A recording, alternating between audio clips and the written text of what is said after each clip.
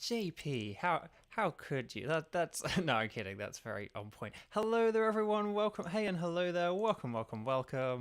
Um, but no, you're not wrong, JP, about the Will the Stream Run Without a Hitch. It's actually funny. I'll talk about that in a second. But hello there, everyone. Hey, and hello there. Welcome. We got JP, we got Satella, we got Xander, we got Maria.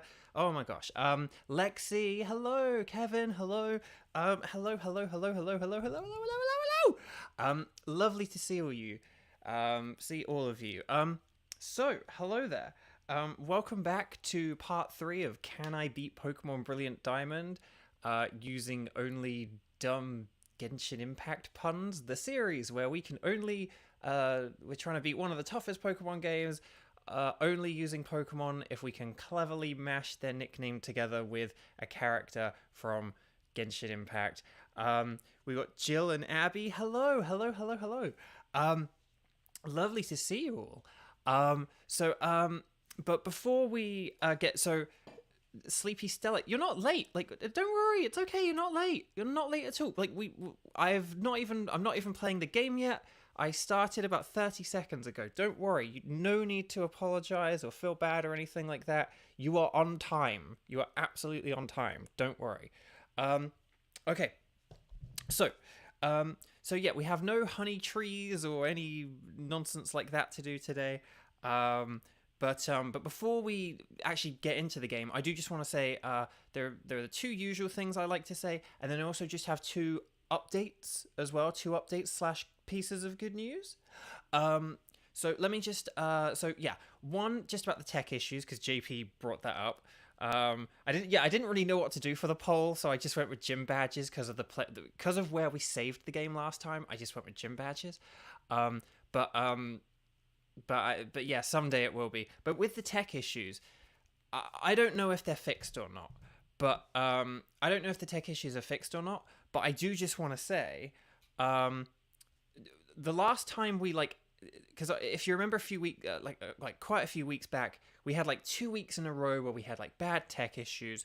And what I did between those 2 weeks of bad tech issues and then the 1 week of not having tech issues was I actually found that my OBS had an update it needed, and also my Windows had updates as well.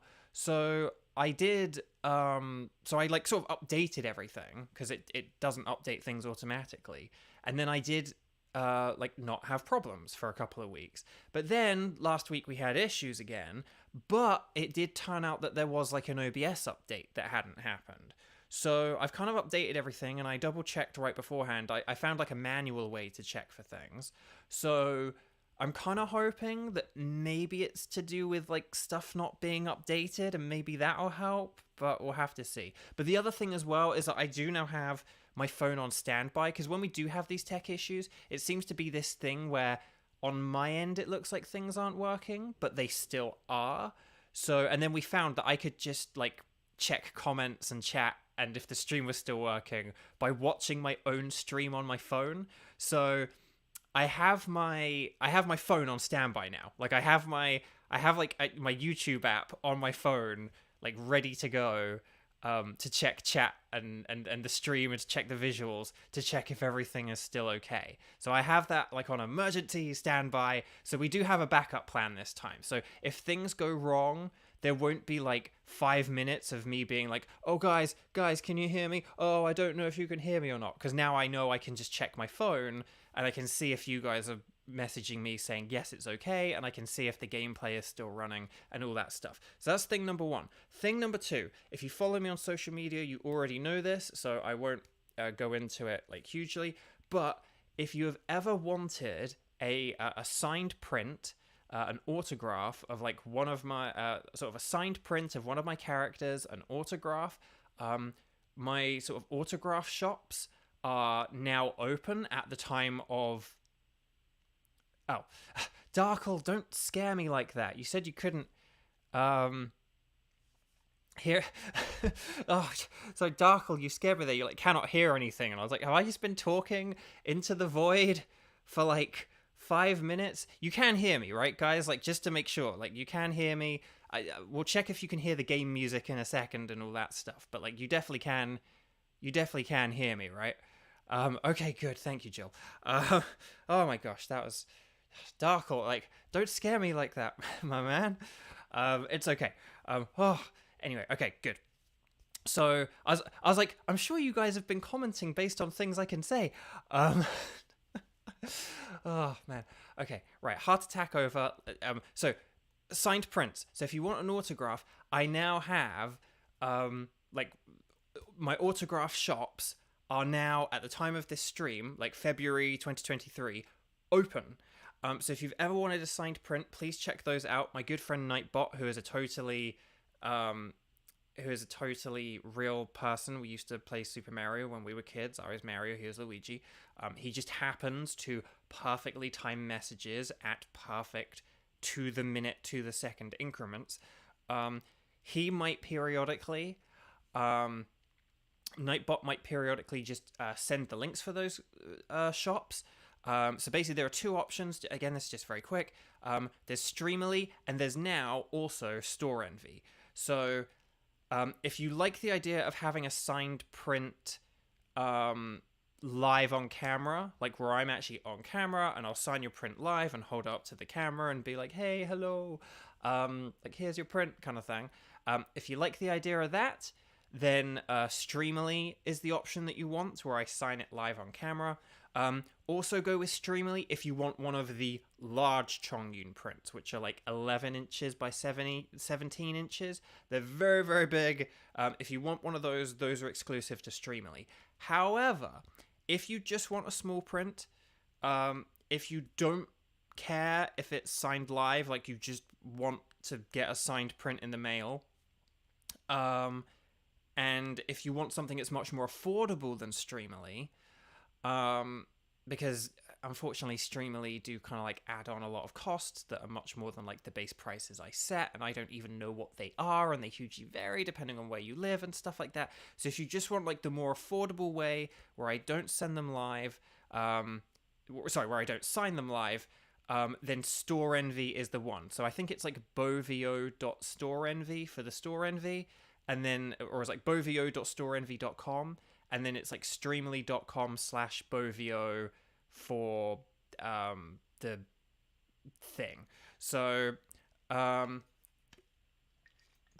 Xander, when did you did you get one from me before? Is that the one that got stuck for 2 months, or do you just mean in general you got a print and it took 2 months? Because if it was like, if that was like the first time I ever did a signing, like that time took forever, but all the other ones were like really oh, okay, because yeah, if it was okay, interesting, because basically the first time I ever did Streamily, it was like slow because it took ages for me to like get a shipping kit from them, and then I think they took a while to ship them out. But now Streamily are quite quick. It's just, it can be quite expensive, and I didn't really realize how expensive it was. And it's like, well, although it's like a lot more hard work for me, I do want people to be able to get prints, and so I'm now kind of offering this alternative option. These options are only available for about a month. I will see about the Store Envy, like maybe I will keep that as an ongoing thing, but for now they're only available for a month until like mid-March 2023. So there you go. Streamily for signed prints or the large boys, Store Envy for the cheaper, small, not signed live on camera. Okay, right. Let's actually get into the game. Sorry about that. Sorry for anyone who's like, I just want to watch Pokemon. We'll get into this now. So, sorry, shouldn't clap. Clapping is bad for the microphone. So anyway. So the two normal things that will just, one, this is nothing official or affiliated with or associated with or anything like that. I'm just an individual dude person guy. There's no sponsors or anything. This is just a dumb idea I had just to combine two things that I'm fond of: Genshin Impact, even though I've never played it, and Pokemon, which I've played a lot of. Archie, hello, and Stella, hello, and happy early birthday. Oh my gosh, I'm starting to miss chats and stuff like that. But yes, okay, so there we go. And then I'm definitely, if you have any fun nickname suggestions and stuff like that. If they're ones where we haven't come across those Pokemon yet, or we haven't used that Genshin character yet, then you know, I'd love to hear them. But please, just as a reminder, don't spam me with like 50,000 name suggestions or any like an idea like 1 second after it comes into your head and all that kind of stuff. Just save your best and most well thought through things, and we'll be cool, because it's just, you know, it can be hard to keep up with chat, and it's harder if like my chat is just people saying if I've done Beidou. Yeah. So anyway, Kramen. I like Kramen, and I hope you like Kramen too. And everyone else. Okay, so right, that's all the boring admin out the way. Let's play some Pokemon. We got our egg last time. So let's do this thing. I have been also like doing less and less research for these streams. Like for the ice type challenge, I'd always be like looking at stuff on Cerebi and doing a lot of just, I don't know, like I just was always like looking stuff up. For this playthrough, just not so much apparently. So we'll see how that goes. Oh hey, hang on a minute. I don't want Monfano following me all the time. How do I put him away? I don't know how to put him away. Hang on. Return to ball. There we go. So I don't want the Pokemon following me. I've never enjoyed that feature. I'm sorry if you do. I've never really understood why people are quite so obsessed with it. I'm not sure. But anyway, Bark. Okay, so let me just check a couple of things. Oh, hang on. There's one place we want to go. There's one place we want to go whilst we're here in Hearthome City. Is it you? Where is the place that we need to... there's one item we need to get whilst we're here. But anyway, Jill, a petition for the next 3 Pokemon Bow catches to be named Dude Person Guy. Maybe that can be a different... Maybe if I wanted a proper... Here we go, the Shell Bell. Maybe if I wanted like a super narcissistic playthrough, can I beat like Pokemon, you know, Black and White with only Pokemon named after me? But no, we won't maybe we won't I don't think we'll do a playthrough like that. Okay, let's just... Where's a Shellbell? Shellbell, where are you? There we go. And then, is there any of these other items we can give to anyone? Okay, right. I think that'll do. Okay. I hope all the sound and everything's okay. Sorry, because we started on the menu for a bit, so I hope all the music's coming through and stuff like that. Oh, JP, you got a Nintendo Power Guide for Diamond and Pearl? Nice. But the egg was just the one you get in like Hearthome City. There's just like some dudes who like give it to you or whatever. Lou, hello, and Shibertooth, hello. Thank you, Shibertooth, for the cool picture that you did on Twitter. I liked that. It was very good. Okay, so I just said anyway without saying bark. How dare I? Okay, anyway, bark. Let's get into this. Okay, so this is now... This was the guy who gave us the egg, actually. So we did this last time. And then now we're going to head to Veilstone City. Because the gym in Hearthome is closed. So we're going to go to Hearthome instead. We're just going to check who have we got on our team and everything. Because, yeah, we could have... Why is there a... Big barrel. Oh, hang on. Are you just... No. Oh, no. Dang it. Okay, well, anyway. Fuck. Okay, good. Rain, hello. Yeah. Okay, good. I'm glad the sound's okay.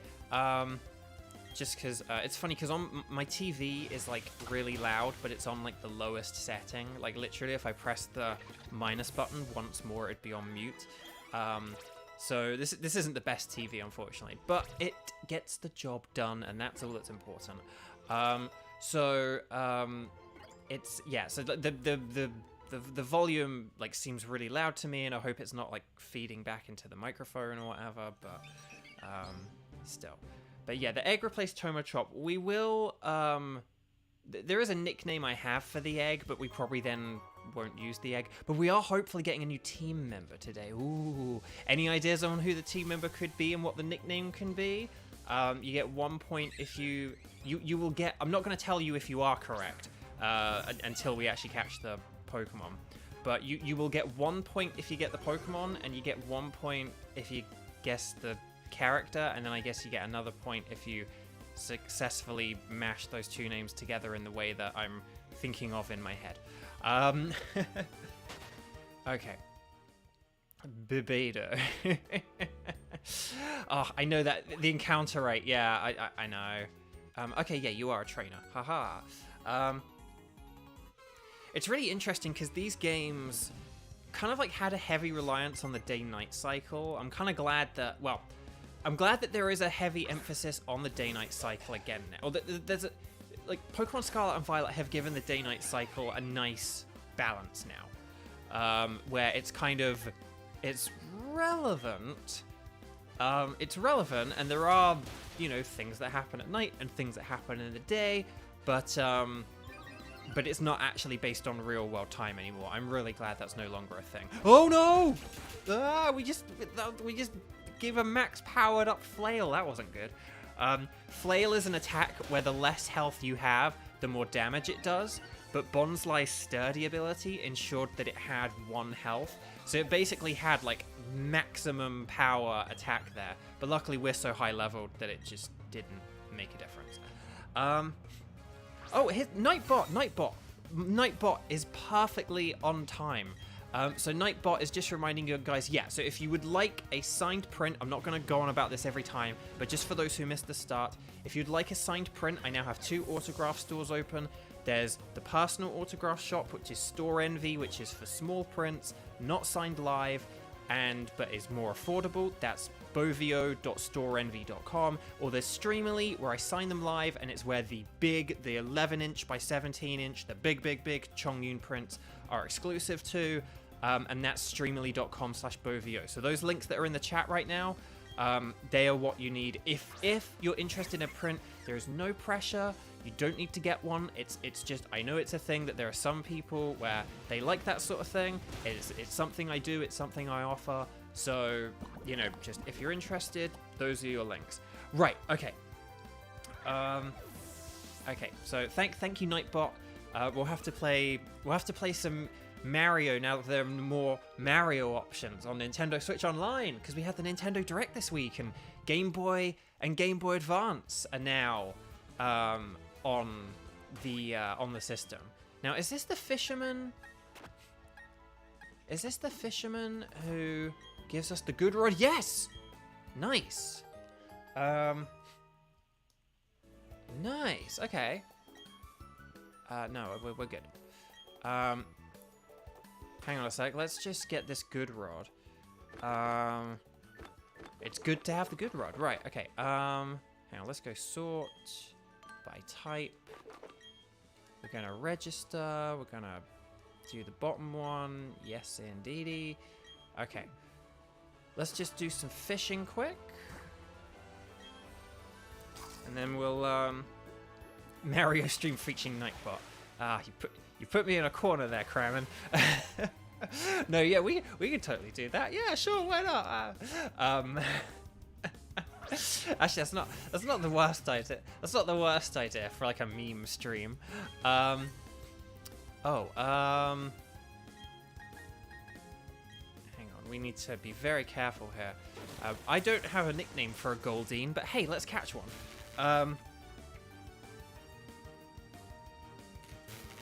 We're on.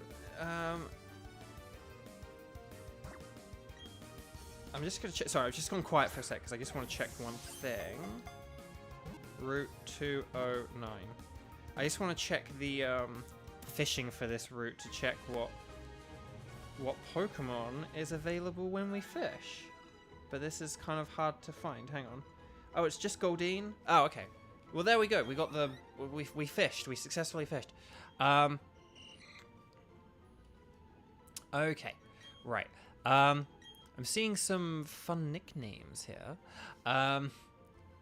Oh, JP, yeah, Mario and Luigi, Mario and Luigi Superstar Saga, which is now available on the, if you have the Nintendo Switch Online expansion pack, which has the N64 games and stuff, that has Mario and Luigi Superstar Saga, which for a lot of people may not have played that, but it's a really cool, oh, this guy only battles you in the morning, doesn't he? Okay, anyway, Buck. Mario and Luigi Superstar Saga. It's an RPG, but it's like in the style of Paper Mario, well, old school Paper Mario and stuff like that. Where, because I think like, in terms of the last few years, we haven't really had like that proper kind of old school Mario RPG that we used to, that was like popular in like the early 2000s and stuff. But yeah, Mario and Luigi Superstar Saga. It is a fantastic game. I highly encourage anyone who has the Switch Online to play it. And if you're like, well, what makes a Mario RPG special? It's not just like, so this game, Pokemon, we're just kind of like selecting characters and selecting moves and all that kind of stuff. But in Mario games, you select the attack you want to do, but you have to like time your buttons to do more damage or to like successfully pull off the attack. So for example, if you select like a jump attack, you jump on like a Goomba's head, but you have to press the A button like as you're hitting the Goomba to pull off the attack properly and to do more damage. So they're really cool. So they've got really fun gameplay. The writing is really good. Like they're just really hilarious and fun and quirky. Because Mario can be a bit of a tame franchise sometimes, but the Mario and Luigi games just have like so much personality. And Mario and Luigi Superstar Saga is just a phenomenal game. It's great. Okay. Oh, Smoke! Hello! So it's funny, I was actually gonna say, like, normally at the beginning of the streams, I was gonna, I sort of say, like, thank you so much, like, for watching this, whether you're, like, here live, or whether you're watching in the replay, and I was gonna say, like, oh, you know, like, or if you're watching in the replay, like, Hoodao is, because Hoodao said that, they aren't gonna be able to, watch today. Oh, see that? Brilliant Diamond. But yeah, so Hoodao's not going to be able to watch today. But Smoke, you're Hoodao's friend, and you're saying hi on behalf of Hoodao. So hi Smoke, hi Hoodao. So yeah. Excellent. Well, I'm glad you're able to make it. Welcome to the stream. The name's Paimonferno. Yes. Yeah, so we've got, so when I say, like, we're only playing with, like, dumb Genshin puns, this is what I mean. We've got Paimonferno, the Monferno, Gyarados, the Gyarados, Sucroselia, the Roselia, Starlisa, the Starly, and Jirachi, the Jirachi, or Jirachi. So there we go. Yeah, so that's what I mean. We also had Tomachop for a little while, but we never really used Tomachop, which is why we're now, like, hatching this egg. Are you just a... Yeah, you're like a jogger. Yeah, okay, cool. And then, there we go. So yeah, so these are the... So that's kind of basically... For anyone who, like, you know, is new to this, and is like a first-time watcher, that's kind of the point of this stream. We're not just catching Pokemon and, like, giving them any old Genshin nickname. It has to fit in with the Pokemon's name. So originally, Chimchar was Charamouche, and then we evolved it into Paimonferno. If we hadn't had the name Paimonferno, we can't evolve it. It's why we've still got Starlisa, even though it could evolve into Staravia, because we don't have a nickname for Staravia that's a good fit. So we're just sticking with Starlisa. Also because we haven't really used Starlisa. It's kind of just... Starlisa's just kind of there for the clout, unfortunately. So, yes. Oh, and Kevin makes a really good point as well, because I said about Paper Mario, I was like... I said about, like, oh, it's like sort of Paper Mario. Yeah, if you have the expansion pack... Basically, if you have the Nintendo Switch Online expansion pack, where you can play the N64 games, and where you can play the Game Boy Advance games, if you played Paper Mario, you will love Mario and Luigi Superstar Saga. If you love Mario and Luigi Superstar Saga, you will love Paper Mario on the N64. So just play one of those games. Play Paper Mario on the N64, or play Mario and Luigi Superstar Saga on the Game Boy Advance. Whichever one of those two, if you have the online expansion pack. If you have the online expansion pack and you haven't played just one of those two games, please do yourself a favor and play one of those two games, because like just you won't regret it. They're really fun, and again they're so full of personality and humor. Again, I know that like you don't necessarily think of like humor when you come to a Mario game, but if you think of like, I don't know, just any quirky cutscenes you've seen from like Mario tennis games or Mario Kart games or whatever, if you have that, you know, that kind of thing in mind, then, you know, just, it's like a whole game of that. So yeah. Okay. So, right, let me just get on the bike. We just need to take a bit of a run up at this. There we go. Okay, see, this is the thing that annoys me about this game. It zooms in, you see the weird chibis, but then screen goes to black and then it zooms out. And it's just like, why does it do that? Why does it zoom in but then not, like, zoom back out? Why does it, like, if you can't zoom out, don't go to a black... Oh, I don't know. I don't know. And I wish these graphics were the ones it was zooming into. I wouldn't care if it had this, like, short little characters and stuff like that, but I wish that the short characters were shrunken down versions of these models and graphics. But anyway, I've talked about that before, so I won't go on, but I just feel like that trainer and this battle is like a good example of that. So anyway, Bark. And Kevin, yes, yeah, and both these Mario RPG games, the Paper Mario and the Mario and Luigi Superstar Saga, they have some fantastic music as well. Just really good stuff. Charlie, hello, welcome. I just threw some shade towards this game, and Charlie will probably throw some shade at Pokemon Scarlet and Violet. We love this game. We love Scarlet and Violet. But, you know, each has their problems, and, you know, so whatever. So, okay.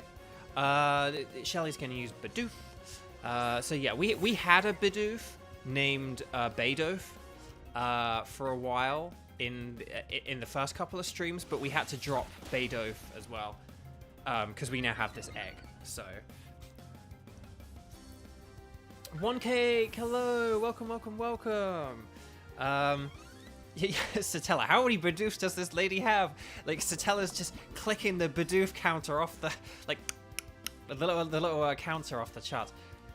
Oh my, actually, yeah, good. Sorry, Satella, you have a good point. I haven't been paying attention to how many Bidoofs. Okay, she has a whole... Okay, so she has 5. She's going to have 5 Bidoof, I think. I think she's going to have 5 Bidoof. Oh, good golly gosh. And Nightbot just reminding you guys to follow me on social media as well. At Bovio on Twitter and like Facebook, and then bo.bridgeland on Instagram, and then I'm Bovio Games here on YouTube. Speaking of all that stuff, if you are enjoying this stream, if you've been watching for like the, about half an hour we've been going so far, I hope you will consider please giving this video a like, a thumbs up, just hitting that little button, the little thumbs up button, a little click or a little tap. That one little click or tap from you just really makes such a huge difference for me. And if you feel like doing a second click or tap, please make sure you subscribe as well, because YouTube subscriptions are free. Like Twitch and YouTube like kind of have the same things but with different names. On YouTube, subscribing is the same as following. It's free. I'm really close to 1,850. Like, I'm only a few away from 1,850. I'd absolutely love to be at 1,850 by the time I finish this stream and check back. So if you haven't subscribed already, it's only about like 10% of people who... It's only about 10% of people who have not subscribed. But if you are just that like 1 in 10 people I hope you will consider subscribing, because it would really mean a lot to me, and it really helps out me and this channel, because we're getting really close to being like YouTube partner and everything as well. So yeah, let's try tackle. Let's see if this KOs Chansey or not. I do want to see if we can catch this. Oh, okay, good. Well done, Gyarados.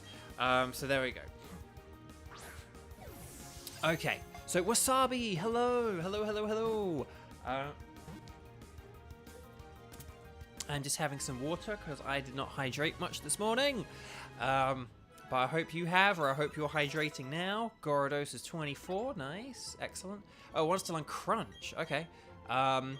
Now, normally I would get rid of Bite because, like, Crunch is just a better version of Bite. But we have Splash, so we'll get rid of Splash first. And then we'll get rid of Bite another time. But yeah, it's not the same when Chansey's HP doesn't take forever to go down. Yeah. Right, I don't have a nickname for Chansey, but I don't really care. So, Marcis, hello. Oh yeah, so look, here's a tree. Like, but again, there's no point in this tree being here, because all we do is we go up to it and press A. It's not like we're being rewarded for having a Pokemon that has Cut taking up a move slot. You know, I don't know. It just whatever. Let me just. What I'm gonna do? Hang on. I'm gonna wait for these trainers to go past, and then we're gonna go up, and then. We'll heal, and then we will go back to that route just to fight the remaining trainers and stuff like that. But I just want to heal up first because Portmanteau is poisoned, and that's not good. So, fun fact, in Japan, Splash is called Hop. Interesting. So, does that mean that in Japan, the Pokemon Sword and Shield rival is called Splash? Sorry. Sorry. But no, that's interesting. It's interesting the different ways that, like, moves are phrased kind of thing. Because they easily could have called Splash Hop over here. But I guess because it was exclusive to Magikarp. Like, I think if they'd have known that, like, they were going to teach Splash to Pokemon like Hoppip and other Pokemon, they probably wouldn't have called Splash Splash. You know, they would have probably called it Hop. But yeah, but again, just those early translation and adaptation things are really interesting. It's just really interesting. It's really interesting when you look at big franchises where their international versions were much more like separated, whereas now we live in like a much more like international society, and so like the international releases of games are like a way more like coordinated thing now. And so you're not really going to have things like weird international discrepancies.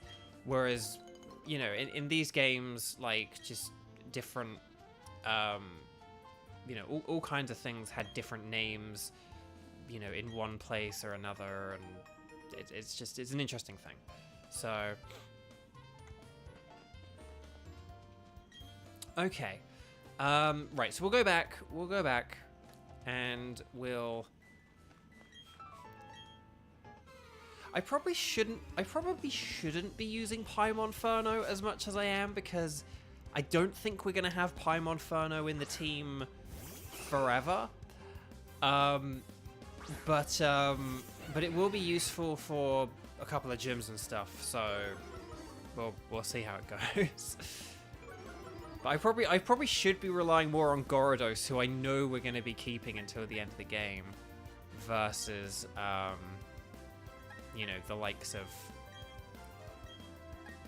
Portmanteau, who I'm not sure we're actually going to be keeping.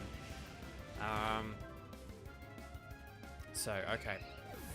And yeah, there's Nightbot again, just reminding you about the print store and the links for the Store Envy and the Streamerly. So, just if you are interested in signed prints, those are the links. But I won't, you know, I won't go into the full explanation again. So, okay, cool. There we go. Right. I'm sorry, Ty. I only have eyes for Sue. Maybe that's why you lost. No, what? That's not a nice thing to say. Oh, if I cheated on my girlfriend more, we would have won. Like, what? What kind of... I know he doesn't mean that. I know he means more like, I'm too focused on. I'm too ooh woo for my girlfriend. I'm too goo goo gaga for my girlfriend, and I was too focused on her. But the way he phrased that's what it sounded like he was saying, which wasn't good. Okay. So, right. Paimon Inferno, power up punch, lovely. But yeah, I'm hoping that we get this new team member today. Right. Oh, come on. Oh, yes. There we go. Aha. Oh, the movement in this game. Oh yeah, sorry. So just for anyone who hasn't watched, this game has really awkward movement. The movement's just not very good. It's kind of hard to explain, but I am just gonna like drag up against and hug the walls a lot and stuff like that, and just slowly scrape past them, because it just, yeah, the movement controls aren't very good in this game. But okay, right. Whoop, there we go. Okay. Oh yeah, and then we want to go in the tower here. I don't think there's anything particularly in here, but we'll do this. It's all extra experience, and we'll get Gyarados some experience as well. Really, we kind of should be getting Jirachichi some experience, maybe, but I don't know. Okay, right. So, see the movement. I'm just trying to move through that like gap, and then, yeah, Kevin, you were smart not to walk with your Pokemon given this game's movement. Yeah, that's the thing. Okay. This should have been the question for the poll, perhaps. But like, chat, do you like it in Pokemon games when the Pokemon can follow you around, or is it sort of a thing where it's like it's a nice thing sometimes, but you don't want it all the time? Like, do you want like your lead Pokemon to always follow you around? Because I don't want that. I like the idea of like having your Pokemon out and about sometimes, or in a cool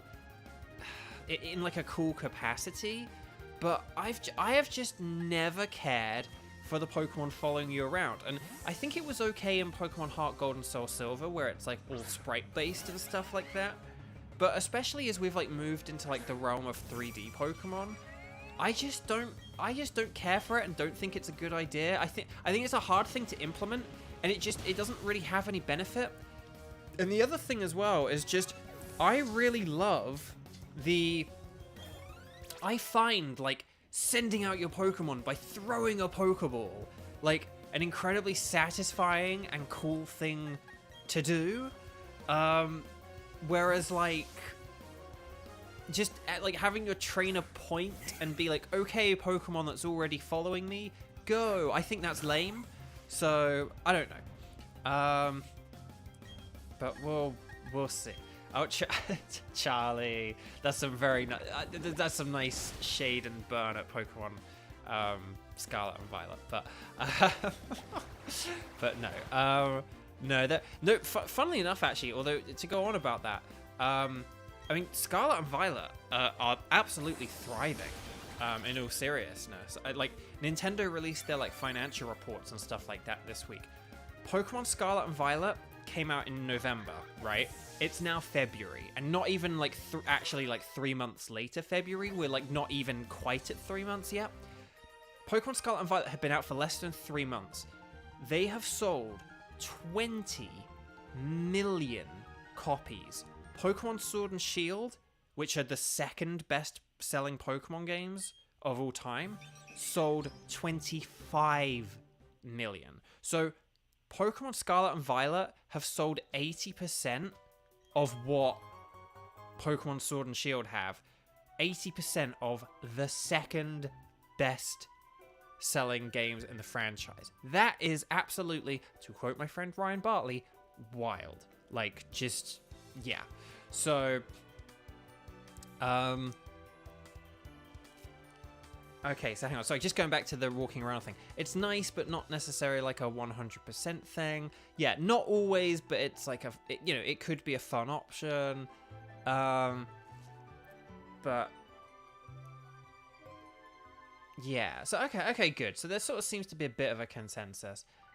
Stella, you haven't missed a whole lot. So yeah. Okay, right. So we're just going through this this spooky tower. So the movement. I should use the D-pad for this, really. Okay, here we go. There we go. Zoom in, and then screen goes to black, and then it's zoomed out. I don't get what that's about. It's very confusing. But anyway, oh, he's got a Gyarados on his shirt. Look at him. But then he's using a Clefairy. Get it? Because he's like tough, but he's got this soft little Pokemon. So. Wait, they're discontinuing the online TCG? Why? I thought the cards were popular, so I thought that would have meant the online was popular. That seems really weird.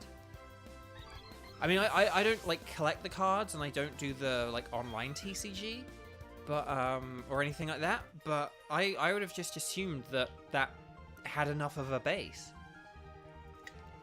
Oh, that's a shame. Dang.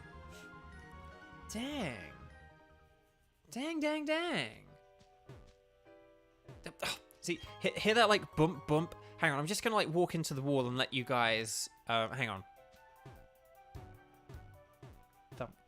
Thump. It's just you're gonna hear that a lot in this game, and we're also gonna run into a lot of Pokemon apparently. Okay.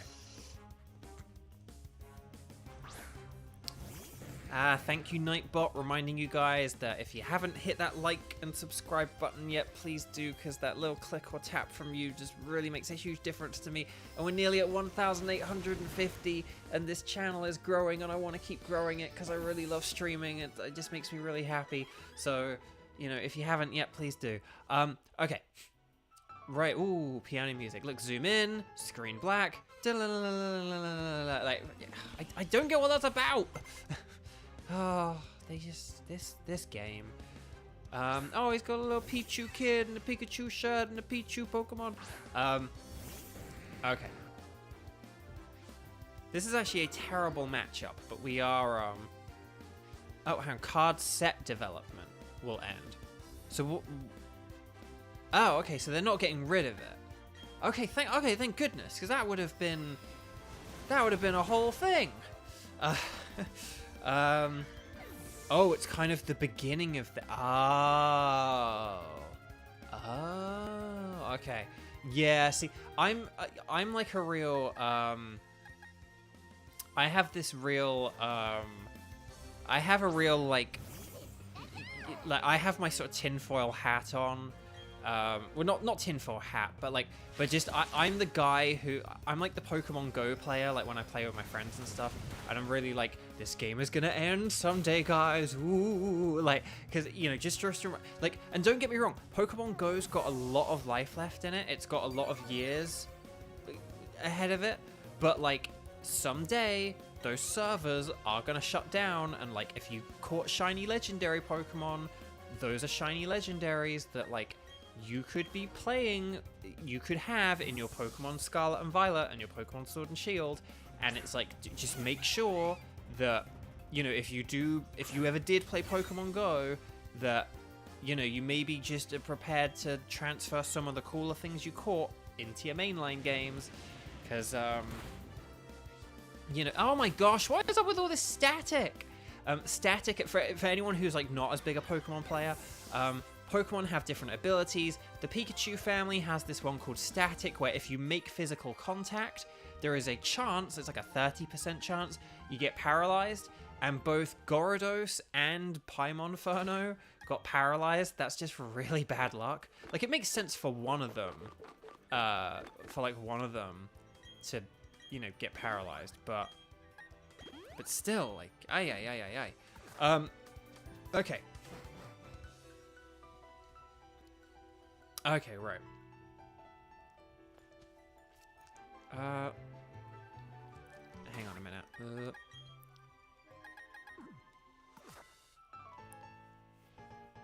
Right, zoom in, screen black, and then it's zoomed out. I don't get this.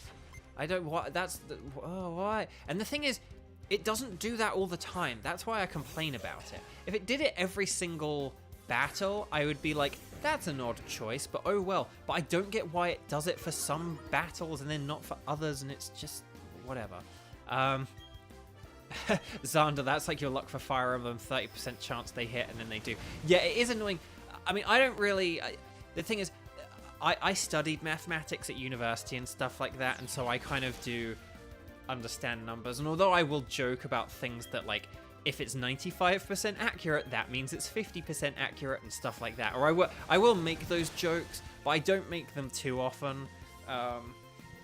Because I do understand, like, in the long run, like, I do pay attention to the good times I have accuracy luck as well.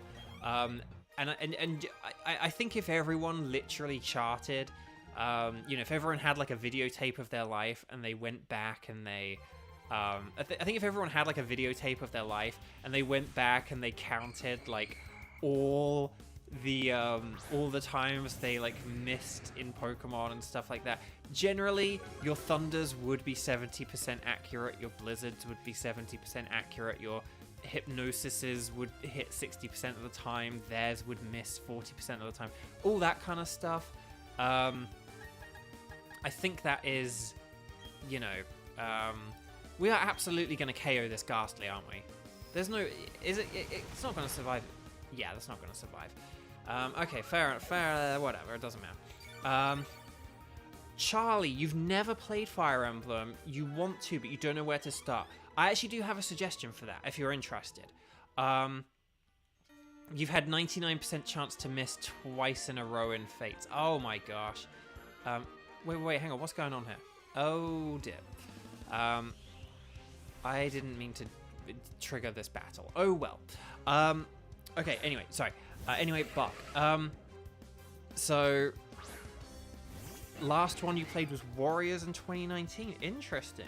Did you like Warriors? Or because I've never played any of, like, the Warriors games. I've only, or any of the others, or the spin-off, like the Tokyo Mirage one. I've only played, like, you know, straight up Fire Emblem. So I've never played any of those other ones. I've only played quote unquote pure Fire Emblem or traditional Fire Emblem. But yeah, 99% chance to miss. When you say that, Xander, do you mean they had a 97% chance to hit? Oh, sorry, 99% chance to hit miss twice in a row. Yeah, I mean, as much as that sucks, and as much as that is, I mean, that is like a 1 in 10,000 chance. So that is, you are more likely to find a shiny Pokemon than to have that happen. So that is a very unfortunate thing. But the thing is, we all have had something that unlikely happen in our lives. That's where, like, my maths brain kind of comes into it. So, hang on, let me scroll down a bit. Because my thing got stuck. Ileana, you're excited to play the Blazing Blade on your Switch. Yeah, me too. I don't have the expansion pack. Basically just because, like, a lot of the games I already kind of have, and just it's kind of expensive and stuff. But what I'm going to do is someday I am going to get that, and because you have to commit to, like, a whole year. You can't just get it for, like, a month. So I let me get Soak Rosalia. There we go. So I oh, hang on. Let me go this way. The movement. There we go. Okay, so I don't have it, but what my plan is like 1 year. If there's, like, not many games, this is probably more towards, like, the end of the Switch's life cycle and stuff like that. If there aren't really many or any games I'm interested in, I will upgrade to the Switch Online, the expansion pack, and then I will just play all the games that I've never played before. So, like, I've never played through Banjo-Kazooie. There are Game Boy Advance games I've never played, like the Blazing Blade, sorry. Well, I've never played Binding Blade either, but the Blazing Blade. I've never played the Blazing Blade. And so, you know, like there are all these games that just I've never played.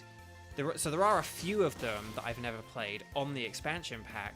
So what I'll do is I'll get it, and then I will play all these games that I've like never played before, or the ones that I want to replay. You know, like I actually don't have a copy of Ocarina of Time on me, so it's like I would incorporate an Ocarina of Time replay into that subscription.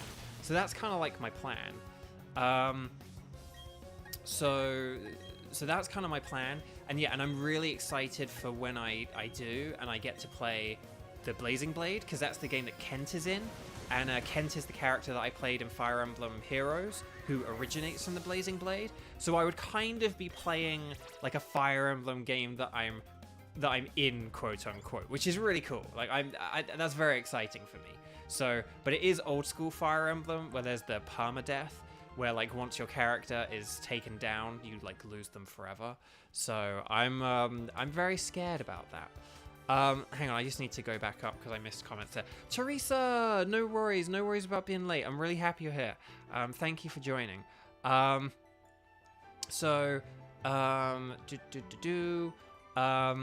Tyra, Bo, what was the first Pokemon game you played?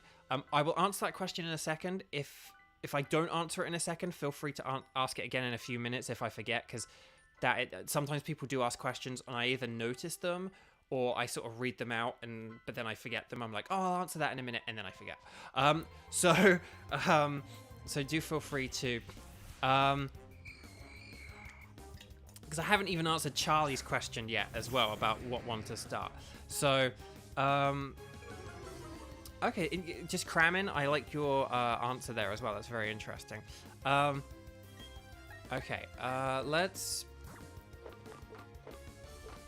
Let's just toss a great ball at this. I just want to see if we can catch this Ghastly. We'll see if this works. 1, 2, 3. Yes! All right. Yeah, let's go. Okay, right. So, okay. So, right, Ghastly's data will be added to the Pokedex, but we don't have a nickname for Ghastly, or at least not right now. So there we go. I was gonna go back and like check for items, but yeah, let's just keep going. Oh, we're at the top. Nice. Okay.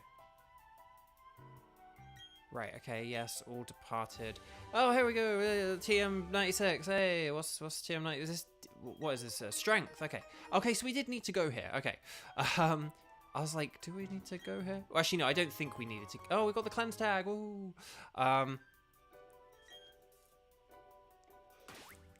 Did we give the amulet coin to... Okay, yeah, we did. Not that we need... Again, this is like a really pointless thing, but let's just give you that in case we ever do have you in the lead. Okay. Oh, hang on, let's just check the old poker radar to see if there are any items here. Are there any items here? Any items here? Any items at all? Any hidden items? Any hidden goodies? Anything hidden? Nope. Okay. Oh, we're getting bombarded by Zubats. Okay. So right. Let me answer Charlie's question first. Fire Emblem. I think, because Charlie, you have a Nintendo Switch, unless I've forgotten like previous conversations we've had or something, but I'm pretty sure you have, because you have the light, right? You have the light, and then you may upgrade to the OLED. I think a good one. I actually do think Fire Emblem Three Houses is a pretty good intro one. I mean, it sort of depends on what you like in games and stuff like that. But the thing with Fire Emblem Three Houses is, it's like having. So last night I beat Fire Emblem Engage, which is the brand new Fire Emblem. Fire Emblem Engage it's not that I would call it hardcore, but it's more strategic and focused on the battling than Fire Emblem Three Houses. I think like the maps are more not convoluted, complex. Like the maps are more sort of complex and in depth and stuff like that. Fire Emblem Three Houses is like it's sort of got all these like social aspects and like interesting story stuff. And then there's also like Fire Emblem in general, I describe as like big chess, right? Fire Emblem is like playing big chess. It's like with a big board and lots of different pieces. That's how I think of Fire Emblem. Fire Emblem Three Houses I think of as like loads of social stuff and mini games and cute little things with like some chess on top of it. So, and I think like the chess is a little less like complex or it's not as deep or anything like that. It's not as intense is the phrase I'm going for here. So because of that, I do think Three Houses is a pretty good entry point. Like if you're a bit, you know, like Fire Emblem Awakening, I did see a suggestion for Awakening. Awakening is pretty good, but it might also be pretty hard to get your hands on and stuff like that. It's a 10-year-old game. The Nintendo eShop is about to close down. And I think there are things that they've like modernized and worked on and improved in those 10 years. So Engage is pretty good, but it might be a bit much in terms of the battling or whatever. I would say because you do have a Switch and stuff like that, I would say Engage or Three Houses are good starting points. I think Three Houses is the more tame one, and the one where, like, if you like your husbandos and waifus and all that kind of stuff, it's probably, you know, like a little bit more, it's got more, like, character stuff and, you know, stuff where, like, the characters talk to one another and all that kind of stuff. So I think Three Houses is probably a good shout. I think Engage is alright, honestly. As far as I think Engage would be alright as well, honestly. But Three Houses is the older one, so you could get it a bit more. You could probably get it a bit more cheaply as well. Like I've seen Three Houses for like say $40 instead of the typical retail price for a Switch game. A brand new Switch game is $60. So you could probably get Three Houses kind of like if you want to try Fire Emblem out.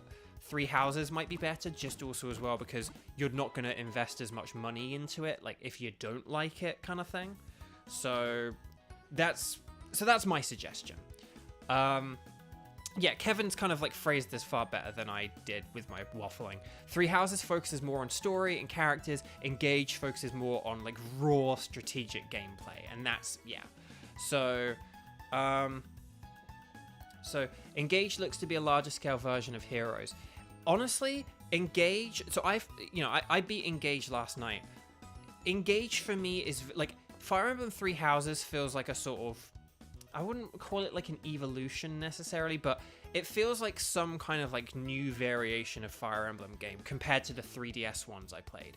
Fire Emblem Engage feels like one of the 3DS games. And that doesn't mean it's like a backward step. I just mean whatever the 3DS games were, Engage feels way more like them. Engage feels like the evolution of the 3DS games. Three Houses feels like some kind of new direction that Fire Emblem would be going in. And they're each valid, I think. I think they're each valid and they each have their audiences. I think if someone had played Fire Emblem Three Houses and they like absolutely loved it, but it was kind of more so for like the character and all the story stuff and all that kind of stuff, and then they played Engage, they could be a bit like, oh, where's all my cute story stuff, and all this like gameplay's a bit more intense, but it's honestly like not too hard and stuff like that. And I think the funny thing about Engage is that its gameplay isn't too much more intense, and its story is actually still really fantastic and really good, and you know, maybe it is better than Three Houses, I don't know. I like the villain more. The villain in Engage I really, really like. It's only once you get to the final chapter, it's only once you get to the final chapter that I think you really get to see why he's interesting. But I like the villain, so. Oh yeah, there is also Fire Emblem Heroes. Yeah, Fire Emblem Heroes is just like mini Fire Emblem, like mini Fire Emblem. So yeah, if you like the simplistic gameplay of Heroes, but you kind of want it like more scaled up, yeah, like Fire Emblem Heroes is like mini chess. Fire Emblem like Three Houses and Engage is like big chess. So yeah, right. I don't need to go in all these houses. Okay, right. So we've been everywhere, like here. So this is route to 10. Hang on a minute. I just want to check one thing. Did I? No, hang on. I just want to check. I feel like I didn't pick up some berries. I don't know what. I know that sounds really silly. I felt like there were some berries we didn't pick up or something, but I could be wrong. There were some berries next to this person, right? Oh, okay, we got them. Okay, good. I feel like there's some berries we maybe didn't get earlier, but anyway, bug. So that's my opinion on Fire Emblem. What was the first Pokemon game I played? So forgive me, I think I have said this story before. I'm not sure, but so let me just quickly go into it. When I was a kid, when I got my Game Boy, it's really funny. My mum didn't allow me to have a Game Boy when I was a kid. It's why I haven't played many Game Boy games and why I'm excited about the Game Boy coming to the Switch Online service, because a lot of Game Boy games I've never played. I'm looking forward to playing them, like starting to play them this weekend. But yeah, I wasn't allowed to play. I wasn't allowed to have a Game Boy. I wasn't allowed to have Game Boy games. And then what happened was the Game Boy Advance came out, and my mum did allow me to have a Game Boy Advance. At which point, the first thing I did was buy Pokemon Blue and Pokemon Crystal, which were Game Boy games. I'm not sure if she really ever realized that or figured that out, but anyway, bark. But still, I got Pokemon Blue and Crystal on like the same day, and I played them both like simultaneously, and though I sort of enjoyed them, I was just kind of like too young and stupid to appreciate Pokemon.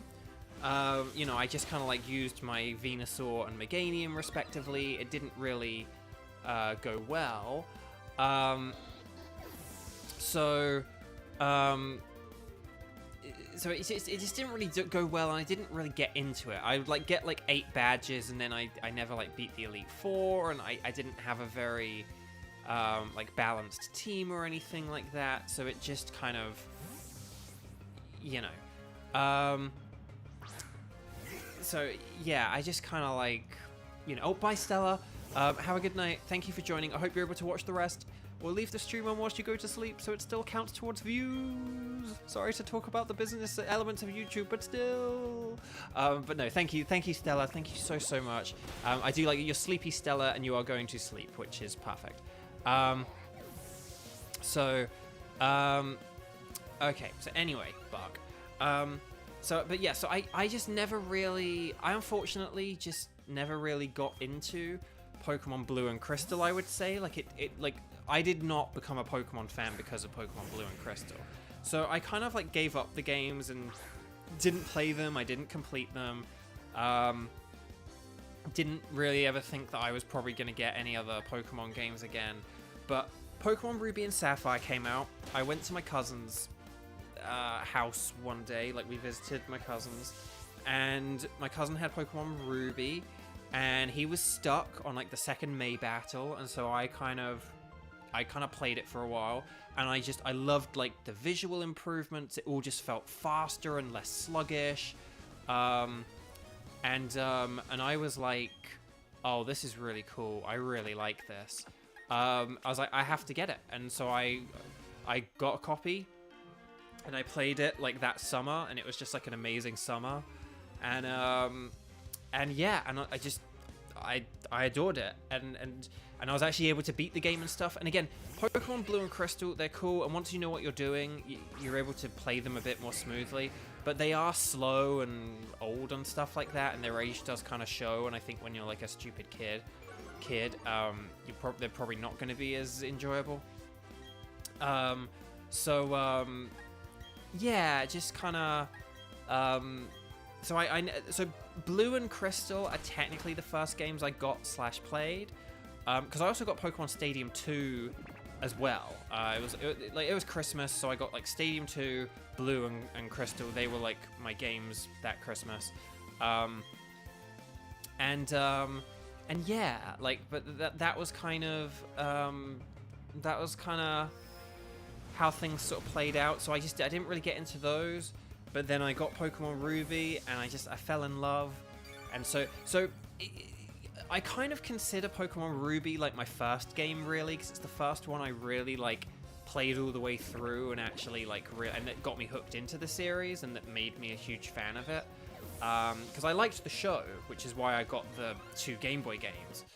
But then, you know, but by the time I got Ruby, I had like kind of stopped watching the show and stuff like that. But then but once I watched Ruby, I like got back into the show, and I got to watch like the end of the Johto saga, which was really cool. And I really enjoyed that. So yeah.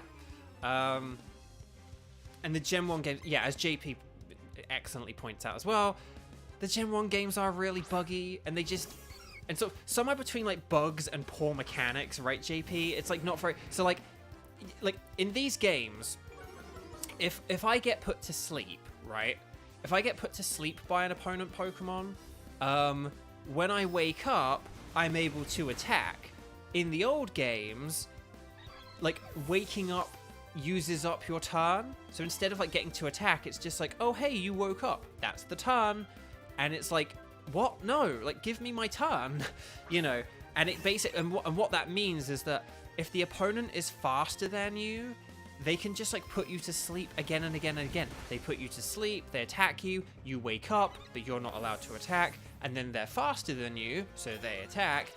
So then they put you to sleep, and then you're asleep, and then they attack and attack and attack, and then you wake up, but then they just put you to sleep again. It's just this like, and like their PP doesn't go down, so they can just do this forever. Like you can just get stuck forever, and it's not good. So, and bind and wrap, yeah, and bind and wrap, like you can't attack if they use bind or wrap against you. You know, it's all just very.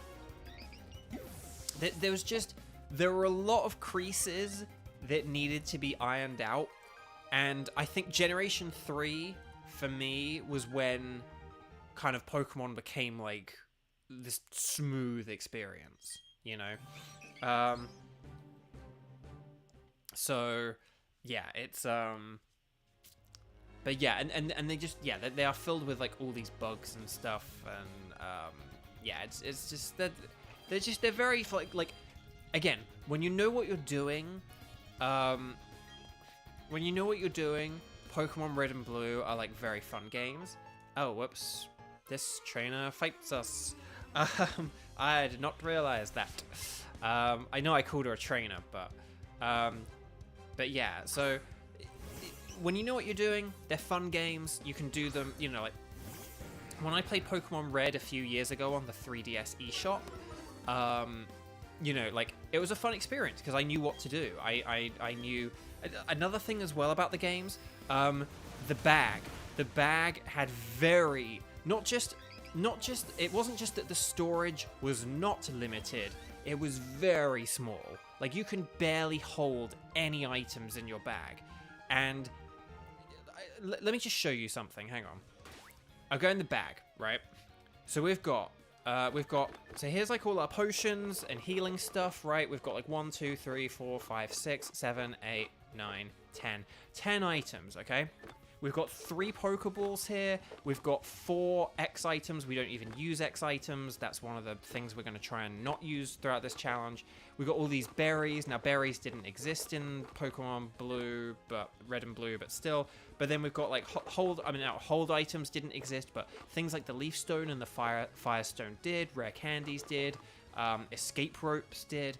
TMs existed. There were 50 of them that you could collect.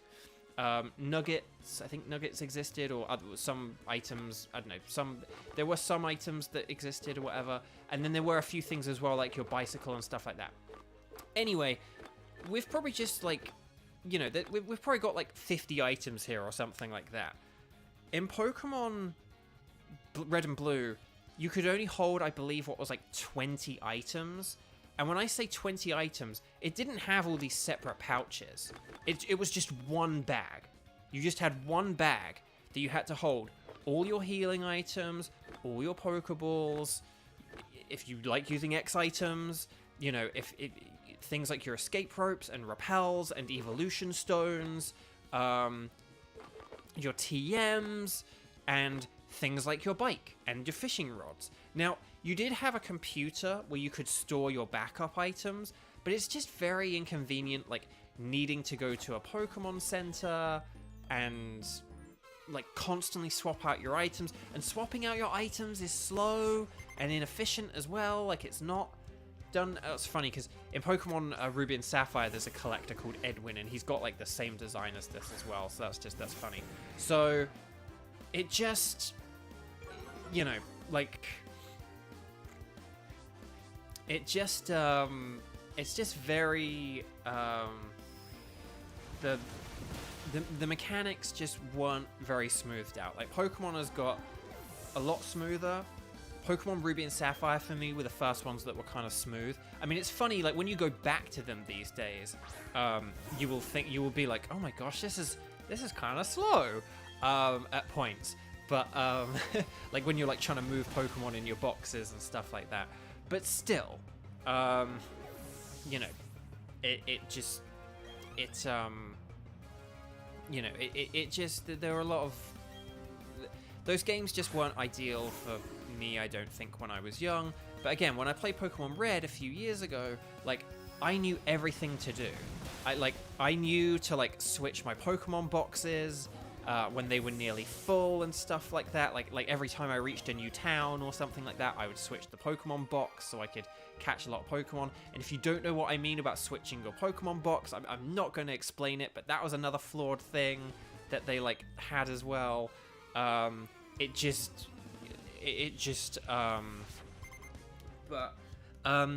then JP, so what did you think of the GBA Kanto remakes? I absolutely loved them.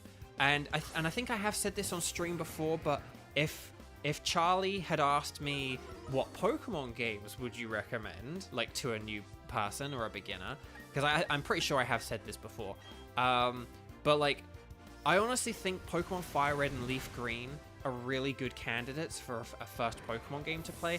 Obviously, like, they're hard to access because they're like 20-year-old games on a very old hardware, but I just mean in theory, if you could play any, if you had access to them, they, for me, are like really, I think they're really good ones. The reason I say it is because, yeah, Generation 3 is kind of the first games that begin to feel modern, in my opinion. I think, like, I think Fire Red and Leaf Green just do a really good job. They look nice and stuff like that. The other thing as well is that a lot of people are familiar. Mango, hi! A lot of people are familiar with those, like, base 150 Pokemon. So I think, like, any Pokemon Red and Blue, Fire Red, Leaf Green, Let's Go Eevee, Pikachu is always going to have that kind of, just that inherent advantage because of that. Like, because people know the Pokemon. So, you know, I kind of think that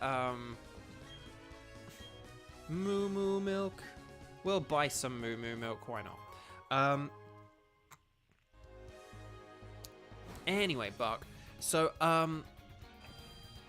like, yeah, like, so I think Fire Red and Leaf Green I think they're actually, I think not only are they really good in my opinion, I actually think they're like good for people as like a first Pokemon game. Just, that's just my, you know, that's just like my thought. But I think they're really good, like the music's good, they look good. Obviously it's just got those, you know, initial Pokemon, those initial 150 Pokemon in them and stuff. So yeah, I think they're very strong games. I think they're really good. And for me, like, I honestly think they would be the way that I would want to kind of play the original generation a lot, to be honest. If I had a choice. Actually, I technically do have a choice because I kind of prepped my Pokemon Sapphire and Pokemon Fire Red for like file deletion. I haven't deleted my original save files, but I have like prepped them so that I can delete them and replay them, so that if I do get the itch to play like Generation 3 again, I can play either of those two games. So yeah. Okay, right, so we're going to, unfortunately with Sucroselia is a good, wait, hang on, what? Oh, Oh, okay. Sorry, I was very confused there. Right. Sucroselia is a good Pokemon, but it just doesn't have very good moves, unfortunately, which kind of sucks. But hopefully we'll get some better ones soon. So Kat, hello. I'm very good. I think chat seemed to be very good today, but I will let them answer for themselves how they are doing today. But I mean, everyone seems to be doing pretty well today. So yeah. Yeah, I think that's kind of all the questions I had and stuff like that answered. I'm not actually sure, so forgive me. But yeah. Oh, actually, just speaking of Fire Emblem Engage quickly, just going back to that. Yeah, I beat it last night. I think it's a brilliant game. If you do like your sort of strategy and tactics and stuff like that, if you like chess, you know, I mean, I'm not a big chess guy, but if you like the idea of like big chess, but with like really good characters and a good story, I very, very much enjoyed Fire Emblem Engage. Loads of so much of the voice acting and casting was just not just good, but superb. Lots of lovely friends were in the game, and a load of them just really smashed it out of the park, like just so good.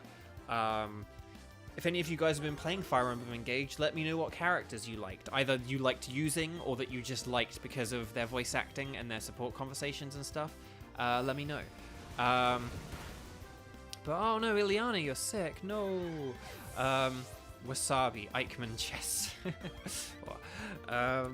So yeah. But yeah, I very much enjoyed Fire Emblem Engage, and the only thing, it's a shame, I really want to do a second playthrough, but I know if I do one right now that I will get Fire Emblem fatigue. I will definitely like resent the game if I like play it immediately a second time right now, if I don't give it some breathing room. And I will maybe try and get the DLC, and oh, for the love of pizza, come on. If I ever get to a point someday where I have like channel memberships and you get like special emotes, I will have a special emote for the love of pizza. If like something goes wrong and you want to like emote like frustrated kind of thing in the chat, we'll have a for the love of pizza emote, like me just with like face palming with one hand and a pizza being held in the other. But anyway, Buck. Silver, you love Alcrest. He's voiced by one of your faves, and you find him both funny and touching, and he crits like crazy. Yeah, I got like a lot of crits, and his lunar ability kicks in a lot, as well. And yeah, and I love Alcrest has real. It's really funny. Alcrest has like really, just has such like middle child energy, sort of middle and younger child energy kind of thing.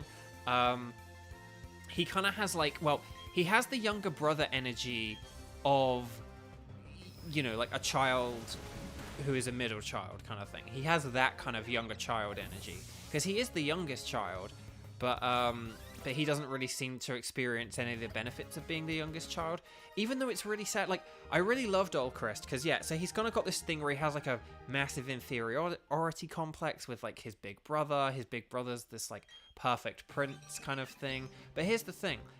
His brother and his dad are like both really nice to him and really supportive of him.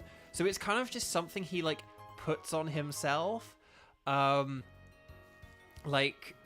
it's just really funny. Like when I met like his brother and his dad, I was expecting, oh, one of these two is gonna like put him down a bit sometimes and maybe be a bit, you know, just a bit like, you know, just put him down kind of thing, make him feel inferior.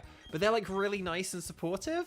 So he's just like really hard on himself, being like, oh, I'm not worthy of talking to you. Oh, I'm like a waste of your time and all this, you know, just real self-deprecating talk. So yeah, he's a great character. That's a good shout. Hang on, let me just scroll up because I missed a bunch of comments, I think. Yeah, emotes would be fun. maybe we'll have like an actual salute emote, because we had the I mean, although Xander did prove that 07 is perfectly sufficient as far as a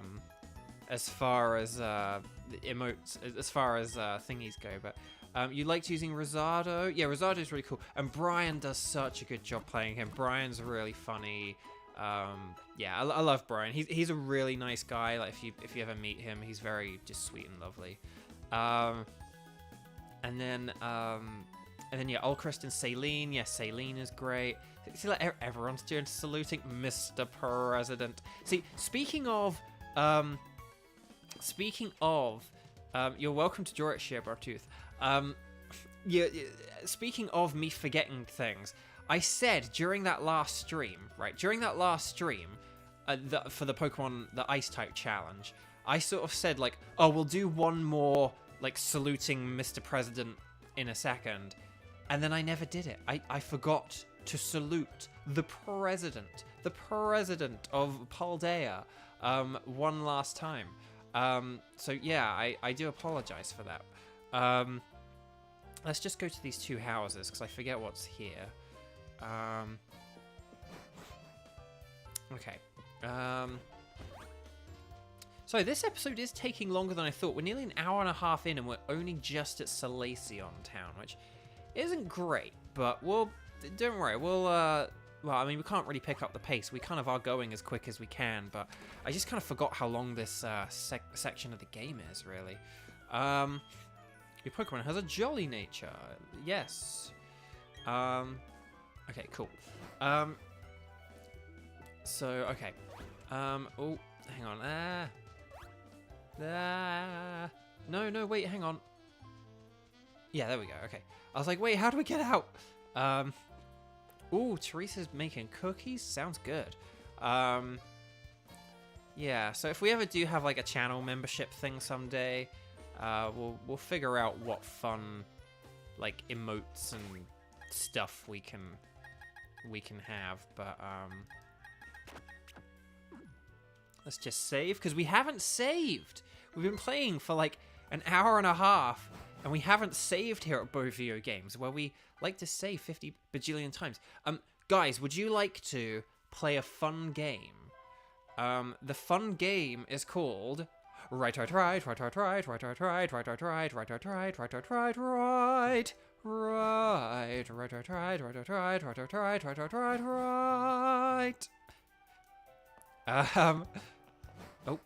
so we're gonna go right.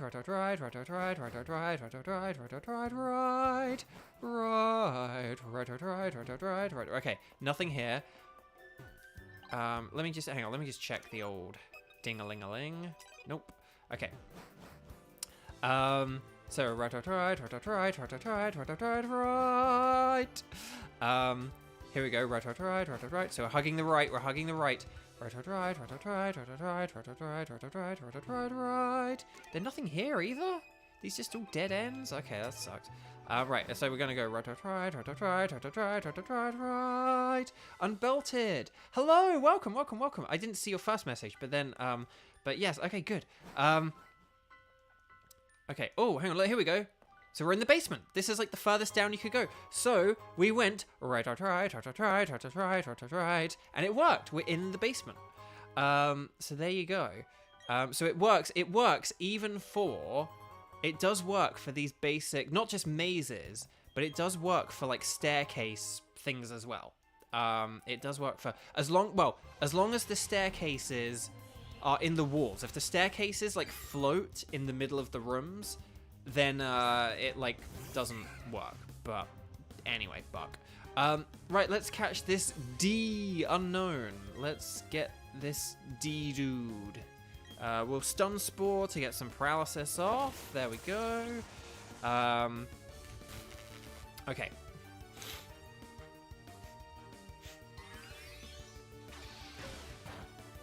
Ooh, not very effective.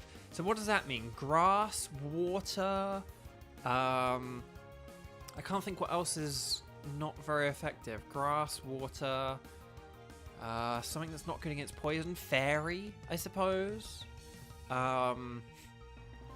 Yeah, one of those three. Yeah, D for diamond. There we go. That's the spirit. Let's use absorb and see if this doesn't... I'm worried this might KO it still, even though absorb is a very weak attack. Unknown is a weak Pokemon. So, okay. Okay, there we go.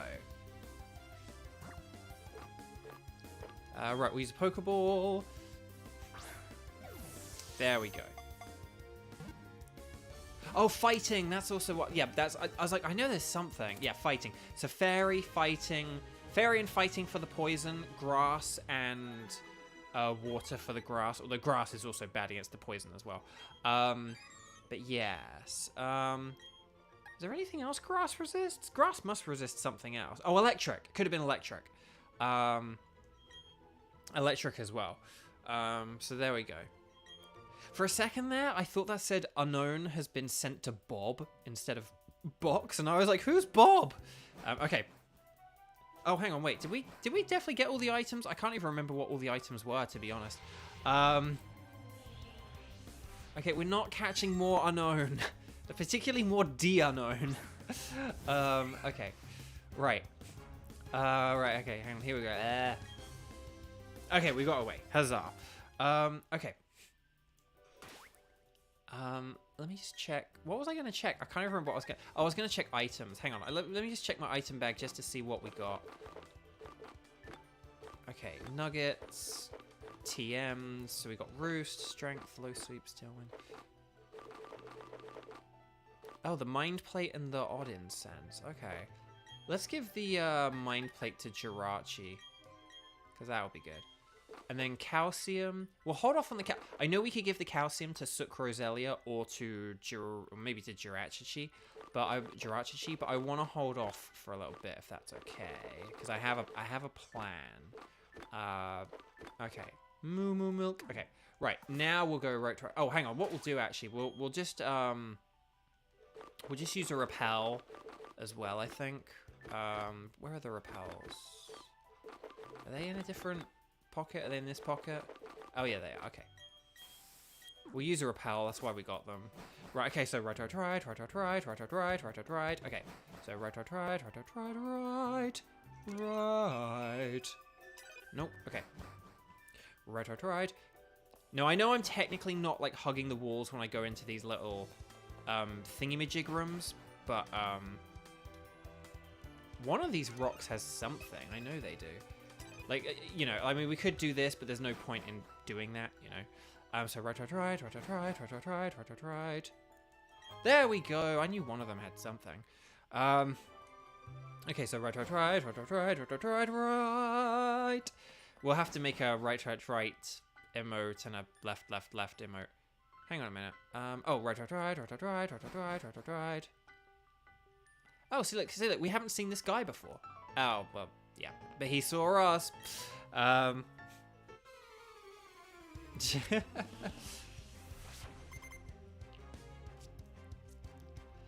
mean, the lyrics to Red's battle theme. I mean, if Red sung the battle theme, there'd be no lyrics, because Red don't say anything. It'd be ... But yeah. Okay, right, let's use absorb. Absorb.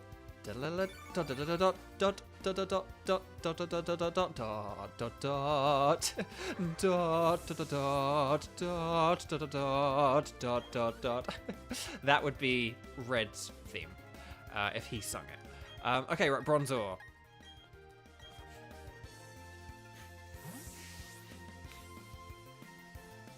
Red tries to sing and all you hear is static. Yes.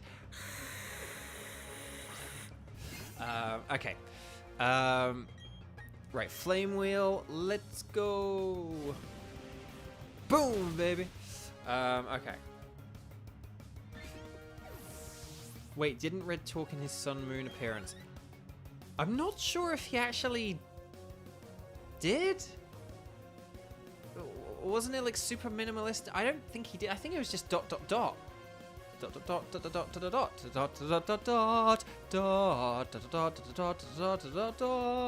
Yeah, in Pokemon Masters EX he does talk a little bit. he does talk a bit there. I think there are some bits. What would Bo's theme be? Asks Unbelted. That is such a good question, because I have thought of that. I have thought, like, if I did have one piece of, like, say if I was allowed one piece of music I could, like, play in the background anytime I, like, did a video, or say if I, like, you know, just, like, had, like, a podcast where I chatted to you guys and I had, like, a piece of music playing in the background, what would that music be? And I honestly don't know. I have bits of music I like and stuff like that, but I don't know what musics would be. Hang on a minute. Where was... Oh, hang on. Where did we appear from? I did... For some reason... Crud. Where did we... I feel like we came up from this staircase. Guys, which staircase did we come up from? Can you remember? It was top right, yeah? Yeah, that's what I was thinking. But that means we shouldn't have run past this guy. Maybe I was going to just talk to him, but... Because that means if we're doing right, we need to go this way. Okay, right, hang on. So right. And then we do this. Okay, and then there we go. There's an escape rope. Okay. Okay, good. Good. And then we go here, and then... Oh, so then we got another guy. But we're not going to talk to him, because we're going to go here, right? Right, get it? Right. Hang on. Whoop. That's it. There's nothing in here, so then we go back, sort of thing. And then right. Oh, repels effect. Okay, we'll use another. There's something really weird about these ruins. It's like coming over then. Okay, cool. Thanks, little kid. Dude, person, guy. Right.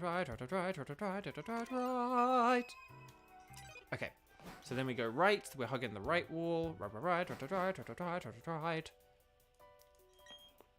Hang on, top right. Oh, it tells you which places to go. Oh, this tells you like the pathway to do the most optimal whatever. But anyway, right. And there's a rappel. Woohoo. Oh, Kevin, you gotta go. Okay, well, thank you very much for joining. What would it still be in Ed Sheeran style? Well, hang on. So, JP, your question, the Ed Sheeran style. Oh, and then there we go. We're out of the thing. We didn't. The only thing is that we didn't talk to. We didn't talk to the... There was like a scientist dude who we didn't talk to. So, hang on, where was he? Ow, whoops. Hang on, we'll just... I just want to talk to the scientist dude, but I can't remember where he is. I know we should just do right. But we need to... Oh, the, Well, I thought there was like a scientist dude, or was it the kid we ignored? I'm very confused now. I'm very confused and lost. I thought we saw a little... Are there only 2 people in here, or are there 3? I'm very confused right now. I thought that we saw a scientist dude. I thought we saw a scientist dude. I thought there were 3 people who we saw. I thought there was the little kid and the, like, Indiana Jones architect dude. Were there 3 people or were there 2? I don't really want to go back through here, so whatever. Okay, anyway, Buck. Sorry, I forgot how long and boring this part of the game is. Right, let's go. Mr. Blue Sky. I really like Mr. Blue Sky. Mr. Blue Sky's a good one. Wheels on the Bus. Oh, Wheels on the Bus in the style of Ed Sheeran could be my theme song. Yes, unfortunately, I think you might be right. Oh, speaking of that song, if you follow me on Twitter and stuff, I sort of pointed out that, so after I did that, sorry, there's so much to explain if you're new to the streams and stuff. On stream, in my Pokemon Violet with only Ice-type Pokemon, because get it, it's like Chongyun. Chongyun is Cryo, Ice types, blah, blah, blah. In my Pokemon Violet with only Ice types series, which was really fun. If you didn't watch it, please go back and watch it. Let's just go talk to these Psyduck and see if... I think nothing happens if you talk to them. Do that, yeah. Okay. Again, I don't know why that zooms in, but whatever. Hang on, we'll switch to Gyarados. Here we go. Or Gyarados, sorry. Oh, there's a honey tree there. Nice. So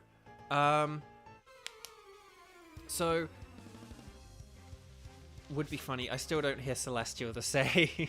I'm sorry to mess that up for you. But yeah, so on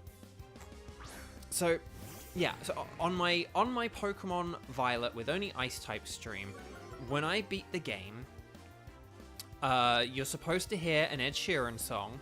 However, now here's the funny thing: it's raining, right?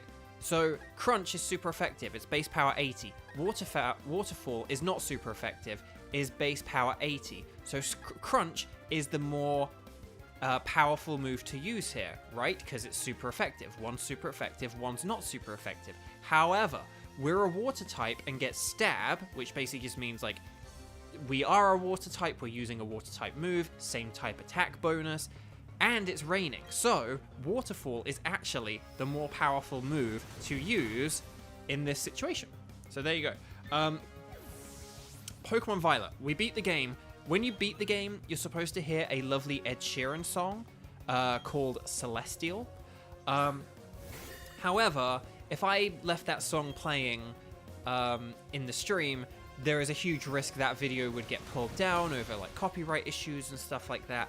So basically, I sung to the tune of Celestial, but with the words "the wheels on the bus go round and round" to avoid copyright.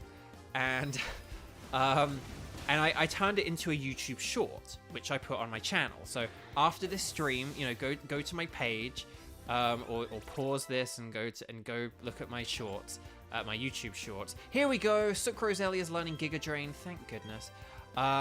Finally. So I sung this like goofy variation of an Ed Sheeran song, and I turned it into a YouTube short because it's just like a 40-second moment. It's only 40 seconds. You know, and it got like a few hundred views in like the first day or whatever, and then people kind of stopped watching, blah, blah, blah. But then, like in the last few days, so it got up to like 900 views or something like that. It got up to like 900 views, but it steadily crawled up to like 900 views, and then that was it. 900 or so views, was getting close to 1,000, but didn't quite make it. And then in the last few days, it's just had this like sudden, massive uptick in views. It's got like another 900. Like what took like 3 weeks to get, it's gained suddenly in like 3 days. You know, and it's kind of like, oh, what happened? I found out, basically someone made a like compilation video of like Genshin voice actors singing, and the Chongyun one was the first one they included, and this video has like tens of thousands of views, but they made this compilation, and I'm like the first one they include in it. Oh, hang on, we need to switch here.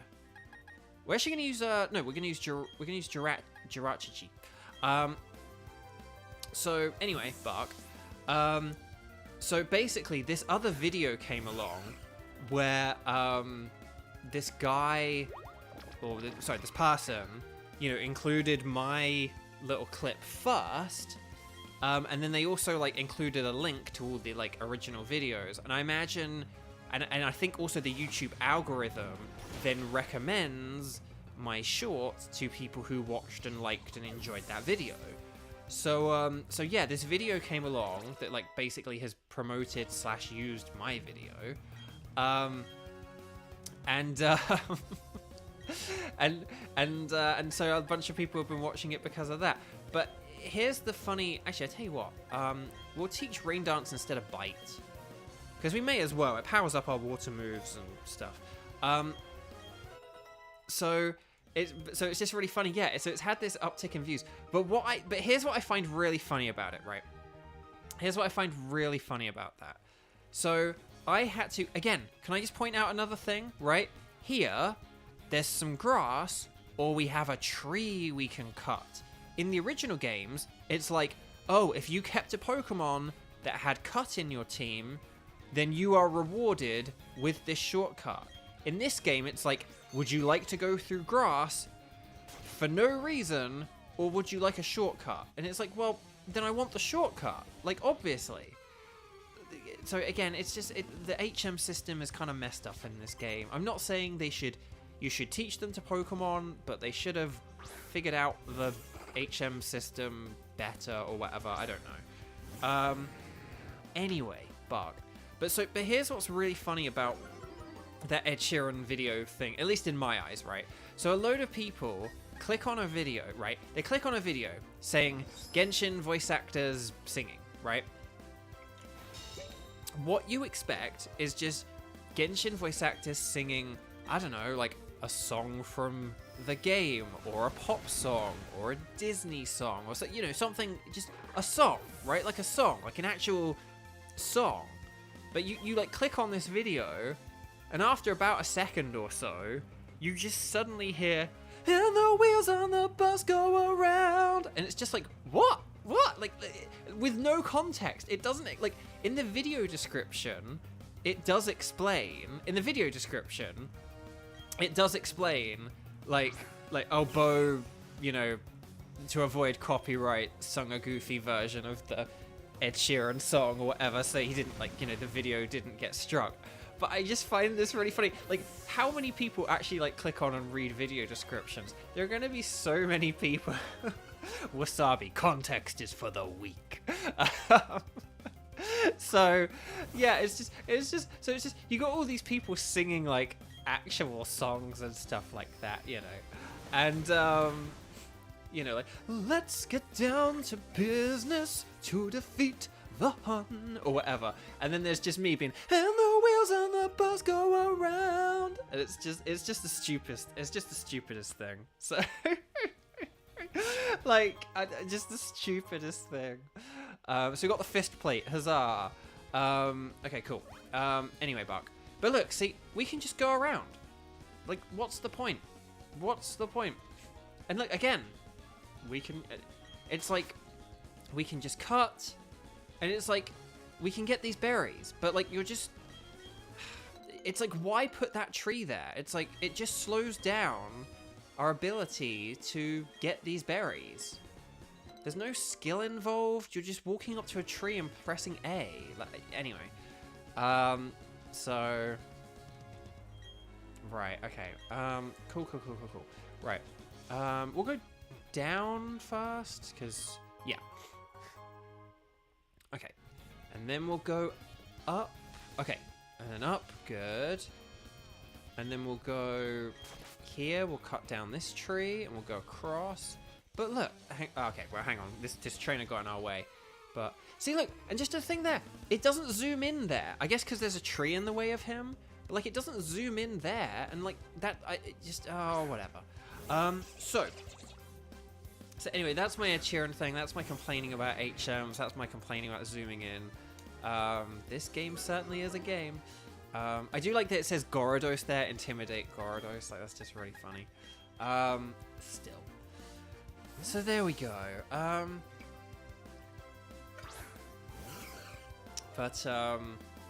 Right, okay. So, because we don't seem to, like, have any... I think I'm, like, all caught up on questions and stuff like that. Does anyone... how did you guys... did any of you guys watch the Nintendo Direct this week, or did you hear about the announcements from it this week? And how did you guys find it? What is the stuff that was announced during it that what are the games and content that's coming up that you're hyped for? You know, are you guys hyped for Tears of the Kingdom? Did you like that little trailer, or are you disappointed that we still don't really know that much about a game that's coming out in like less than 100 days. I'm kind of perhaps I'm not quite tipping my hat there because I'm not disappointed, but I'm just kind of like we know so little about this game. I want to know like a story synopsis or something, you know. Wasabi, you're ready for Kirby. Excellent, love it, love to hear that. But Philip, you saw it and stuff. But no, okay, it seems like people really liked it. And then Wasabi, you'll make a massive Kirby lore video. Cool. Wasabi, do you watch Ant Dude by chance? Like, just if you like Kirby, surely you must. And you like, you know, if you like Kirby and stuff, surely you must watch Ant Dude. The new Mario Kart track looks cool. Yeah, I thought that too. It had like a good remix as well and everything. But look, again, I just want to point out, right? This is grass. You can go this way, or you can go the above way, and it's just there's like no difference. I'm so confused. I'm so confused. Right, let's use a repel. You do, and Good Vibes Gaming. Excellent. Yeah, I watch Good Vibes Gaming too. I've only been watching it for the past year. I've only been watching it since John joined after he left. He joined them from Nintendo Life because I really liked him on Nintendo Life. And I'd been wanting to watch Good Vibes Gaming for a while, but I just never did for whatever reason. And I tell you what we'll do here. We've got Shockwave. There is a Pokemon we could teach this to a bit later, but let's teach Jirachichi Shockwave now because let's get rid of Helping Hand. We don't need Helping Hand. There we go. And then that might be kind of helpful. So yeah, but then, yeah, so I like Nintendo Life, so I watched like Alex, John, and Xeon, and then John left to be with Good Vibes Gaming, which was really nice, because it sort of seems like perhaps he always should have been with Good Vibes Gaming. So that was really cool. And then, so I kind of wanted to watch Good Vibes Gaming for a while, because I like Ash from Good Vibes Gaming. But I'd never watched it for whatever reason. And then once John joined, I was like, I gotta start watching them. I'm glad I do now. And Daniel from Good Vibes Gaming has actually tuned into a couple of our streams, which is really cool. So you started watching after you went to one of the Flappers things. Did you actually go physically or just online? Because I know they did a bunch online. But yeah, Ash and Rob do like a bunch of like Flappers, like comedy things together. And they did them like online during the pandemic, but I think they may have done a couple in person. I'm not sure. Like, forgive me if I got that wrong. But that's really cool. Yeah, I did some of Rob's stuff when he used to do funny things like years and years ago, or like John Lovett and the other stuff. But that's really cool. I love that. I never watched any of the Rob and Ash things, but you did go physically. Oh, nice, with Jeff Bennett. Oh, that's awesome. I love that. That's awesome. I love that. That's really cool to hear. Well, hopefully if I go to some kind of event someday, like, you know, here in LA town, you know, if I'm ever doing like a signing or something and you're ever interested in saying hi, please feel free to come and say hi. But yeah, okay, so let's see what else was there.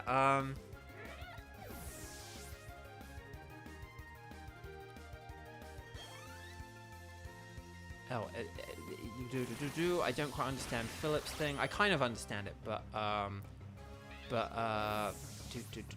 Mario Kart, but Xenoblade 3 stuff. Yeah, I mean, my sort of quote unquote biggest critique of the Direct was my biggest sort of critique of the Direct was basically just that it had a lot of stuff that we were kind of expecting. Like, I mean, my prediction going in, I sort of tweeted this. My prediction going in was, and again, we're using Waterfall on the Kadabra because that's actually more powerful than going with Crunch. Anyway, Buck, my biggest critique of the presentation was just that it was kind of a bit predictable. Like I said beforehand, I tweeted beforehand, I was like, I'm expecting / hoping we'll see, you know, like a Tears of the Kingdom trailer, more about Pikmin 4, maybe we'll get some news about Metroid Prime 4, and then like we'll get like a rescheduled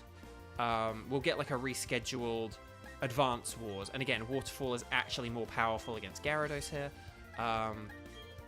We'll actually get and we'll get like a re-release date for Advance Wars. So those were like my predictions. Don't jinx it, Satella. So I'm not even going to say what you've put out loud because it's like, no, we can't jinx it. It'll happen. It'll happen at some point though, with or without the jinx, I'm sure.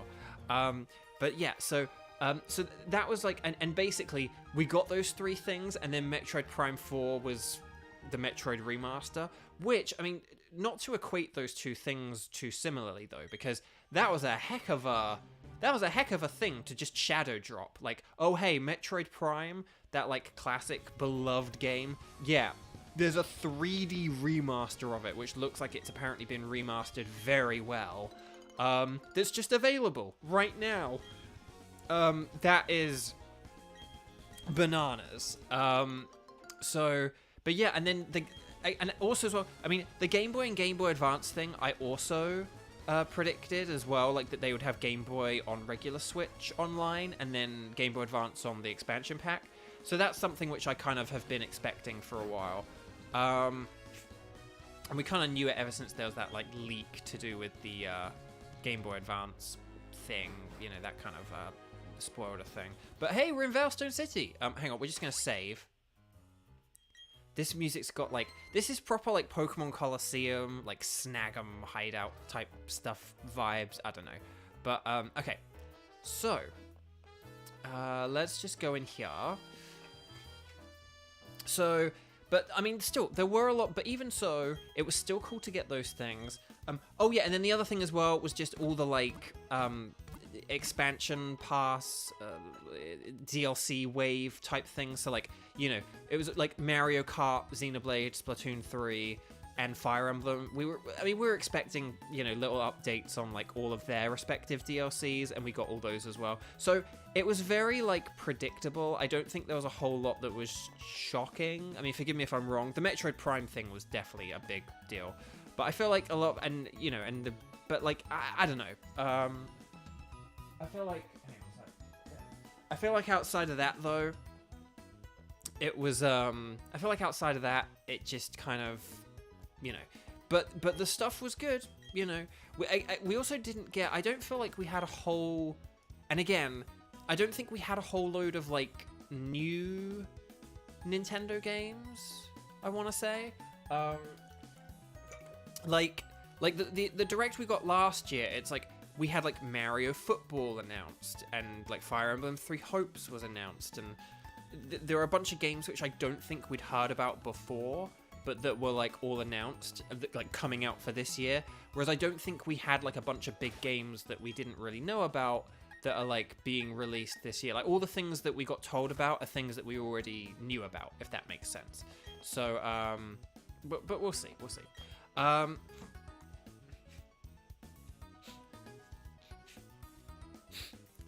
Oh, Platinum VA. You heard the wheels on the bus go round and round, and it was beautiful. Thank you. I don't know if you were here a minute ago when we were just talking about it. We were actually just talking about that a few minutes ago. But yeah, that was a funny little thing. Okay, so right, here's the Veilstone shop, or the Veilstone department store. We are going to be doing, yeah, it was a safe direct. Yeah, that was the thing. It was very good, but it was just a bit safe, and not that, and don't get me wrong, I am very much a person who likes safe and stuff like that. I'm not like criticizing it for being safe, but it's just, but you do like those big announcements and stuff like that. But again, the thing is, the Switch does still have a good bunch of life left in it, so you know, there is a bunch of life left in the Switch, so we're not going to get all the games we could get. We're not going to be getting them, you know, we're not going to be getting them right away. So yeah, so we'll have to, you know, they're gonna take their time making sure that whatever is left on the Switch, they're gonna spread it out nicely. And again, you know, like, we are kind of we are getting towards the end of the life cycle kind of thing. Just in terms of, like, we're probably not gonna be getting another Xenoblade game. I mean, we could. I mean, maybe we'll get that X remake, but we'll have to see. But, like, you know, but it's like, we're not going to be getting another Splatoon. We're not going to be getting another Mario Kart. We're not going to be getting another Smash Brothers. You know, so there's a lot of stuff where we're not, like, after Tears of the Kingdom, you know, that is probably going to kind of be it for Zelda. But we might get a few remakes. But we're not going to be getting, like, a big shiny new Zelda after this one or anything. You know, like, the next big Zelda, which is, like, new, is definitely going to be, you know, on the next console. So, you know, what kind of little they have left, they are going to, you know, need to, you know, just spread out now. So, right, so here's a really cool thing about Pokemon Brilliant Diamond and Shining Pearl. We're in Veilstone City. We've only got 2 badges, but look at all these amazing TMs we can buy. This is just like a thing of beauty. We can get Bulldoze, which is an incredible move. U-turn is a fun move. False Swipe is good for catching Pokemon. Rest is quite powerful. Protect is fun. Safeguard and Reflect and Light Screen have their uses, as does Substitute, Endure, and Work Up. Swords Dance. We might get Swords Dance because that's kind of like a cool move. We'll just grab one of them because why not? Oh, okay, we can buy Flash. Oh, okay, we can buy Flash. Last time I criticized Flash because you only get one of it. You can buy it. Okay, so that's fair enough, but still. But more importantly, look, Fire Blast, Thunder, Blizzard, Focus Blast, Flamethrower. Like, this is insane. Thunderbolt, Ice Beam, Solar Beam, Psychic, Dazzling Gleam. You know, and then Gyro Ball, Giga Impact, and Height. Like, that's just wild. It's wild. So let's buy a few. So we're gonna get Flamethrower for a Paimon Inferno. Let's just buy Ice Beam. I don't think we really have anything that can use Ice Beam apart from, like, Gyarados maybe. Let's get, like, 2 Thunderbolts. I just got Shockwave and gave that to. I didn't realize we could get Thunderbolt here, I'll admit. I thought you could just get Fire Blast, Thunder, and Blizzard. I didn't realize you could actually get the good ones. Let's get Psychic for a Jirachichi.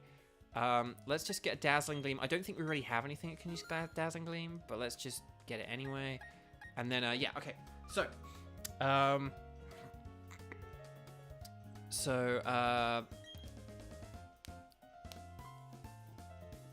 Oh, hang on, Platinum VA. You know this Ed Sheeran song you used for the Wheels on the Bus has a lot of sentimental value. Me and my brother used to listen to Ed Sheeran all the time, but he moved out when you were 7. Aww.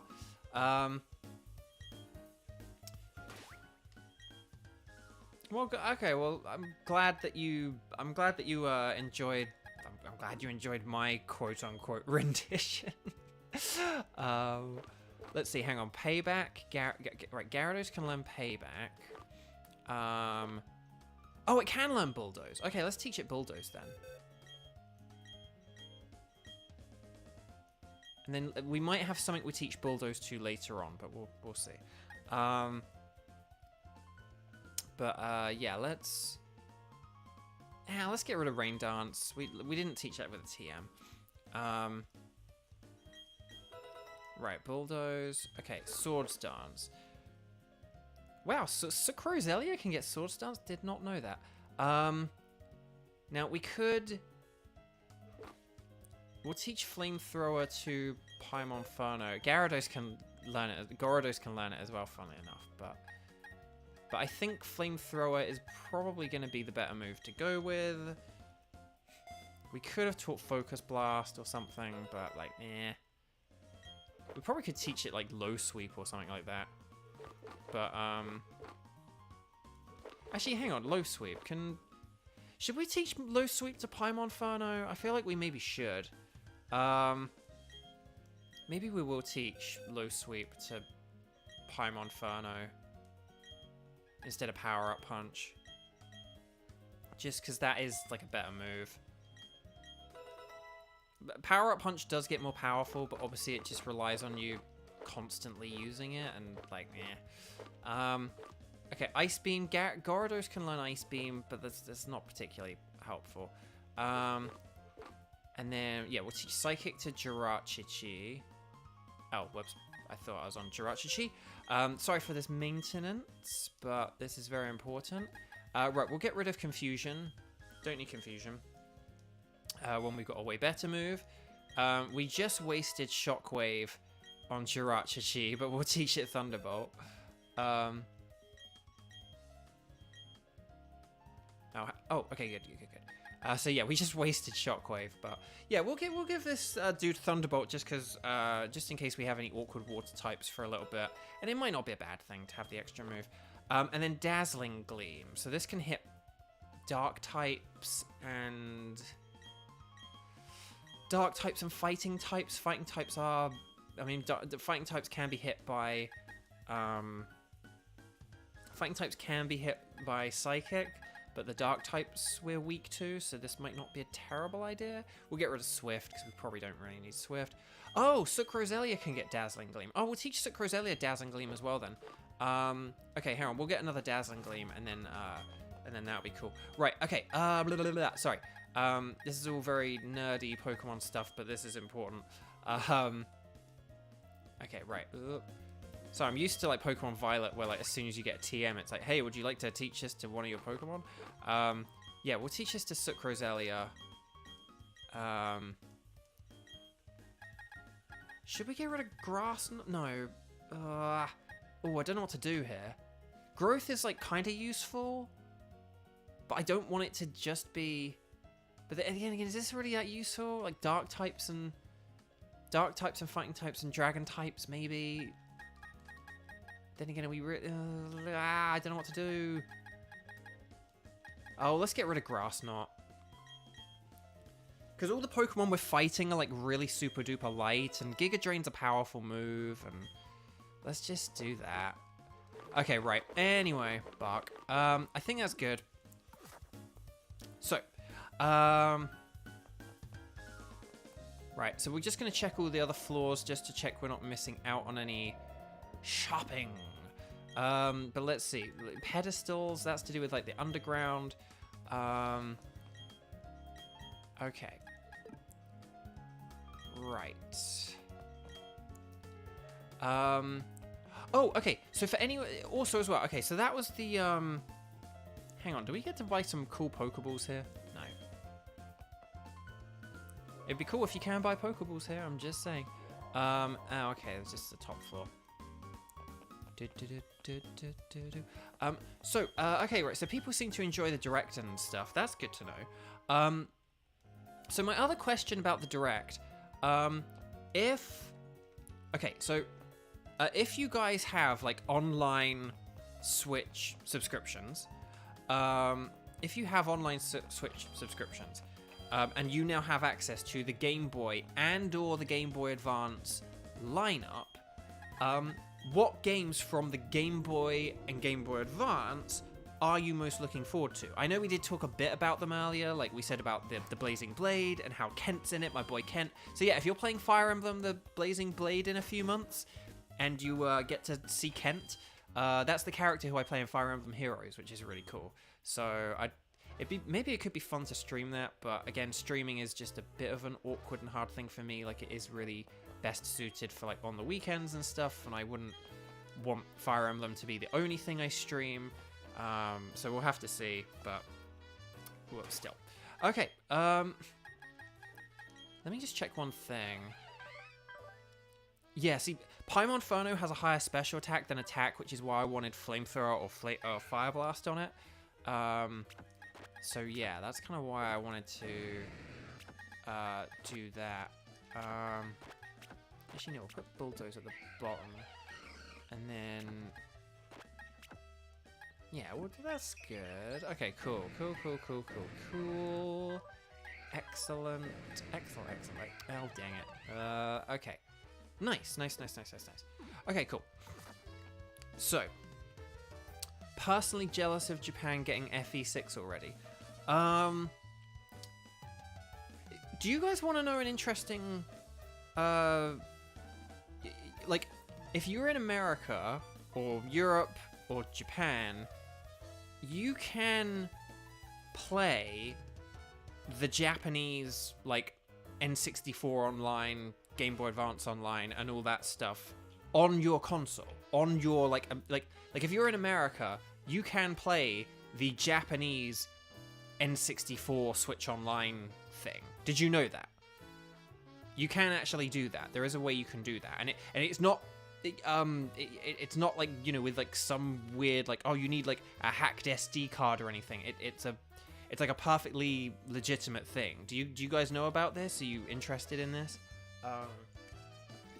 I can tell you, like, Philip, about that. But you're looking forward to Kirby and the Amazing Mirror with your siblings in proper multiplayer. Yeah, that sounds fun and lovely. Okay, so we're 2 hours in. We're finally at Veilstone City. Yeah, it does require a little bit of setup. But yeah, so basically what you do is on your Switch... Hang on, let me just show this. So you see here, you got these profiles. So there's like Bo's page and there's Bo VO page. You create one of these extra profiles here. What you do is, to set these up, you do need like an email address, like an extra email address or whatever. But what you do is you set up an extra one of these like profile page thingies, and then on the like the account and stuff that you set it up for, and you create like I think you like create a Nintendo account for it and stuff.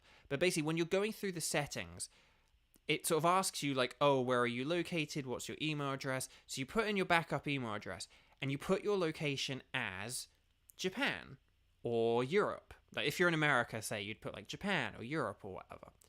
And then what you do is you go on the eShop with your backup profile. So let's pretend BoVO is England, like UK. It's not, but let's pretend it is.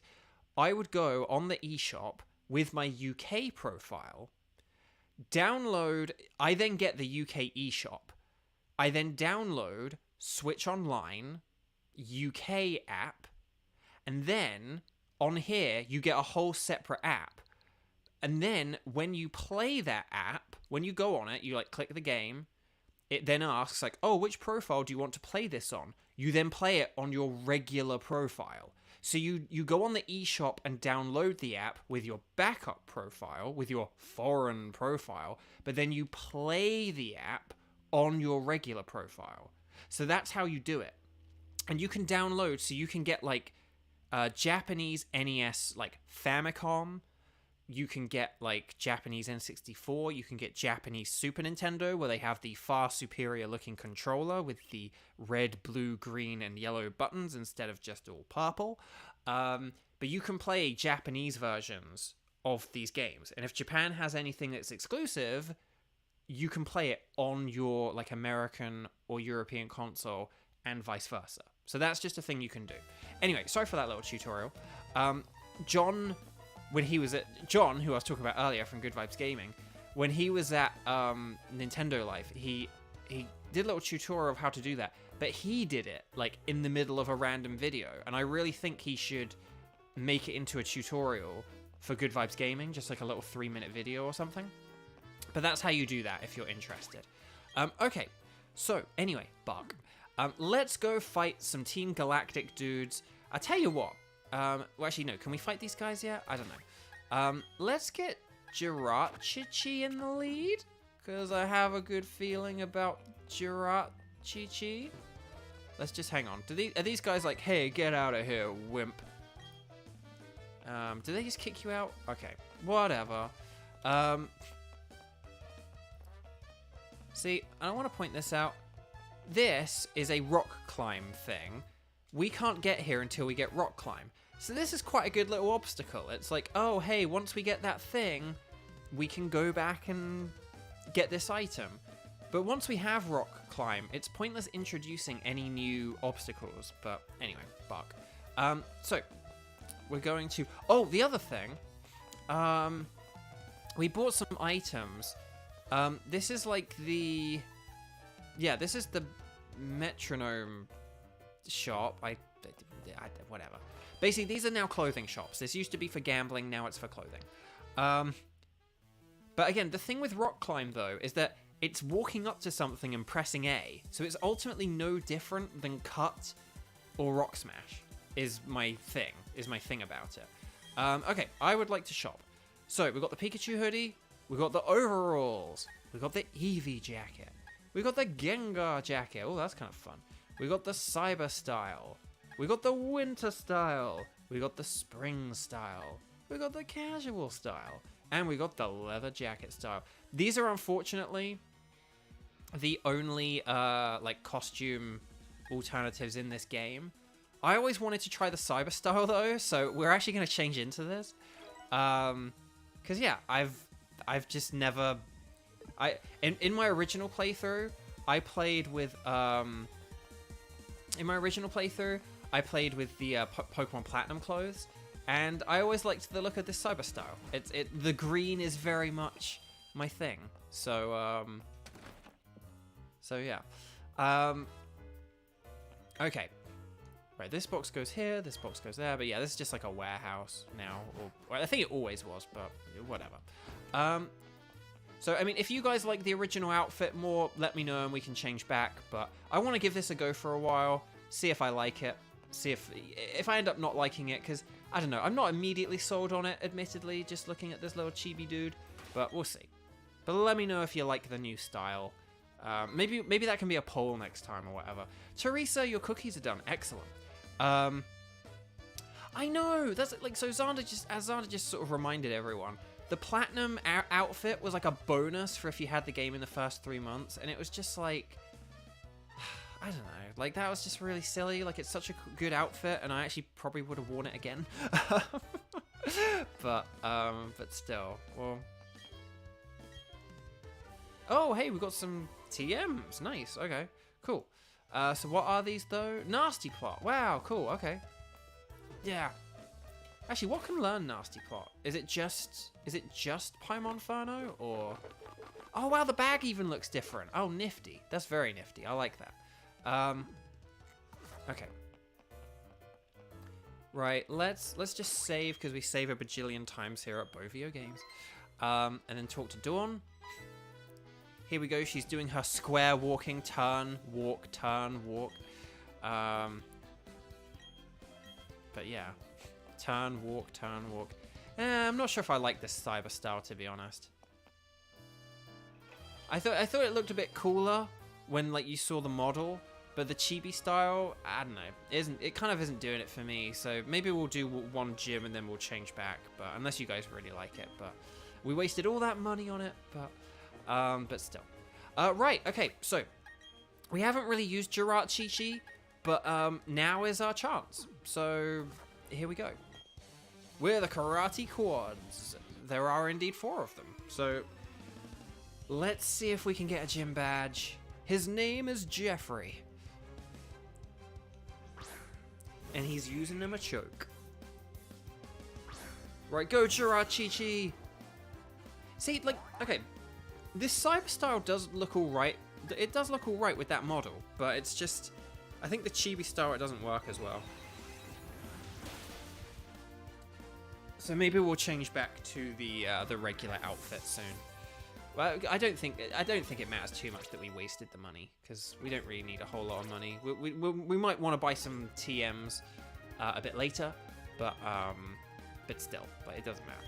So this is kind of why I thought Dazzling Gleam might not be a terrible idea.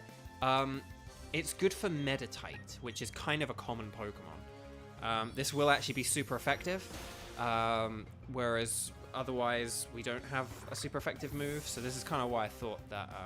Oh, you just tweeted a picture of them. Okay, I'll have a look later. I will have a look, and if I deem them worthy, I will give them a thumbs up. But I'm sure they're wonderful. So I'm sure they'll be getting a thumbs up. Lovely. Okay. I am running out of water. I need to refill my water bottle, but we'll get to that hurdle when we get there. But yes. Right, okay, Psychic. Okay, right. Machoke. So I sort of like, I kind of like went on like a big train of thoughts there, and was kind of like, but it was like stuff I was like, no, don't like that, like that's boring to talk about, don't go into all that. But then the train of thought kept going, and I was like, okay, but you need to like stop, you need to like pull the train into the station and start talking again. Anyway, I actually haven't baked in a while because eggs have been so expensive, so I haven't gotten eggs for a while. I actually got eggs for the first time the other day. Jirachi-Chi's learning Zen Headbutt. Now, do I... See, Jirachi-Chi does have a better attack than special attack. But it's just whether I want... It's just whether I want Psychic or...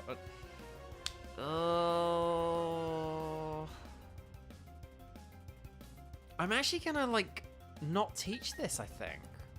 I think I'm gonna keep it as a special attacker. I know that's a little bit crazy, but it's an inaccurate move, and like Zen Headbutt may not KO Machoke, but Psychic definitely will. So I'm gonna stick with Psychic.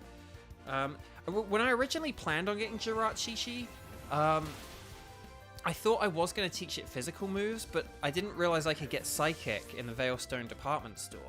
So I kind of was like, oh, well then we'll, you know. But I kind of like this little moveset we've got, honestly. Okay, right, so that's 2 trainers down. So we just got 2 more to go. Oh, the movement.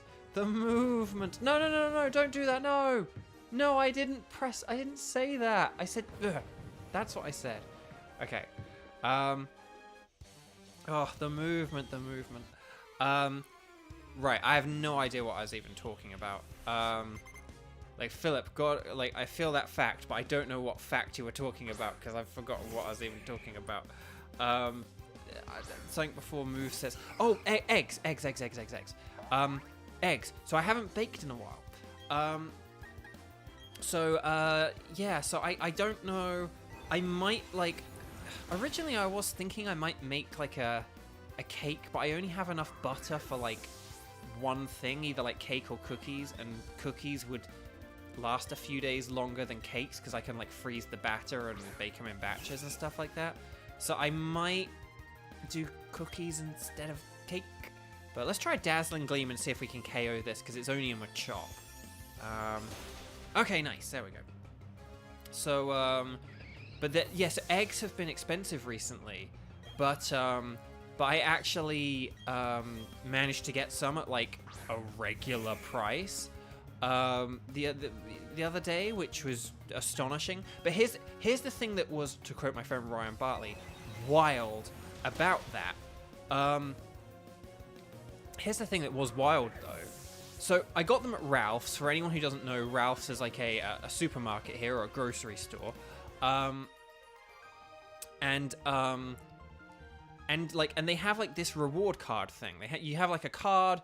When you scan it at the checkout, they give you some money off of certain items. Like, so for a lot of items, they have this whole thing where it's like, oh, there's, like, the regular price, and then there's the if you have a card price, right? Like, I think a lot of grocery stores, like, around the world have something like that.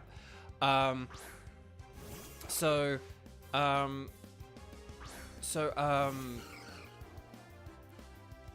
just catching up on comments as well.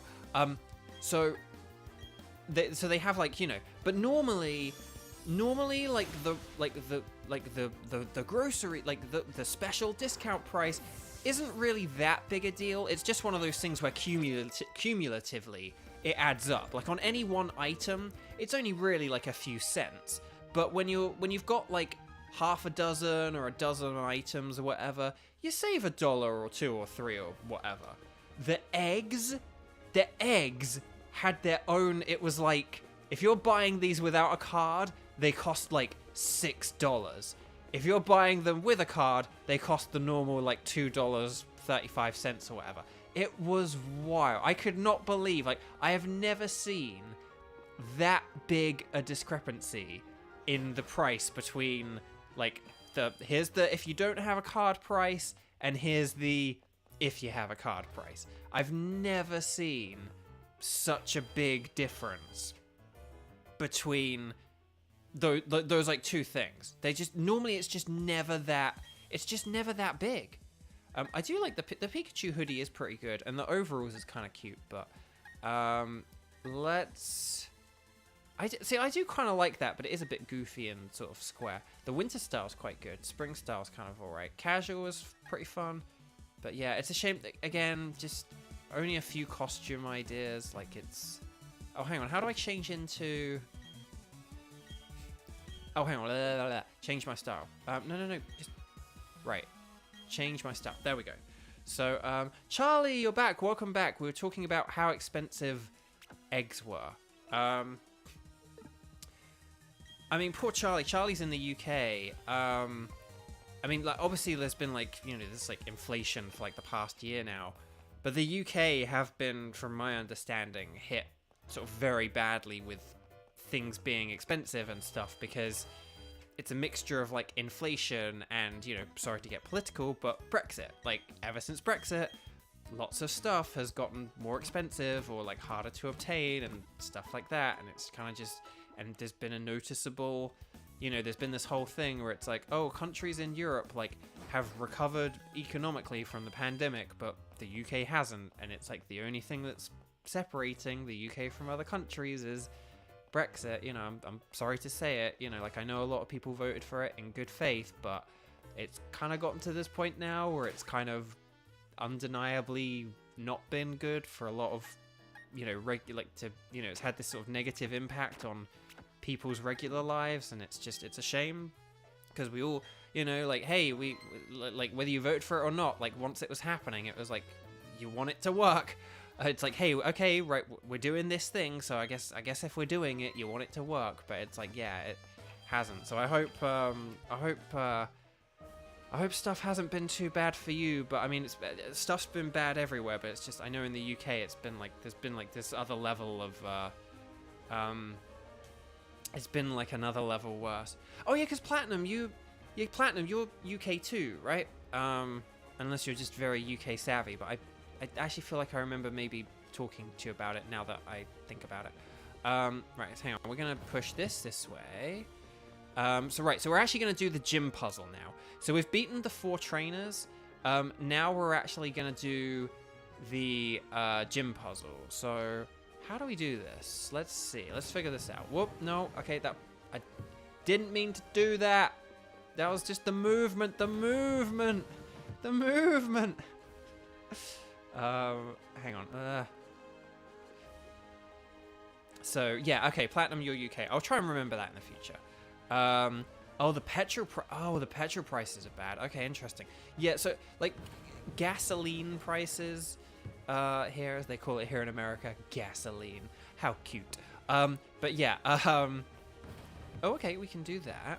Hang on a sec. Oh, hang on, can we push that? Okay, nice. And then we go this way. Yeah, but so they've kind of been bad here. I don't drive, so I don't really know. But they have like steadily been going back down. In places here like California, where like gasoline is kind of like expensive anyway, I don't think they've like necessarily gone down a huge amount compared to certain places. But still, it's definitely. Oh, hang on, I see what I need to do now. Oh, wait a minute, hang on. I see, hang on, we need to push you that way, and then we need to go back, and then we need to push you this way, and then we go this way and this way. Sorry, I'm just concentrating for a minute, but we will talk about the bleakness of existence in a minute, and just how expensive everything is. Actually, I would just say, there is a really good YouTube channel called Some More News.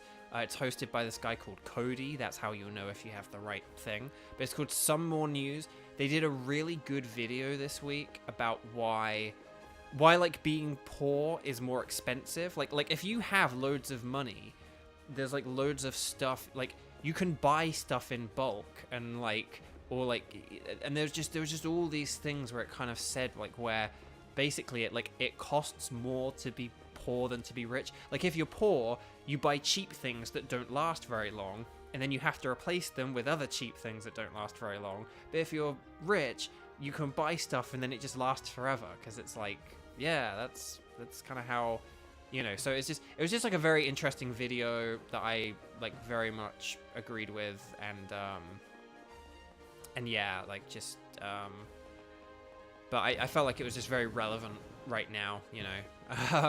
And it's very relevant to this conversation. So but yeah, oh, so diesel's been bad. Interesting. You get a bus to school, so you'll find petrol rise. Okay. Yeah, the 99 cheeseburger from Mackey's increased to 139. Yeah, like, so, you know, I like Mackie D's. I'm not trashing Mackie D's when I say Freddo's are like £1 million. Yeah, Freddo's used to be like 5p and then 10p and then like 15p, and I think when I was a kid they were like 5 or 10p, and then now they're like 25p. That's just, yeah. And the whole point of a Freddo is like this little chocolate frog that you can get in the UK, and the whole point is that they're just supposed to be this cheap thing. If you're in like a newsagent's where you can get like your newspapers and, I don't know, cigarettes and magazines and candy bars and stuff like that. I don't know what the US calls them, but like they're just supposed to be like the cheap little thing you pick up, like, oh, the cheap little chocolate bar that you just a nice little sweet treat, you know. And yeah, they used to be like 5 or 10p or something, 5 or 10 pence, and then now they cost like, I think it is like 25 or something, unless they're like 30. Oh gosh, I hope they're not 30. Yeah, yeah, just not good. It's yeah, Freddo's have been very expensive, and then McDonald's. No, I didn't mean to do that. Didn't mean to do that. But yeah, Freddo's. But yeah, McDonald's. So I was gonna say McDonald's. When I moved here, I used to be able to get bacon McDoubles. Used to be on like the $2 menu. So bacon McDouble used to cost $2.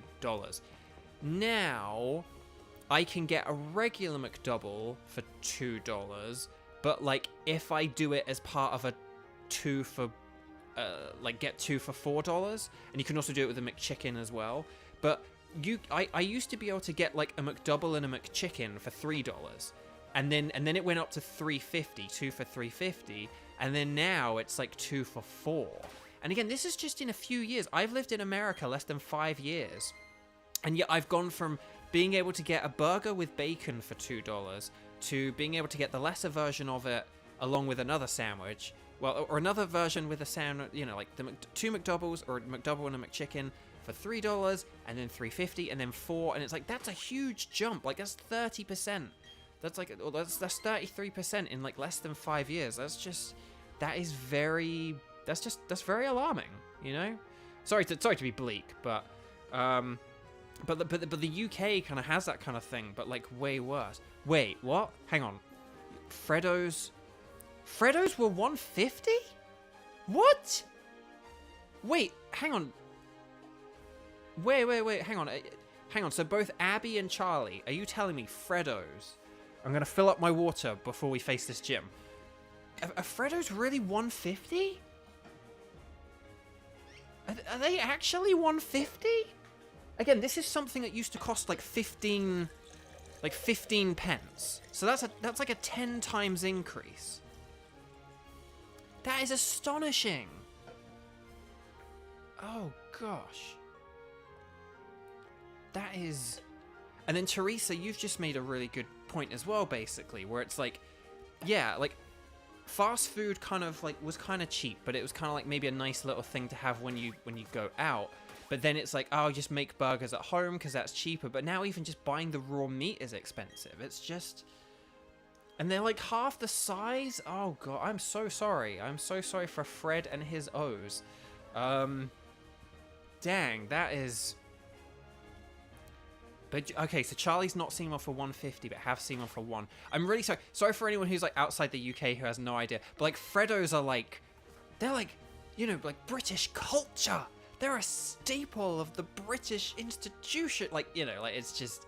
So, anyway, Buck, let us let us fight this gym. So this is Maylene. Maylene is the fighting type gym leader. A fun fact about Maylene. So the Pokemon anime, for people who don't remember, in, you know, like, after, like, sort of in the Battle Frontier season, the Pokemon cast changed from the original cast to the modern cast. So, you know, so people like Misty, or you know, sort of, so like Misty had a, you know, sort of Jessie had a new voice actor and stuff like that. Maylene was actually voiced by Misty and Jessie's original voice actor. She actually came back to play Maylene, which was kind of fun. But anyway, she's very jolly, but she's also a bit insecure. She doesn't know, I don't know whether she's strong or not, but she takes battling seriously. I'm not doing a voice because I don't really know how to give her a voice. But we will do voices for other gym leaders. I've just, like I said, I'm not always great at female voices. So, right, she's using Meditate though. So here she goes.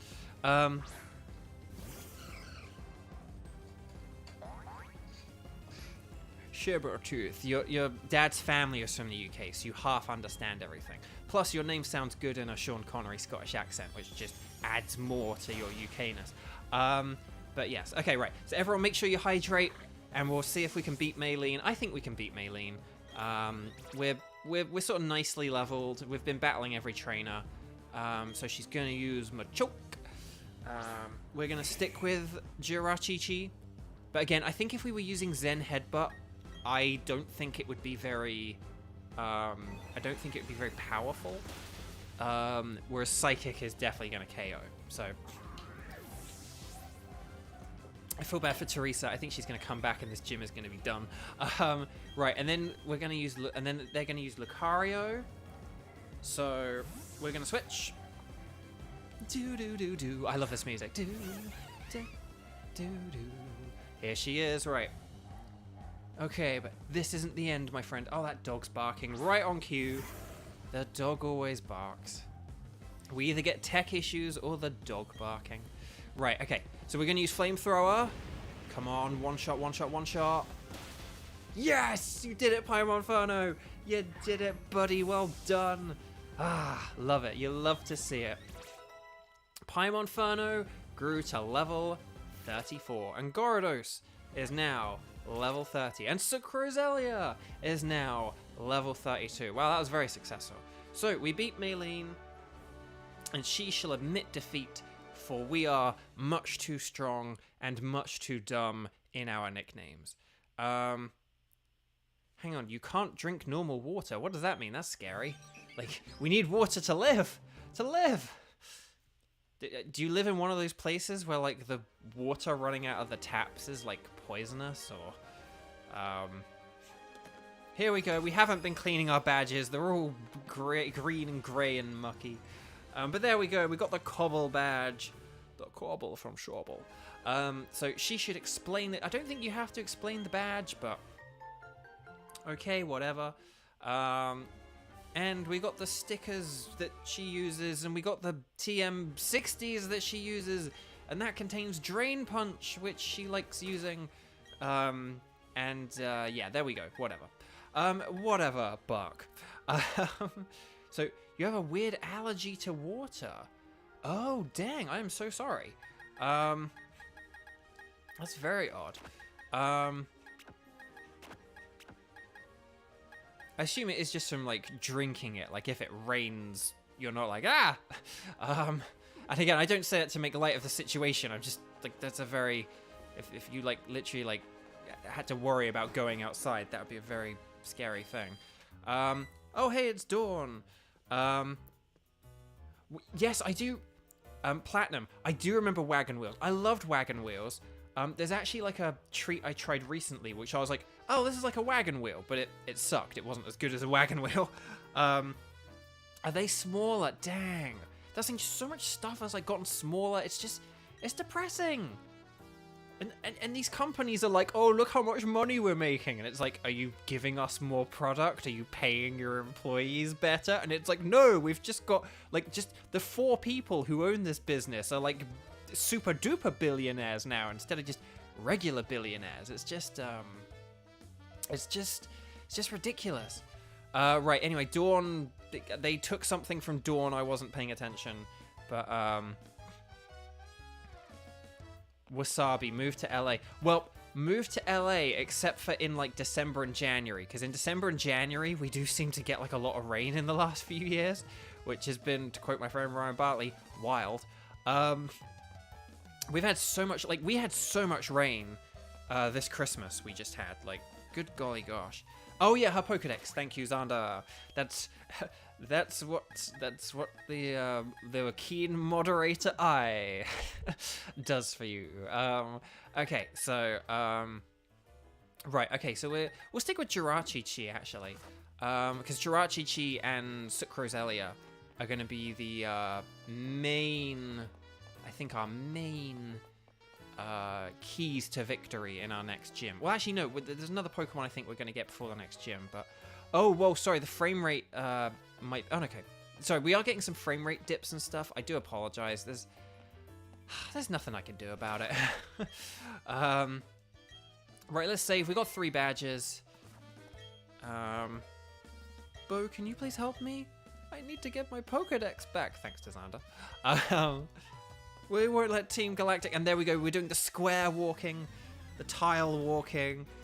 Lexi, you took a nap, and when you woke up, you made egg sandwiches. How expensive were your eggs? That's what you've missed in, like, the last hour. We've been talking about eggs and how expensive. And, like, cream eggs are smaller as well, right? Like, I think everything's just smaller. And yeah, just not good.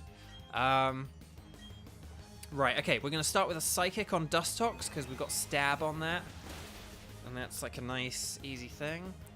Oh, you can drink filtered water. Okay. Oh, good. That's good. Oh, Platinum. Oh, you get cartoons late? Oh, do you mean like on terrestrial television? So like if you have like Sky, which is very expensive, unfortunately. So if you have like satellite television, you do get stuff quickly. But if you only have like regular digital terrestrial television, then yeah, you get the cartoons come out in the UK a long time. Yeah, it's very weird. Like they shouldn't. But again, I guess that's the thing. It's like, well, it's like, hey, if you want to watch them when they come out, like you have to get Nickelodeon and stuff, and it's like, but Nickelodeon's only available if you get satellite television, and yeah.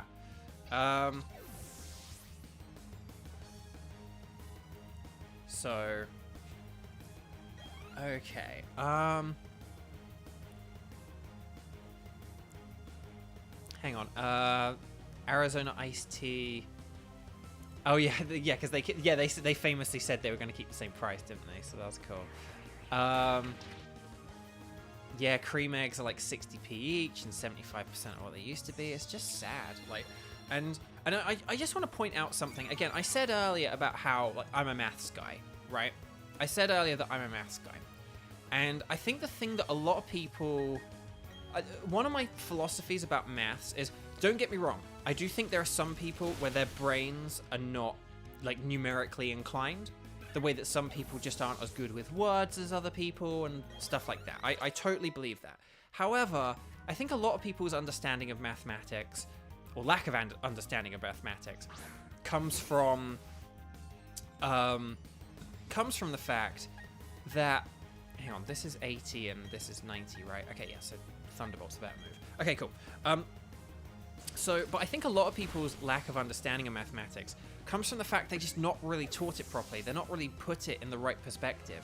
You're taught like x plus, you know, like 6 plus x equals 9 or whatever, but you're just not really taught, like, people see an x and they freak out. And but if you say something like, no, it's like if you buy, like, okay, I have like 12 eggs at home and I need 18 eggs. How many eggs do I need to go and buy? It's like, oh, 6. Like, everyone can answer that. Do you know what I mean? Like, no one's like, I can't calculate that. And it's like, but it's the same thing. If you say 12 plus x equals 18, or I have 12 eggs, how many eggs do I need to have 18 eggs to, like, bake all these cakes I want to make? Everyone can do that. Do you know what I mean? So it's just not really communicated to people properly. And one of the things I think about, okay, so we're going to Pastoria City, cool. So one of the things that I think people kind of aren't really aware of because they're just not, just because they're not really taught maths properly or they don't really understand maths properly, is there we go, we just got fly, bada bing, bada boom. So, okay, we can fly anywhere now. Okay, so this is really cool. So, the thing that I'm not really sure...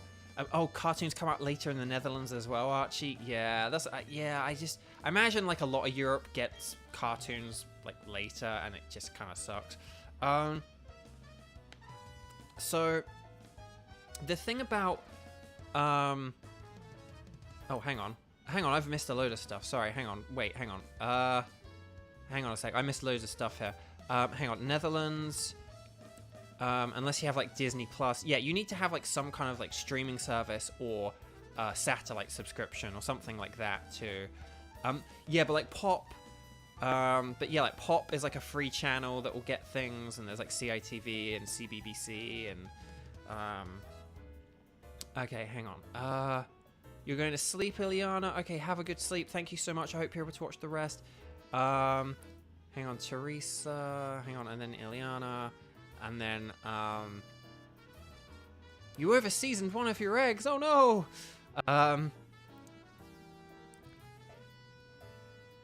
Oh, no, Charlie.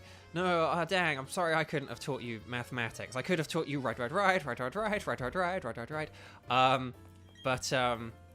But anyway, Buck.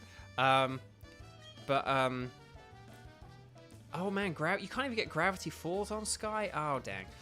Gravity Falls is great. I'll talk about that in a minute. But I do just want to talk about numbers and stuff like that. Because here's the thing about maths and numbers and stuff. I don't think enough people, again, because we're talking about how expensive stuff is. We're all regular people here buying regular food but we hear about these, like, billionaires and stuff like that, and I don't think regular people know how much money, like, $1 billion or £1 billion is, right? Or billion euros, whatever, okay? We have, like, dollars. I've seen dollars, euros, and pounds be, you know, that's where people are from in this chat at the minute.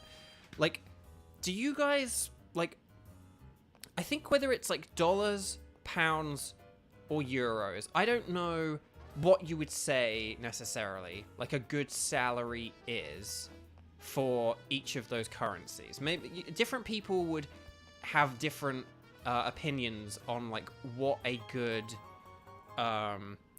salary is, like, sort of thing, like where that number begins. You know, is like 50,000 a year, like, is that a good salary? Some people may say it is, some people may say it's not. Maybe like if you're in a very like a small little village or town, it's a good salary, but maybe if you're in the city, like in LA, something like 50,000 isn't quite good enough. I don't know.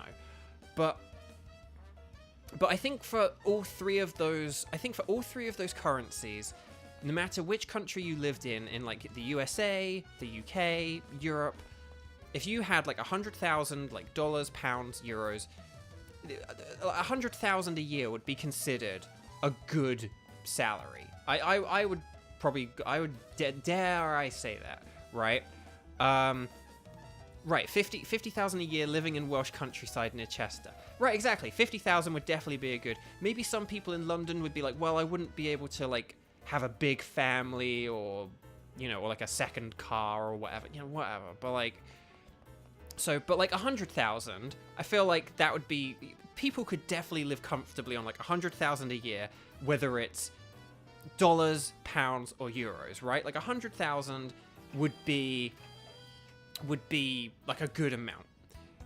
So let's take this a step further. So we said, okay, 50 for some people would be a lot. 100,000 would definitely be good. So let's up it even more and say 200,000.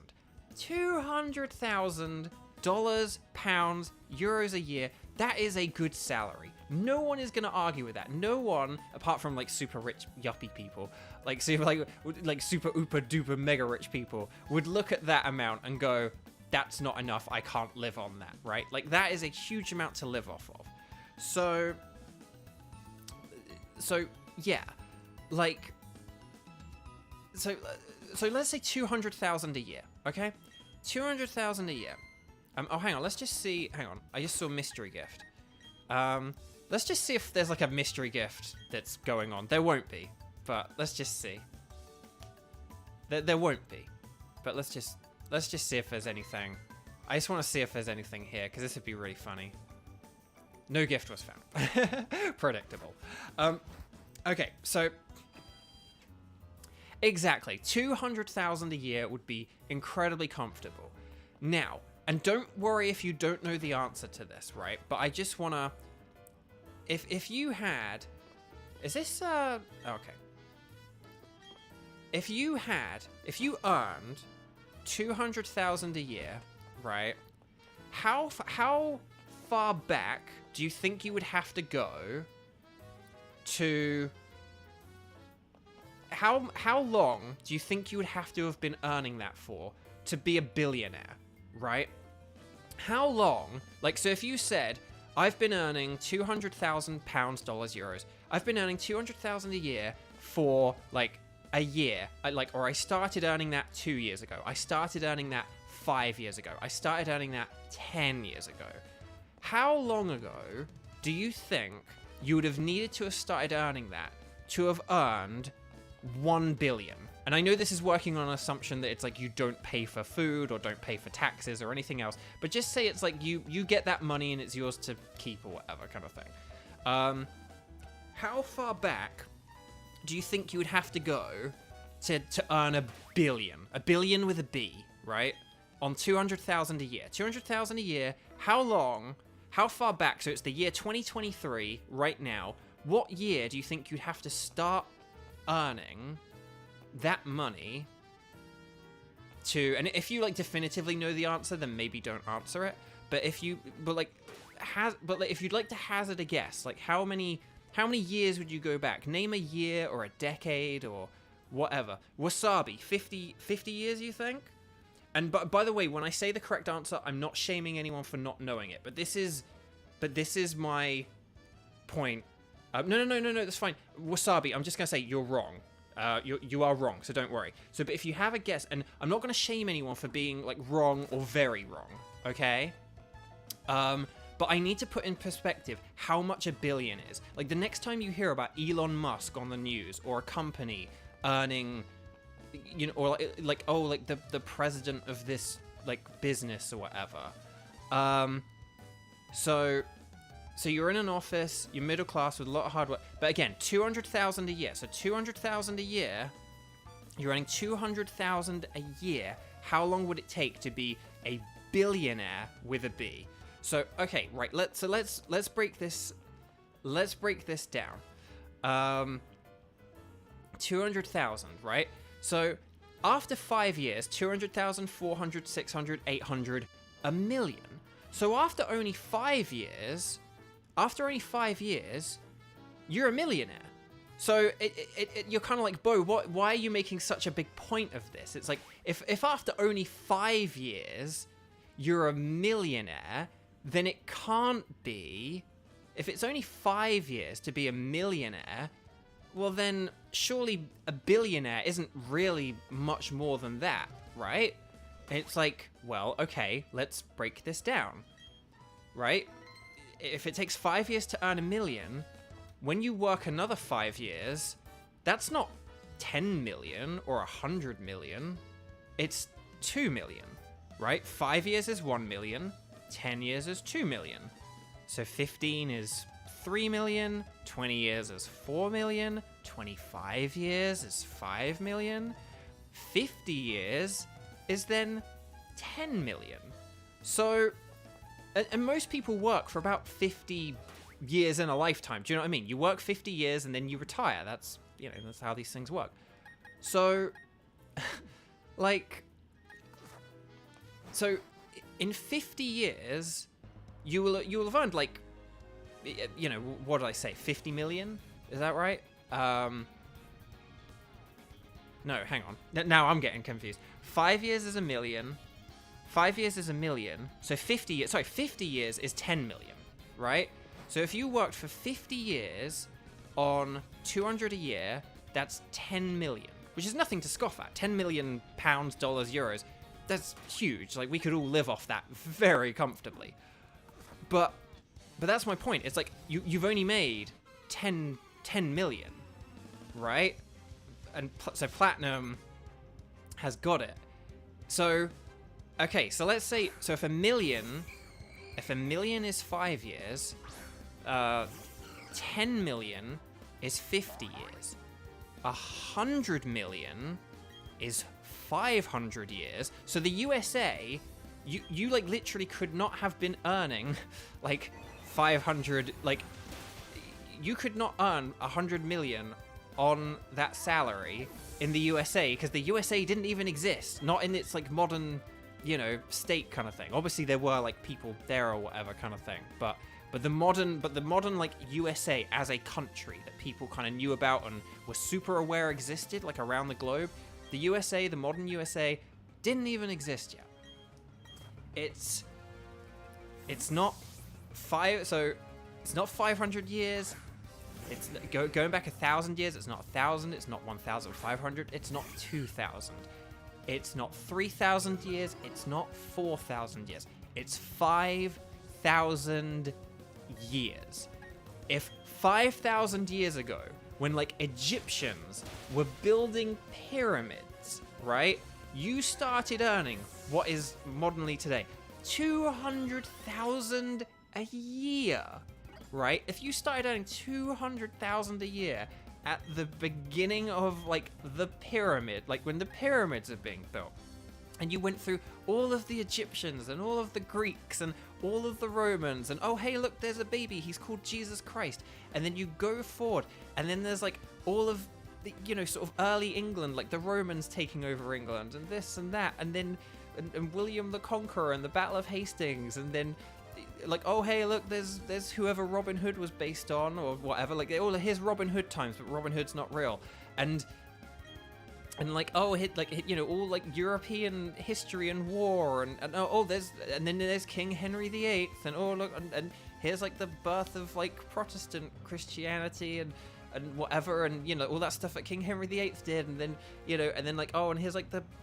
and whatever, and I've probably skipped over like the plague and all this other stuff, and it's just like, and then you know, Industrial Revolution and like the birth of America and Lincoln and Roosevelt and all this stuff, all the way up to now, 200 a year for all of that, and you would only have 1 billion, not even multi-billion, 1 billion. Like that's how long it takes to get 1 billion. So when you hear stuff like Elon Musk has just spent 44 billion on Twitter because he can, like, please like think about that. Please think about like how much money that is, and maybe that one human being probably shouldn't have that much money. Like that's how, all that I told you is to get 1 billion, and he had 44 billion going spare to spend on Twitter, to break down Twitter. Like it's just, I'm sorry to get serious here on both video games, but like I just want to point that out. I just want to point that out because I don't think people really think about what like a billion is. I think we've heard the phrase million for a long time, but in the last few years we've started to hear the word billion thrown around a lot, and I don't think people really know what billion means. So just keep that in mind. Just it's a very like whoa kind of thing, but yeah, just keep that in mind. Anyway, Bark, we got Dig. So, but yeah, I just want to point that out. Inflation sucks. I'm sorry that stuff's so expensive. I hope that our Mackie D's and I hope our Mackie D's can be more affordable. Our Freddos can be larger and cheaper, and all that other good stuff. Because but yeah, so I hope, just again, I don't think mathematics is really taught to people very well, but I think when you put it in terms of stuff like that, when you really break it down like that for people and put it in ways for people, I'll just tell you another quick story as well. This isn't to do with like inflation or anything like that. I did tutor someone in maths briefly, and unfortunately they like weren't able to get the passing grade on their exam. They like got really close, but they weren't able to. But I didn't have enough time with them, and I sort of realized, I was like, oh, they don't have that sort of basic, fundamental, numerical understanding kind of thing that I'm kind of talking about here. Like, because again, and they got like freaked out by like the X and Y's and all this other stuff. They got freaked out by that. And, but unfortunately, I only realized that like too late. Like, I was just trying to sort of teach them stuff and blah, blah, blah. But I was like, oh, this person, like, they didn't really understand like just basic, like, kind of like adding and multiplication and stuff like that, really. But I say this because, but they kind of did as well. Like, they sort of, when I say they didn't understand it, it's like they did know it, but they sort of freaked out about, you know, if you're like writing out like two numbers like with an X, like two, like, you know, this times that or whatever, they kind of like freaked out. Oh, we can't switch out. Ah, for the love of pizza. Okay, we're just gonna throw Pokeballs until we get this, I think. But anyway, so this girl, she was nice, but she kind of just like freaked out a bit about like mathematical terminology kind of thing. And I sort of realized, I was like, oh, she needs to like have basic maths explained to her in a way that the silly little normal ways we use mathematics in our life. Oh, this sand tomb, I need to switch out. Because I know if I use Dazzling Gleam, I'll KO it. Okay, so anyway, Buck. We'll use Wish, because I don't know what to do. We'll use Wish, because I don't want to throw... there's no point in me throwing Pokeballs, I don't think. Right. Hurt by Sound Tomb. We'll try and wake up. No! No! Come on! Okay, Sandstorm subsided. We're freed from the Sand Tomb! Huzzah! Okay, right. We'll switch into Sucrozelia. We'll get a Stun Spore off, and then we'll try this again. So, anyway. But, like, this girl. I remember we were doing, like, practice exam questions, right? And one of the questions... So, basically, right, it had a recipe for cookies, right? And it said, here's a recipe. It makes 24 cookies, right? And it was like, here are the ingredients. It was like, you know, 500 grams of flour and, you know, this much of sugar. And it was all just, you know, so it was like 500 of this and this 100 of sugar and, you know, this many eggs, whatever kind of thing. It was sort of quite basic, but it was like, here's a very basic kind of recipe. Okay, Stun Spore, good. And then, so it was like, here's a basic recipe. This recipe makes 24 cookies, right? And the question said, like, please write down for each ingredient how much it would take to make 36 cookies. And she was like, oh, no, that, can't do it kind of thing. You know, like, she was just like, nope, can't do it. Hang on, we'll just use growth here to waste a turn. But she was like, oh, I can't do it, I don't know. And I was like, I was kind of like, I'm pretty sure that you actually do know. It's just, you don't realize that you know. That's the kind of the thing. And that's kind of the thing that I kind of feel about mathematics. That a lot of people know more mathematics than they think they do. They just don't realize it. So, and in her case, and I know some of you guys may be hearing this, and it was like, well, you know, if I said something like 24 cookies, there's like 500 grams of flour. You know, like, how much flour do you need to make 36? And you might think, oh, I don't know, or like, oh, let me write it down. Oh, I don't know. But the thing I immediately said to her was, I was like, what if it said, instead of like, here's 24 cookies, how much to make 36? I was like, what if it said for 48? What if it said 48 cookies? What if it said twice as many cookies? Like, here's a cookie recipe. How much of everything do you need to use to make twice as many cookies? And she'd be like, and she said, well, twice as much. And it was like, yeah, that's like here. It's like, and it was just very simple. And it was like, so all you need to do is like, she would look at something like the 24 and the 48 and be like, I don't know. But if I said, well, what if I said twice as much? And it was like, oh, well, it's just twice as much. If you want to make twice as many cookies, you have to use twice as many ingredients. Right, exactly. So all it is just figuring out that 36 isn't twice the amount of cookies, it's 1.5 amount of the cookies. So you just need like 1.5. Oh, for the love of pizza, come on! Sorry, this is getting very boring now. Like both my talking about mathematics and the catching. Come on, because I actually need some Pokeballs for this route, so we need to... Come on. Okay, there we go. Oh, good golly gosh. So it's just this thing where, you know, I think sometimes where it's like, you know, 24 into 48, how does that, like, and people kind of panic, but if you go, okay, but if you just said, like, you know, if I need to make twice as many cookies, how much of the ingredients do I need? Everyone would be like, well, I need twice as much, you know, like, twice as much cookies requires twice as much flour, twice as much chocolate, twice as many eggs. Like, we all kind of know this stuff, but then, it's that thing where we get asked mathematical questions in certain ways, and people kind of panic, and it's like, well, look, just think about it this way, because you do know this, you do understand this, you're just not, like, translating it properly into the thing that you know. It's like, you know this, you understand this, you just don't know how to translate it into the thing that you already know, if that makes sense. Anyway, sorry, I did see some comments about they're bringing down... So hang on, so you have to decide GCSEs earlier now? Or they're going to try and... Oh, really? Interesting. They're trying to bring down the ages for stuff. That's interesting. So, that's very interesting.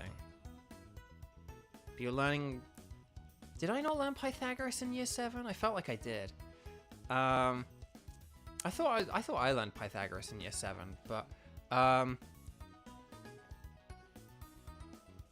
right, Abby, and yeah, that's a good point as well. It's like being like sort of, oh, well, I did it in this other way that is, and I guess sometimes there are certain ways where it's like you might work something out and actually it's like a fluke that you worked it out, you didn't really work it out.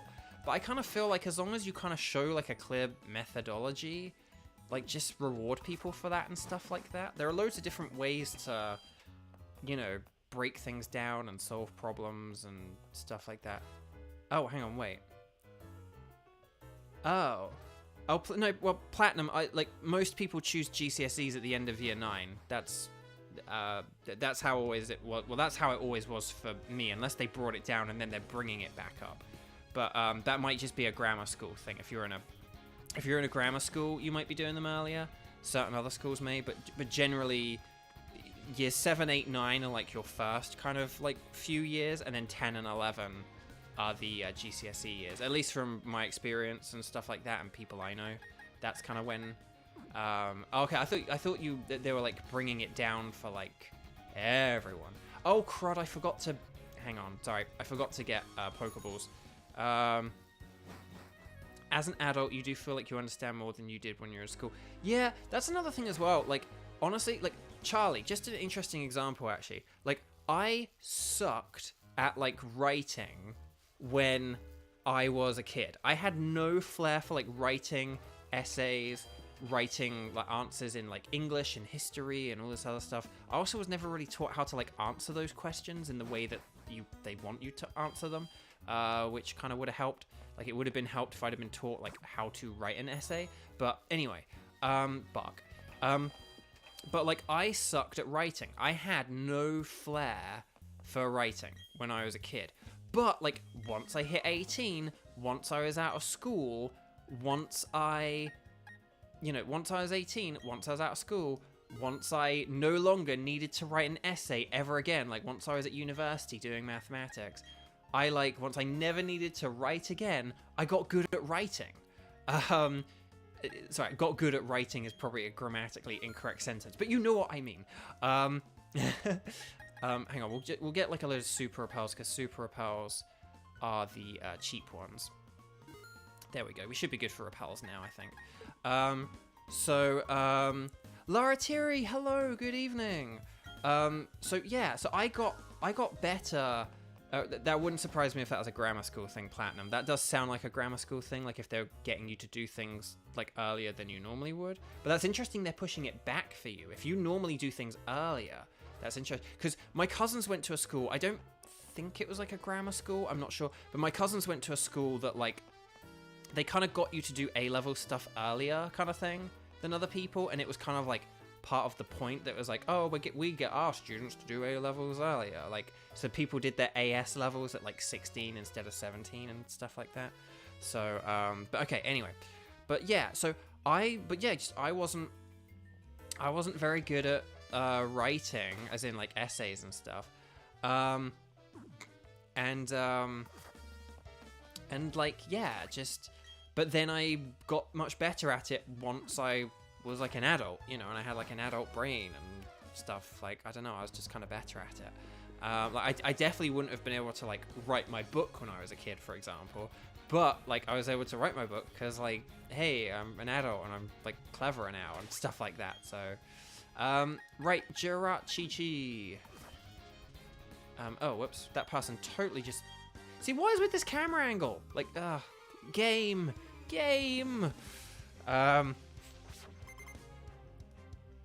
So,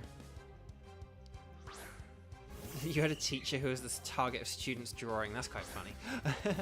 So, sorry, the stream seems to be a bit low on frames at the minute, but hopefully, okay, it should be back up now. Yeah, I don't know why sometimes we're getting frame dips or whatever, but oh well. Okay, so, okay.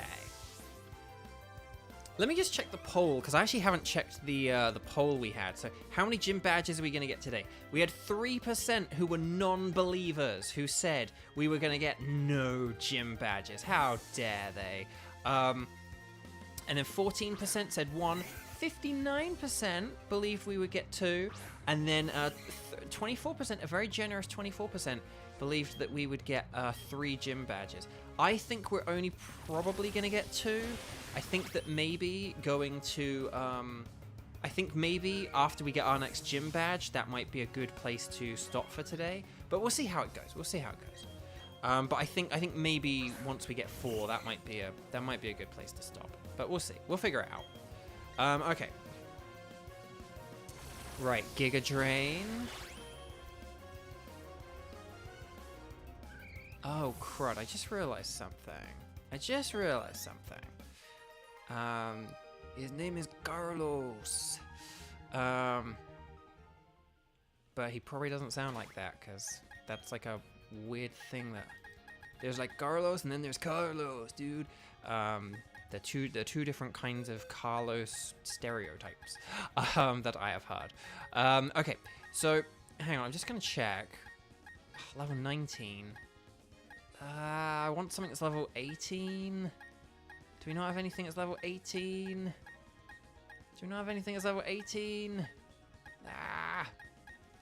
I really wanted something that's level 18 for reasons that I will get into later on. Oh, hang on, there's a Pokeball here. Well, we'll see if there's a level 18 Pokemon in any of this grass here or something like that. Okay, right, so... Oh, whoops, I didn't mean for that guy to see us, but okay, here we go.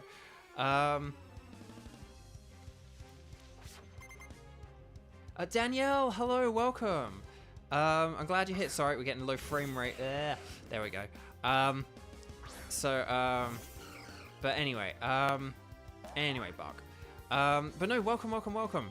Sorry, again, I will just say this. I know I kind of said this last week, but I do apologize, Danielle, because every time I see your name, every time I see you come up, because Danielle isn't written as Danielle in the chat, my brain always freezes for a sec, because I do have to remember which one of my...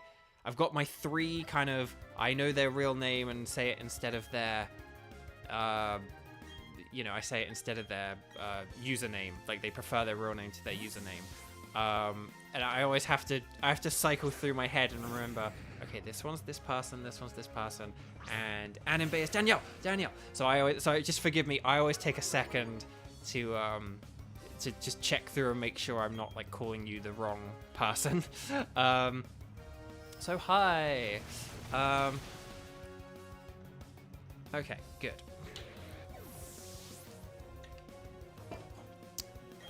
Right, okay. What, see... Okay, so you know I also talked about this game as well. I said about a flaw with this game is you get trainers and they use like a lot of the same Pokemon. And it's just, again, in like a Pokemon Scarlet and Violet, you don't get trainers who use like 3 Ponytas. Oh no, I hope everything's okay, Teresa. I hope you're able to watch the rest later. And I hope everything goes okay and you have a wonderful day. Like, but take care and bye. Dang. Okay, right, we're gonna talk to this trainer. Dilla, dilla, dilla, dilla, dilla, dilla. So yeah, Beauty Devon. Is Devon a woman's name typically? I know a dude named Devon, so I didn't know. I mean, names are just made up things anyway, so you can give any name to anyone. But still, it's just I'm used to Devon. I think apart from this game, this is the only female Devon I know. Okay. But no, I was gonna say, oh yeah, so with this game, so yeah, it's like you don't really get a lot of like 3 of the same Pokemon kind of thing, unless they have like different forms. So say she might have like the green Wormadam, but then maybe in a second she'll use like the other Wormadam, and then it's like, oh okay, well that's cool. But yeah, so we'll have to see what she does here. If she has like another Wormadam, then but she doesn't, so. But yeah, it's this thing where okay, so Wasabi, you do know a female Devon. That's interesting. Cool. That's good to know. Okay, there is an item here. I was gonna say, like, this would be a very pointless dead end if there wasn't. Oh, it's honey. Hurrah! That was worth it. Sorry. Hang on. Here we got a psychic trainer, so we'll use Gyarados.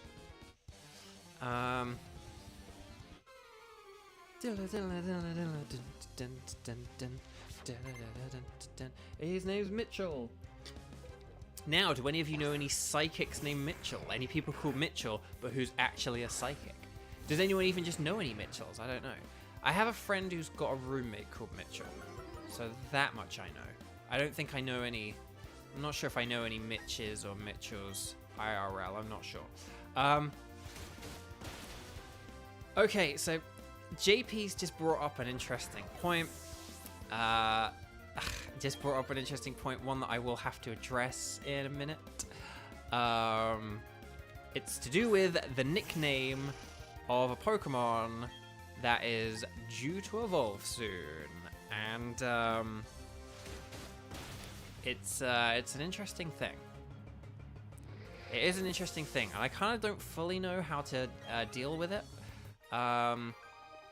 So we'll have to see. Oh, hang on. Let me just go here. I just want to check. Oh, dang, there is a name. Okay. Let's just use a repel quickly. Where are the repels? Where are you, repel? Oh, that's it. Okay, cool. Ugh, the movement. The movement. Infernihida, that's not bad. I kind of like that.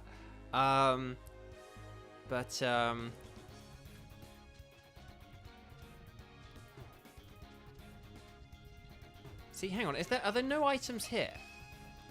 Now, is this where this might be, no, here. See, what's the point in this dead end? This dead end has nothing. That is a pointless dead end. Okay, right. Repels wore off. Would you like to use another one? Yes.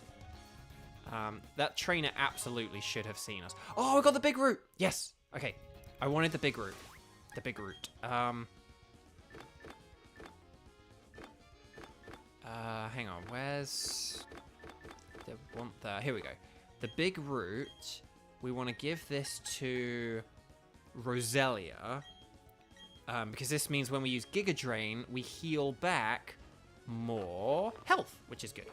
So, okay, cool. Hang on, is this just... Well, whilst we've got this rappel up, let's go this way quickly. I don't know if there are any other items here. If I just do this...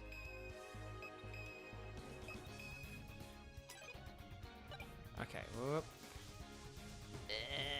There we go. Right,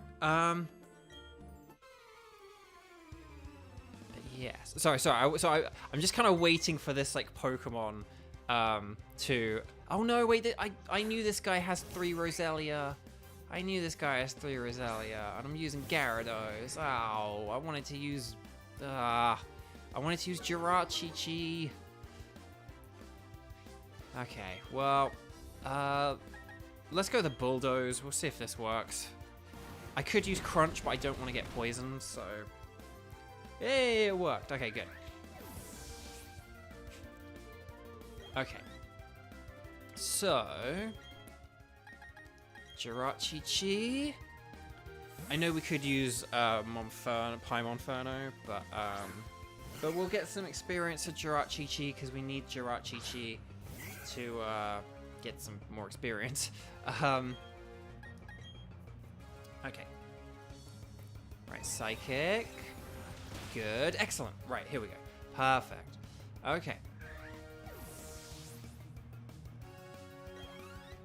Poor Starlisa. Like, Starlisa is almost a Staraptor at this point. I think actually Starlisa, like, after this Roselia, Starlisa could be a Staraptor, and we still just, like... haven't even evolved it, which is really funny. But okay.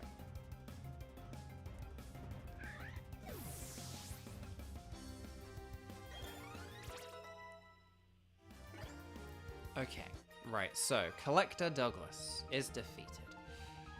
Yeah, this guy, I used to fight him, I used to use, like, the Versus Seeker for him to get, like, special attack EVs. He's a good source of special attack EVs,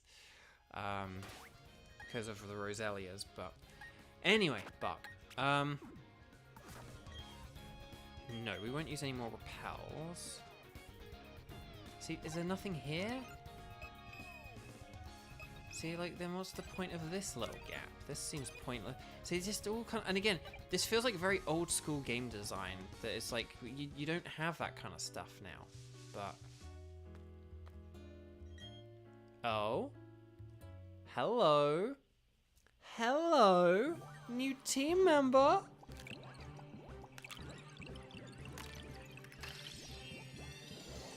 Well, not really, but... Happy! Wow, that hatched kind of faster than I thought. Right.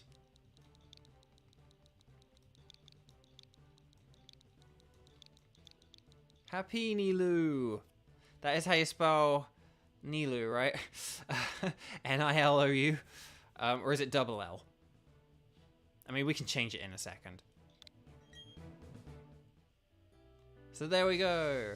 And look, here's some scientists. Oh, is it O? Is it OI? I thought it was OU.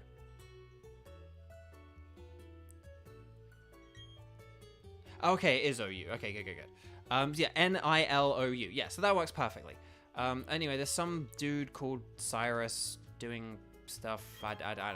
Blah blah blah. Autocorrect messed you up. Okay, no worries. No worries at all. Okay, so hang on. Do you? Right. Anyway, Buck. And then here we go. Like, here's the biggest metropolitan city in the game, which we can't go to due to square walking because it's got a major blackout, even though it's sunny outside. Right. So anyway, can I? Okay, right. Hang on. So we've got this thing. Hang on. Let me just. Okay. We can fly. Oh, hang on. I'm an idiot. I'm an idiot. We don't need... Hang on. Let me go back to the Didding radar. Again, they could have had the double button from Platinum, but no. Okay, right. So what we're going to do... We're going to go back to Eterna. I'm going to show you guys something. I'm going to show you guys something. And just because... sorry, yeah, this was referenced a few minutes ago. Here's the problem.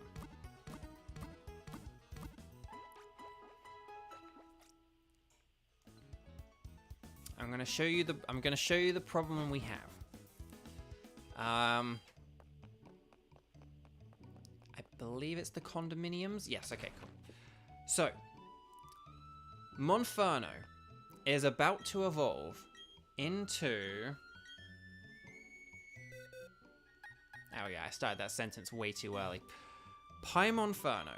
So Paimonferno is about to evolve into Yun Jin Fur Nap.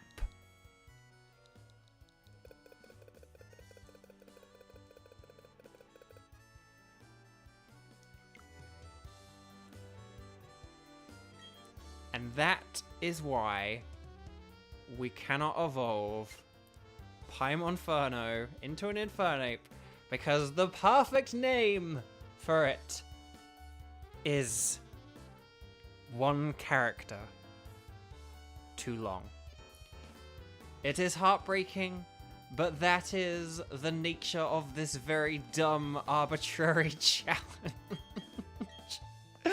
So yeah, we are not going to be evolving Paimonferno. We're also not going to be keeping Happy Nilu. We'll get Baidu back. But yeah. So this is I mean, we're going to still use Paimonferno, but Paimonferno is as far as Monferno is going to evolve. I don't think that there is a better name you can give for an Infernape than Yunjin Fernape. I think that's the perfect nickname for it, given the rules we've set out. I mean, do you agree, or you know? So I mean, if there is a perfect name for Infernape, where again it has this thing where it's the beginning of one character, the end of another, let me know. But I think this is it. I think that's the end of the road for the evolutionary line of Monferno. So yeah, I think that's it. So that is why we're not going to be having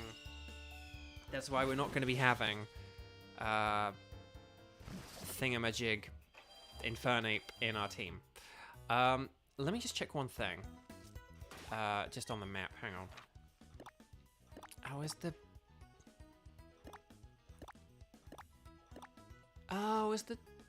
Hang on a minute. Let me just check one thing. So I thought the trophy garden... I always think the trophy garden's on, like, this route, and it's on this one. Can we go south of Hearthome now? Oh, I was terrified then when I saw Staraptor. Infernet for Bennett. That's not bad. But I think that's a little bit too much of a stretch. And also, as well, like, Bennett does have another Pokemon that fix it. Oh, Dory. Well, is Dory? Or is it, like, because the thing is, it's kind of like... The thing is, like, it's Infernape, but Dory. So it's kind of like an E and an I. I thought I did have something else for Dory as well, actually. I feel like I had something for Dory. I can't remember now. I'll need to check. But it's like Dory with... But I think it's kind of... And I, like, don't get me wrong, I think... But do you know what I mean? But it's not like... It's not Infernape. It's Infernape. so it's a little bit of a stretch. I think that's a good suggestion. Don't get me wrong, I do think that's a good suggestion, but I do think for the sake of let's give ourselves a challenge, let's make this, you know, let's create stupid limitations on ourselves based on very little. I think that you know, I think that maybe I think that's like a good rule. Yeah, again, I think not being able to evolve Paimonferno because Yunjin Fernape is just, it's a character too long. I think that's a good stupid rule that makes this a good stupid meme run. I mean, maybe that's just me, but but anyway, Bark. Okay, so yeah, we'll use these two. Okay. Oh wait, no! I wanted to face both of them. Oh, never mind. Ah.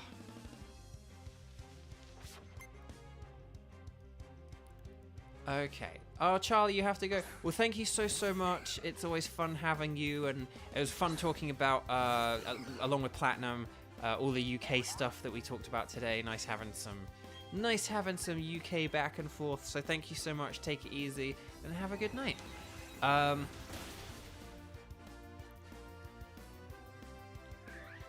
Okay. Right, Beidou. Ooh, Beidou is 16. Interesting. Okay. What? Beidou is evolving? What? Yeah, bye. R.I.P. Freddos. Oh, poor Freddos. Again, zoom in, black screen, zoom out. I don't know what this...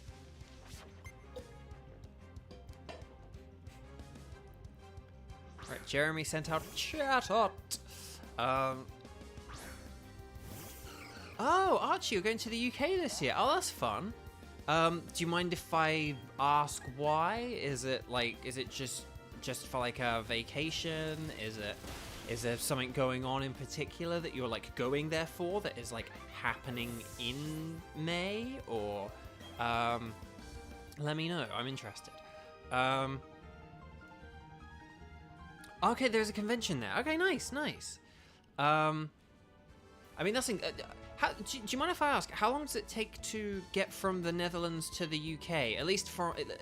like, I don't know where in the Netherlands you're from, like, don't tell me. But say once you are, like, on, like, a ferry or something like that, presumably there's a ferry, I imagine. Because, like, geographically, they're quite close, just in terms of a ferry ride. But yeah, MCM. Okay, nice. But like, how long is, like, once you are, like, at the sort of Dutch coast, how long does it take? Oh, okay, for a plane. Yeah, that's I imagine a plane ride is very quick. Because the reason I say a ferry is just because, like, in terms of, like, the ocean, but there's not a whole lot of ocean between, the UK and the Netherlands, so a lot of people probably can't even just take a ferry, and it probably takes something like an hour and a half or something crazy. Like, it wouldn't surprise me if it was something that short, you know. But yeah, I imagine a plane is very quick. Oh yeah, I think Zach is going in the UK, isn't he? I can't remember where he's going. I know, I remember, like, Coy and Laura, I think, are doing, like, Newcastle or something. But yeah, by train I imagine it's longer because you'd have to, like, go through, like, France and all that kind of stuff. But yeah, so I imagine train would take a while.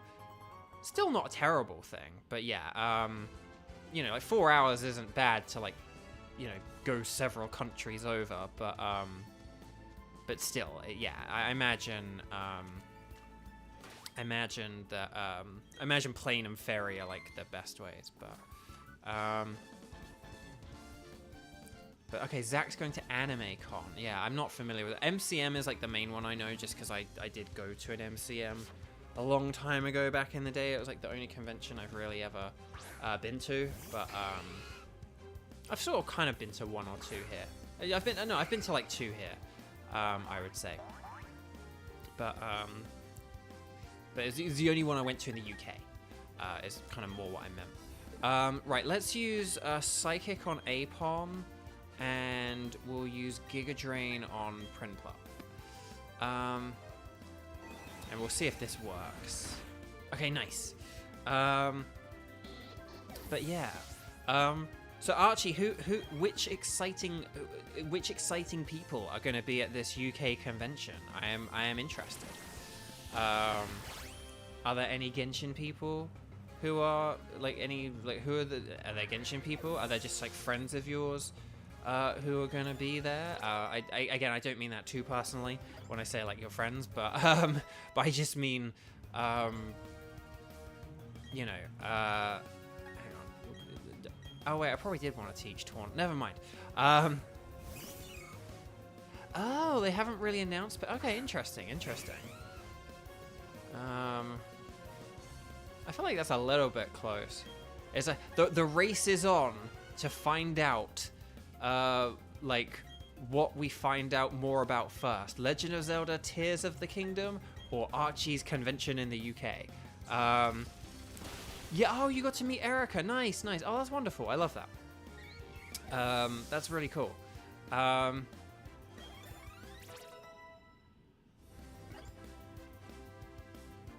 Right, and then Giga Drain. Nice. Okay. Oh, okay. Cool artist. Nice.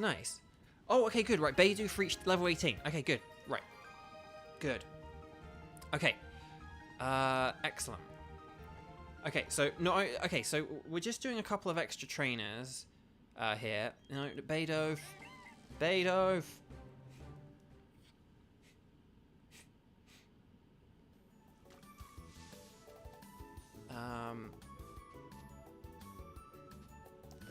No. Ow. Oh wait, hang on. Wait a minute. Hang on. I might need to use a repel. I need to check which way I'm going. Jirachi seemed interested in the Pokemon scent. That's funny because it's a Budu. Right, hang on. Let me check. And Christina, yeah, I think, yeah, Christina did as well. Okay, that's cool. Hang on, we'll just go up. Oh, yay, we made it. Okay, good. Right, hold on. We're just gonna... There's a policeman there. Oh, yeah, and then there's two rich people here.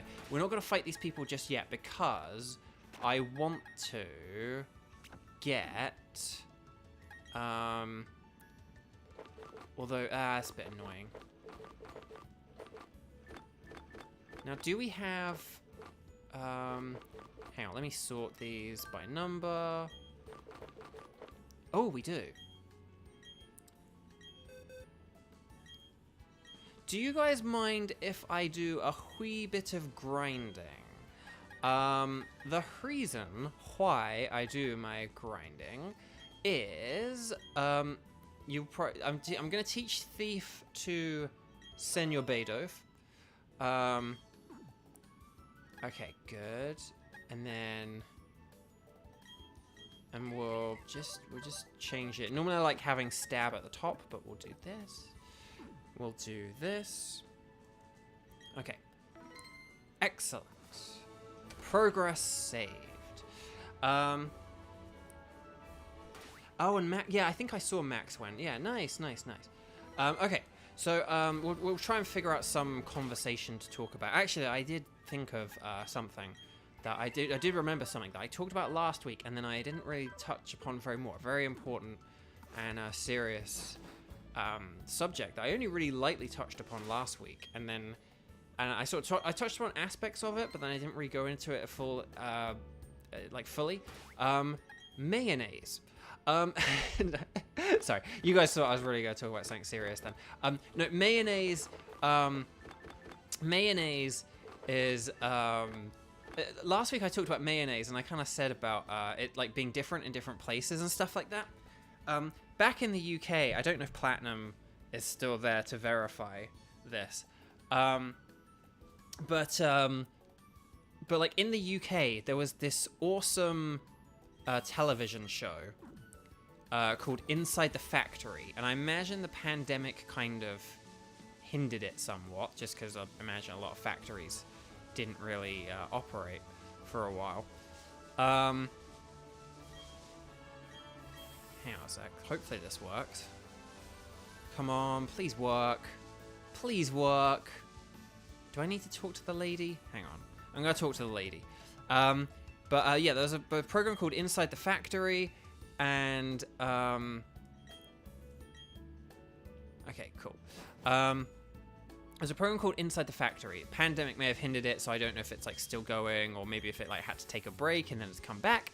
But basically, it was basically just they would like pick a product, so something like baked beans or crisps or biscuits, and they would sort of show the process from like beginning to end, like, you know, delivery of ingredients to the factory to the final product. And they would show all the different stages. Here we go. Okay, excellent. So, we wanted to get Bidoof to level 18, because if we have a Pokemon at level 18 and we use a repel, it means that the only Pokemon that can appear is Pikachu.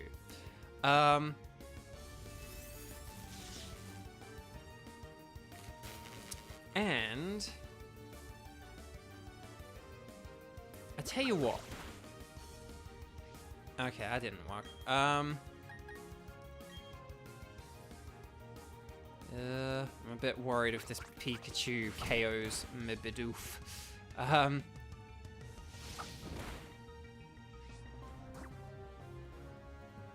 Right, Pokeball, go. Actually, if we don't catch this Pikachu, then we'll maybe KO it or run from it. Okay, we got it. But yeah, so the only Pokemon that can appear... Oh, okay, we're not going to be able to catch any other Pikachus. I kind of wanted to get a female one. Okay.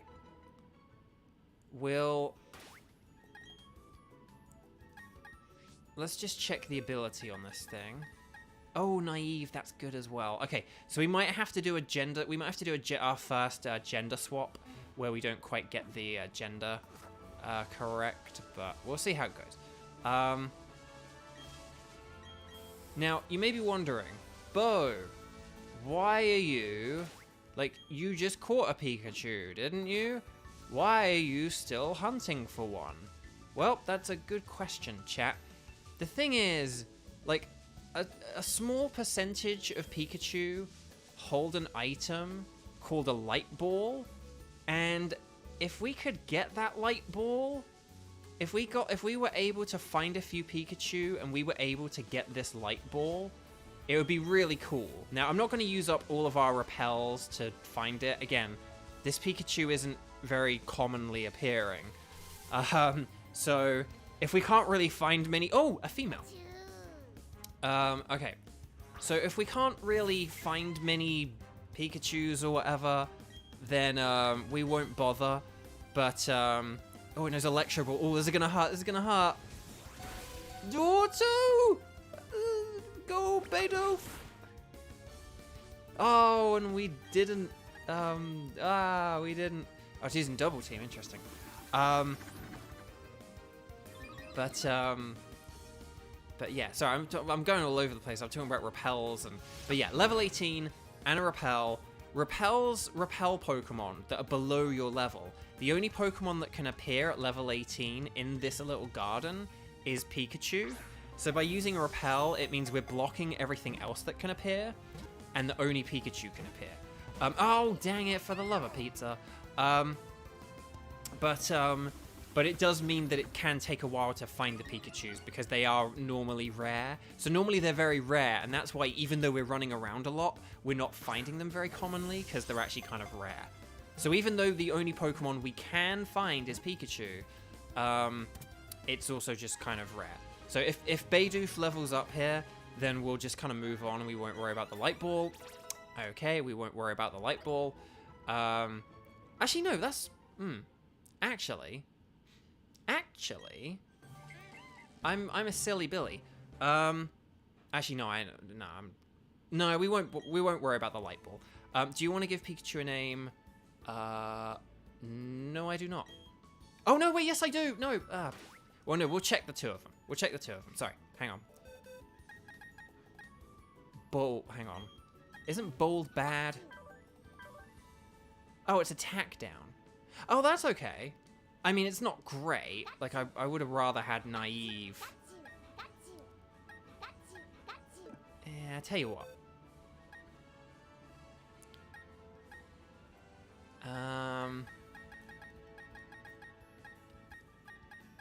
Okay, chat, question. Important question for chat. Do you want the more... Oh man, it's just better. Like this. Okay, we've got a really good statted male, and then a not well statted female. The female is the one I want because of the gender matches the name, but this one's just way better.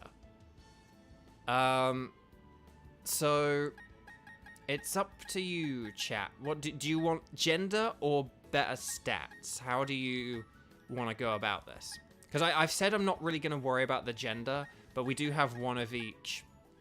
We have one with the right gender and one with better stats and ability and all that jazz. I want to use the one with the better stats, but... Well, okay, actually, there is an alternative. There is an alternative to this. Actually, there is an alternative for this. There is a way we can fudge this, but while still sticking to the rules. I mean, earlier we were talking about how gender is just a social construct, however, here's what we can do. Oh wait, do you go to? Yes, you do. Okay.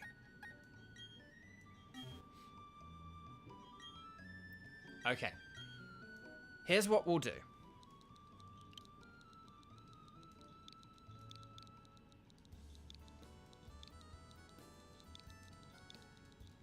Say hello, everyone, to our temporary Pikachula.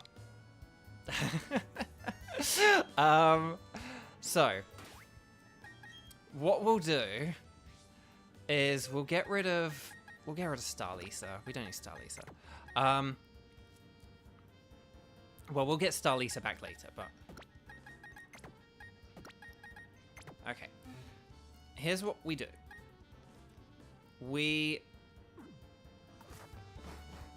Oh, Platinum. Gender? I don't know her. That's like a...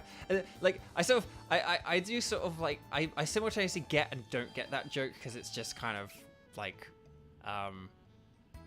you know, that's like... I do like the blah her joke kind of thing, but like it's funny. It like sort of it like works but doesn't work, so that's a good one ultimately. Okay, but yeah, so thank you so much, Platinum. I hope you clicked like and subscribe, as Nightbot has just reminded us. But yeah. Okay, but thank you so much, Platinum. Have a good night, because yeah, it is getting late in the Oh, Pikachu Tao. Interesting. That's not bad, actually. I won't lie. That's pretty good. I do quite like that. I do quite like that. But yeah, I thought Eula would be good because you can have Pikachula and you can have Raichula. So that's kind of what I was kind of thinking and going for there. But right, what we're gonna do is, okay, sorry, I said like, oh, we're gonna grind for levels and stats, and let me just, but no, I just want to see if we can get this item. Let's just see if we can get a better. Let's just see if we can get a better Pikachu, and then we'll make a decision. And then if we like level up and we can't do this repel trick anymore, like I don't care. But let's just see. But we'll see if we can get a better one and or a light ball. And then if we can't, like, it's fine. It's absolutely fine. Right, okay.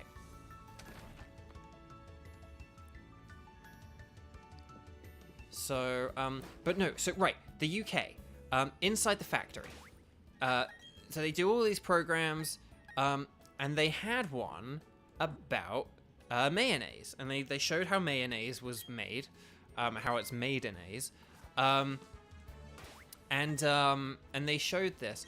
And it was just, but it was really interesting because it was like the Heinz factory. It was like how Heinz mayonnaise was made. And they talked about, they showed their like research team and stuff like that. And, oh, another female.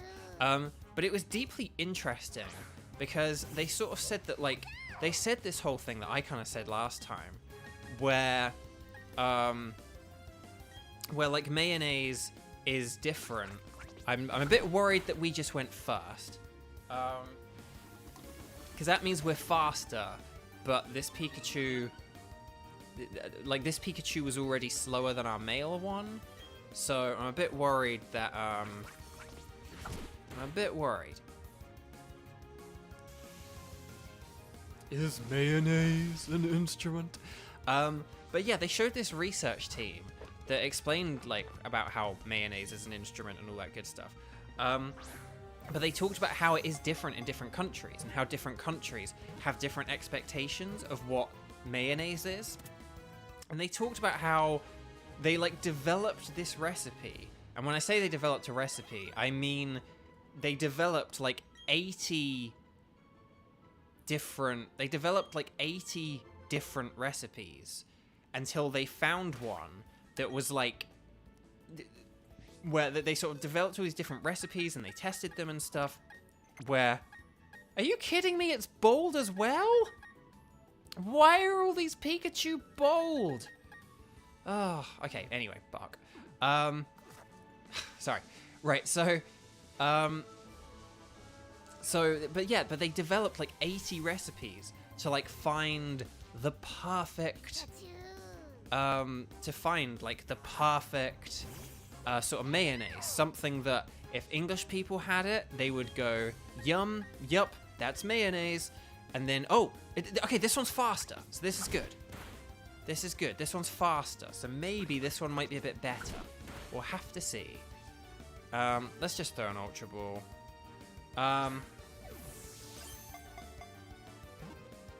So, bold and brash. Very nice reference, given that we just had a SpongeBob reference. But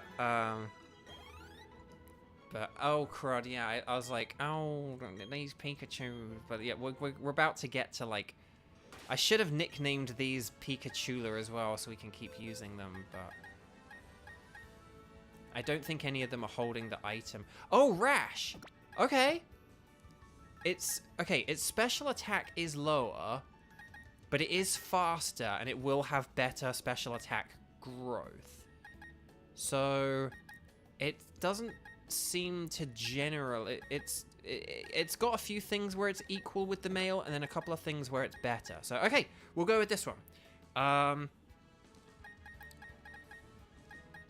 Maybe what we can do as well is, hang on, do we have any other Thief TMs, or did we only have one Thief TM? We only had one Thief TM. Ah, that sucks. Okay,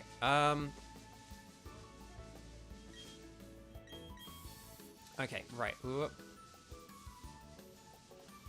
Oh, wait, hang on. We can't use this Pikachu because we didn't nickname it. Oh, that was a close call. Okay. Right, we won't worry about getting the item. I was hoping we could maybe get the item, but it doesn't matter. We'll just move on. We'll speed things up a bit now. We actually do have Bold and Rash. I know. Well, listen, when Xander said Bold and Brash, at first I thought he was referring to natures. But then I realized he was making a SpongeBob joke. But now we actually do have Bold and Rash. So, yeah, perfect. Absolutely perfect. Okay. Right, which name should I critique? We need to have this is the real Pikachula. Oh, my neck, sorry. My poor neck. Right. Pikachula.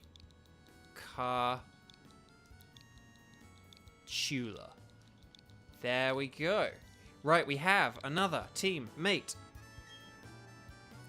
Let me just check a couple of things. I just want to check what kind of stats do our other team members have here. So, like, see, Gyarados has a terrible special attack, has a special attack of 45.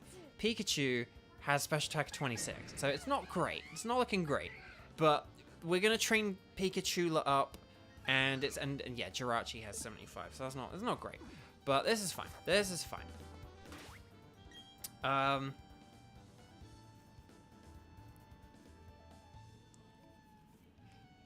Okay, right, so, we'll get Starlisa back instead of Beidove, now that Beidove has, served her purpose, and we'll get Jirachi back at the top, and then, you there, and we'll put you there, and there we go, that works.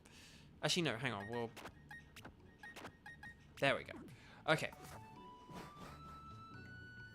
Okay, so we're going to... we'll go back here to Veilstone. Oh, wait a minute. I just realized something.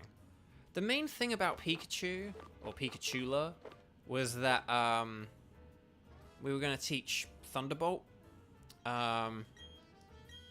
Oh, wait. Hang on. There we go. Yes, that's fine. We'll get rid of Electro Ball. I think that's probably for the best.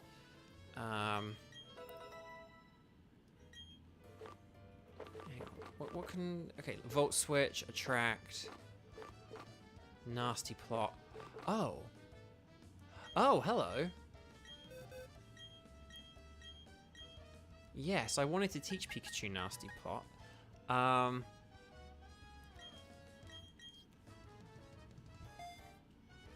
Okay, good.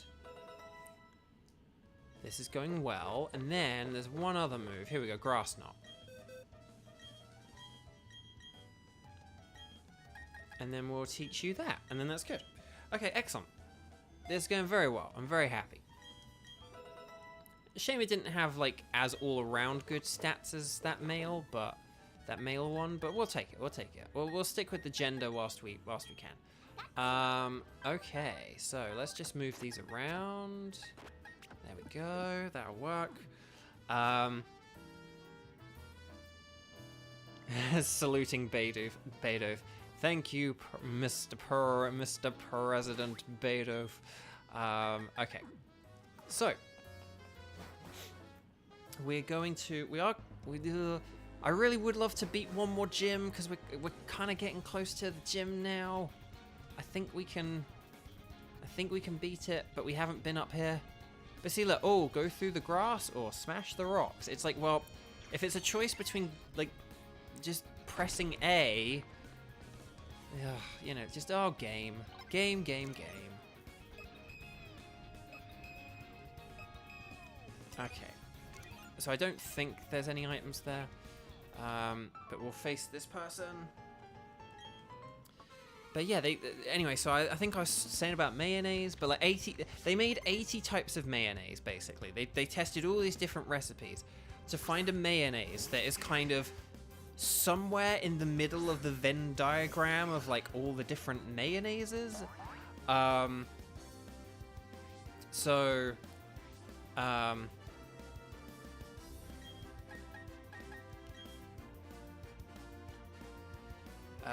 So yeah, so just something where like UK people would eat it and go, yum, yup, that's mayonnaise, and like Japanese people would go like, yum, yup, that's mayonnaise, and like Dutch people would go, yum, yup, that's mayonnaise, and just all this stuff. And yeah, so I remember when I heard that, I was like, wow, that's really interesting and amazing, and it kind of gives me an appreciation for Heinz, like figuring out like a recipe that kind of embodies like all the best of mayonnaise. So there you go. But I guess the moral of the story is, if you're ever abroad and you're like after mayonnaise, maybe try and look for Heinz mayonnaise. Right. JP does point out that Crash's Wake has a lot of back and forth. So yeah, maybe we'll maybe we'll see how long it takes to get to Pastoria City. And maybe just once we get to Pastoria City, we'll wrap things up for today. But let's see if we can get to Pastoria. Let's see if we can do that at least. Because I think we can. I think we can do it. I didn't realize this would all take so long. I didn't realize that, like, go into Solaceon and then to Veilstone and then south of Veilstone. But I suppose we did have, like, the gym and Team Galactic as well. And I suppose it is just a lot of routes. Like, we have traveled, like, a lot of the map today. So that's also a thing. But yeah. Okay. I've had my phone on standby this whole time, and we've not needed it, which is good. And I know I've just jinxed it, but it's, but again, I think doing updates does help, so I will try and make sure that my computer and OBS are updated in future, now that I know how to, like, check for both of those things. Because generally, on my phone, I know how to check if an app has an update, but I kind of realized, like, I haven't really used a computer much in a long time. You know, I didn't have a laptop for a long time until I got this one, and even so, I only really use it for streaming and a few other small things. And I was kind of a bit like, oh yeah, I'm not really sure, like, if one of my programs has an update, I don't really know how to check for that. So, right, go Jirachishi. Okay, good. Right, we'll go with the Thunderbolt. Thunderbolts and lightning, very, very frightening. Okay. Ugh. Oh, whoa, the frame rate just looked really low there. Hopefully it goes back up in a sec. Don't know what's happening yet. Okay, we're back. Oh, the other thing, what was I gonna say? I don't know. Anyway, Bug. I really have no idea what I was gonna say. I think there may be a hidden item here in a sec though, so I will just check for that. But again, this dude's gonna have 3 Buizel, isn't he? And it's just like, what's the point? If I can beat 1 Buizel, like, surely I'm gonna be able to beat 3 of them. But again, this is where, like, the old school Pokemon design kind of comes into things, and yeah. Oh, it wants to learn Aquatail? Here's the thing, I prefer Waterfall to Aquatail. I like that we can get the flinches, and I like the better accuracy, so I'm actually going to give up on Aquatail and not have it learn it. Oh, whoops, there we go. Okay. Right, Giga Drain, nice. So just, guys, just quick reminder, just as we kind of approach the end of this stream, I suppose, if you've been watching, like, all this time, or you've been watching a significant amount, or if you're still watching, whatever, either way, if you have been, for the love of pizza, if you've been enjoying this stream, and you've liked it, and you've liked hanging out and talking about, like, UK stuff and money and how much a billion is, that you'd have to go back to the pyramids to earn that much money, if you've enjoyed all that stuff, then I really hope you please do hit that little like and subscribe button, because again, we've been doing really well on the likes and stuff recently, and a lot of people have been discovering the channel recently. We've been having a lot of new people in recent weeks, and that's been making me really happy. So, so yeah, so if you haven't clicked that little like and subscribe button, I hope you do. Because it really means a lot, and it really does make an impact and a difference as well. So thank you. And we're getting very close. I think maybe if enough people watched this stream today, and if this stream is long enough and all that other stuff, that we will hit 80% of the way to becoming a YouTube partner. Well, last week we hit 75%, and I think now we're gonna surpass 80%. So yeah. And Monferno tried to evolve, but sadly, we cannot evolve it due to the sheer silliness of this run. Yes. So, yeah, bit of a shame, but oh well. So, but yeah, so we're hitting lots of milestones. So just if there's anything you can do to, like, hit the milestones. Oh, Teresa, you're back. Hello, welcome. You've taken care of things, and you can't... Oh, that's... I'm sorry you can't resolve it till Monday, because that's really annoying when you kind of have like an issue and it kind of needs to be resolved, but like you have to wait. Like if you have like a company and it's like you have to phone them, but their phone line doesn't open until tomorrow or something like that. That kind of stuff always sucks. So, oh, I reached the 1.85. Yay! Okay, brilliant. Oh, thank you for letting me know that, Abby. So that's really cool that we've hit the 1.85. But that's the thing. Maybe like next week we can hit the 9. We can hit that 9,000 and 9,000, 1.9 thousand, and then maybe maybe we can get closer to the 2,000. And then just a reminder as well about the autograph store. I will say about that in a minute, but the links are currently on screen for the autograph store. If you've never gotten a print from me and you'd like a print from me, there's the sort of store envy is the more cost-effective way. If you just want like a small, cheap print and you're not worried about seeing me sign it live. But if you do want a print where I sign it live on camera and hold it up to camera for you and everything, then that is what Streamily is for. So, yes. So Store Envy for the small prints where you don't want them signed live, but they're much more cost effective. And then there's Streamily for the large prints and signed prints that are signed live on camera. Like they're all signed, but signed live on camera or the big ones. So there we go. Okay, so I think we fought everyone on this route, and then we go this way, and then we'll... no! Oh, I should have used a repel, but I was too cheap and stingy.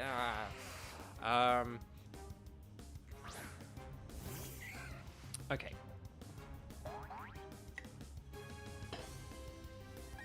We are just going to run, because they can have sturdy and can be really annoying, and we don't want that. Okay. No, for the love of pizza. No, Graveler. Also, I think these were the first games where, like, Geodude appeared in the grass instead of, like, in caves. And that always, like, I don't know. Not freaked me out or concerned me, but I always just found it odd. I don't know about you guys, but... okay. Hey, I haven't been singing about coming round the mountain when they come. So that's a good sign. That's a sign that I'm not going mad after like 4 hours. Yay. Okay. Right, so we're gonna go this way.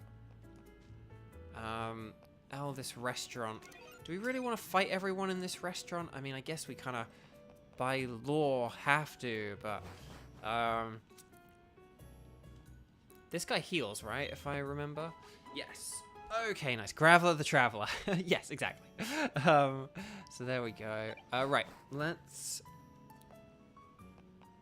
go back to this restaurant. I think there are like are there like double battles? I can't even remember, but let's get Jirachi Chi first.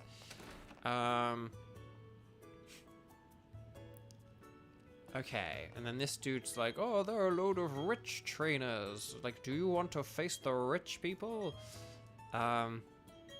Yes, I am a trainer. Okay, sorry, this is going to take a while. But yeah, we'll reach Pastoria City. We'll try and get to Pastoria City, and then we'll kind of wrap things up from there. Just because we're kind of in between routes and stuff at the minute. And I want to reach somewhere that's like, I don't know, that's got some sense of finality to it. I don't know. Actually, let's go with a double Dazzling Gleam. Let's see how this goes.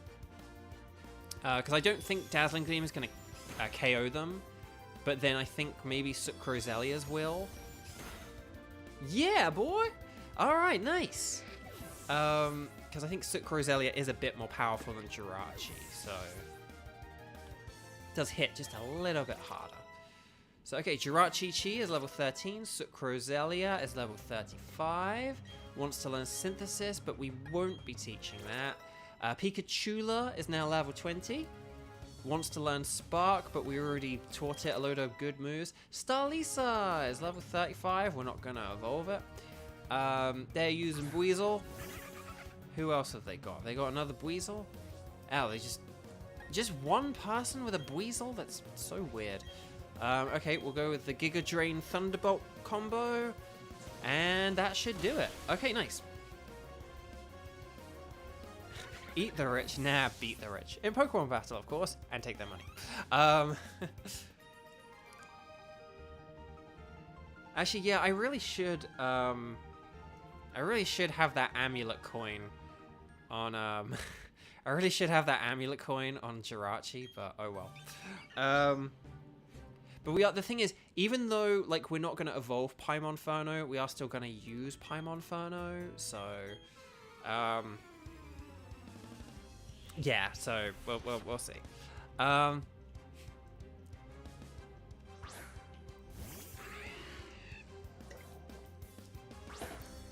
Okay.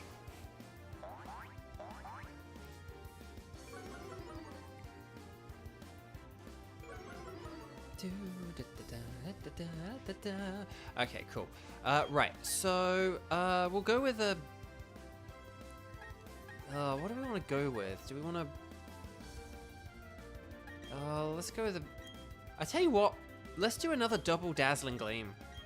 It'll be super effective against Murkrow, and it'll get a little bit of damage off on Luxio, and then like Roselia can like finish this off, and then that should kind of hopefully do it.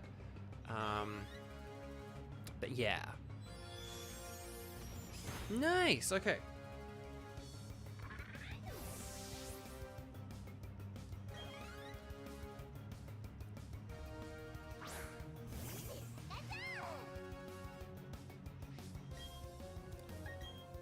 Right, Psychic and Giga Drain. Again, why do they keep doing this 2-1-1-2 thing? This is very confusing. But yeah, okay. Sorry, I've kind of like lost train of thoughts and things that I thought I was going to talk about today and stuff like that. But yeah, sadly, the one thing I didn't really sort of talk about, I talked about the Nintendo Direct, but I didn't really say about, yeah, sadly, no Genshin on Switch announcement. Still hopeful that it will happen someday, because again, I would, if it came to Switch, I would love to play it for you guys, and I would really try and make it a thing. Even if I wasn't like the best at it or whatever, I would still try and devote an extra like night a week to stream it. You know, like it would be good to, you know, if I say did like Friday nights Genshin and then Saturdays or Sundays I did Pokemon and my other Nintendo stuff. You know, that'd be a cool thing. But still, we'll have to. We just got to keep crossing our fingers and hoping that that someday it does happen, or that it comes to whatever the Switch's successor is. I don't know. We'll have to find out. But yeah, that was the not that I was expecting anything, of course, like, you know, but again, we're just sort of getting to this point where, you know, it would be good to have it on there. Just saying. So. Yeah, and then the Pokemon anniversary is coming up as well. So we didn't hear anything about Pokemon, but like maybe we might hear some Pokemon stuff in like 2 weeks or so once it's actually the Pokemon anniversary, because Pokemon like to do their own thing separate from Nintendo, so they don't really get included on stuff like the Nintendo Directs. So if we get stuff like Scarlet and Violet DLC, maybe we'll find that out in like 2 weeks instead of now.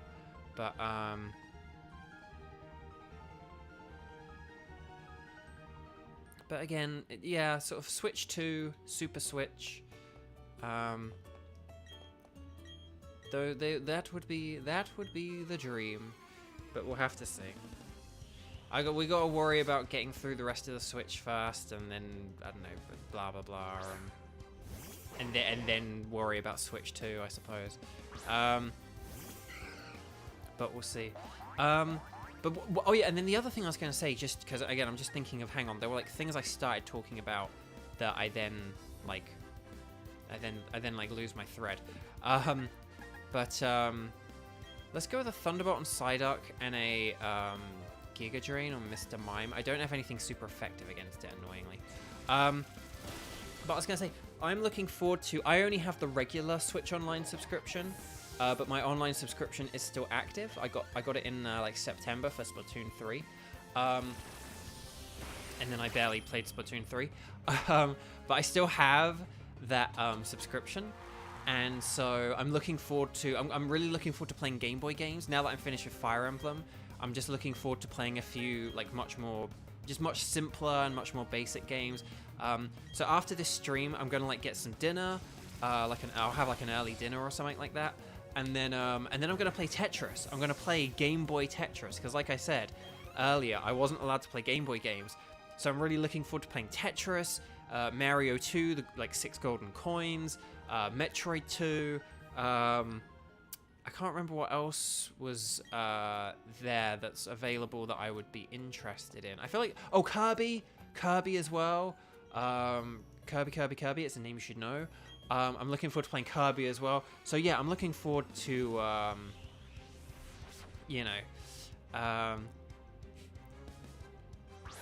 but yeah, hang on a sec. I just wanna. That's the thing. So yeah, JP, like, hang on. Like, that's the thing. So many, like, whenever I do the, like, Genshin on, and I do apologize because I do apologize that I do apologize that I do the Genshin on Switch thing every once in a while. I'm sorry if it ever, like, fakes you guys out or anything, if you think it's, like, a real announcement or whatever. But the simple thing is, like, whenever I tweet about it, it's, like, there's always, like, a real, like, it's always one of my most popular tweets of, like, that month or whatever. You know, like, whenever I tweet about Genshin on Switch, I always get so many replies of people being like, yes, please. I get so many people being like, I used to play it on my phone, but now I can't, so, like, Switch would be perfect. It always, like, gets these, like, big responses. And, you know, and it's just kind of like, so I hope they do it. It would, you know, I think it would, it would be a good move for them if they could figure it out, but we'll have to see. And then Link's Awakening. Yeah, JP, it's funny because I got Link's Awakening on the Switch, like the Switch version of Link's Awakening. So if I hadn't done that, I totally would have played the Game Boy version, but I'm not sure if I will. Maybe I will play the Game Boy version, I don't know, but the thing is, I did play Link's Awakening only, what was, you know, like only like a few weeks ago, essentially. So, I mean, no, it literally was a few weeks ago, actually. So, yeah. So, I probably won't play the Game Boy one. Maybe I will, but I think I probably will just stick to my nice, shiny, lovely Switch version. But yeah, I mean, but like so many people would be able to play it if they could just play it on their Switches. Because I mean, don't get me wrong, like it's cool. It's on mobile, and that you can like, cool, I can like really play it anywhere. But it's like, well, you can do that with a Switch, you know, and like, but for people who like to play the games at home, playing it on a Switch would be better than like, you know, than like a phone or a tablet or something like that, you know. But anyway, Buck. So let's see. Come back here after you defeated the champion. Rather be in a pool than in the sea. Oh, we got a bottle of PPE up. Very nice. So yeah, I don't know. We'll have to see how it goes, because I don't know all the different factors that are at play or that could impact it. Pardon the phrase. Hang on a sec. Is there an item here? See, I want to point this out, right? There's no item here. No item, right? Ding, ding, ding. Ding, ding, ding. Right, but this right here looks like there should be an item here, right? And this is what I mean when I say this game has a lot of like old school game design left over, and why they shouldn't have done it like one-to-one and stuff like that, because, you know, it's just why waste people's time? Right, what's TM92? Is it? Oh, it's Trick Room. Oh yeah, of course. Nice. I might use Trick Room later on when we get to the Elite Four, but we'll have to see. But yeah, so there may be different factors at play. Like, I don't really know, say, you know, things like maybe, say, like adding eShop credit and adding credit to the game and stuff like that. You know, maybe stuff like that even could be complicated. I don't know. But but I hope they are able to do it, because it's just, there's a really big, it's not just that, like, oh, they said this thing a few years ago. It's that they said it and people really like the idea of it. Even now, even all these years later, people still like the idea of it. So I really, really hope they are able to do it. Not just for my own purely selfish desires of hoping to play this game and loving the idea of streaming it for you, but because I just think it'll be fun. I think it'd be good, like for loads of people. But we'll have to see. I know I should be using Pikachu here to battle these people, but I think Pikachu is probably just can you get the lost key now? I thought you need I thought that was like a rock climb thing. Can you help her now? I thought it was that item where you need rock climb. So JP's just asking about, earlier we met the lost key lady, the sort of fancy lady who said that she'd lost her key. But I thought the lost key is the item that's like hiding at like the top of the screen. Is it a dowsing quest? Oh, okay. I thought it was the item that you can see. Like you can see an item like visibly. I thought it was that. I mean, we can douse for it if we know roughly where to douse. Thing is, dousing when you're not in handheld mode is a little bit more awkward. So, zoom in, black screen, zoom out. Just the area near where she is. Okay, we can do that then. If it's close to her, I don't mind doing it. I just don't want to go on like a wild goose chase or anything. Because again, this stream is already kind of taking long enough as well. So, right, we'll go with Giga Drain. If he switches to something that's more okay, then we can switch to Pikachu. But let's Pikachula. But we'll see. Okay. Wasabi, thank you so much. Like, we've only got a few minutes left, but I hope you go back and watch the last few of them. But thank you so much. You're always very fun and supportive, and I appreciate it. And I hope to see you again in a future stream. So you can hear my voice as like kind of in a future stream. Oh dang it, Pikachu! Did you really not KO that thing in one hit? Okay, so chat. I do have another question for you. Just unfortunately, as Wasabi left. But so just by what? So type in the comments about this, okay? Because this is kind of important. Would you, chat, be okay if I played this game a little bit off screen? The reason why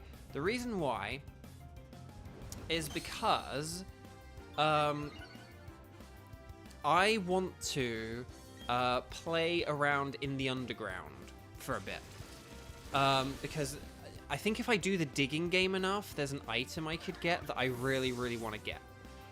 But I need to put in, I think I need to put in what I would describe as a significant amount of time in the underground.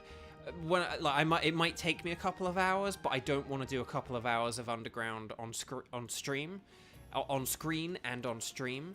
So it shouldn't really involve any battles or anything. We shouldn't be like having any Pokemon evolve. Nothing major. It's just that underground that I showed you last time. See, I thought it was that item there. I thought she's like, I need my item. Oh, I could have doused on the beach as well. It's just that this takes a while. It's more in like the hotel, right? Like this is kind of more going on to the route. Yeah, okay. Is it like up here somewhere? But yeah, so that digging game we did for like 10 minutes last week, I probably need to do that for like a couple of hours. And I can just like put on some podcasts or whatever. But I just wanted to check because there's just like an item that I want. And the thing is, we actually can get that item later on, but I would much rather Oh, it randomly generates on the main... Oh, I didn't know that. That's very interesting. So when you say the main path, you do mean like this like stone path that I'm on right now. So like if I go down here, bingo. Hang on. It's up here somewhere. Nope, down. Right. Right a bit more. Nope, left. Left. Left, left, left, left, left, left, left, left, left, left, left, left. Come on, where are you? Where is it?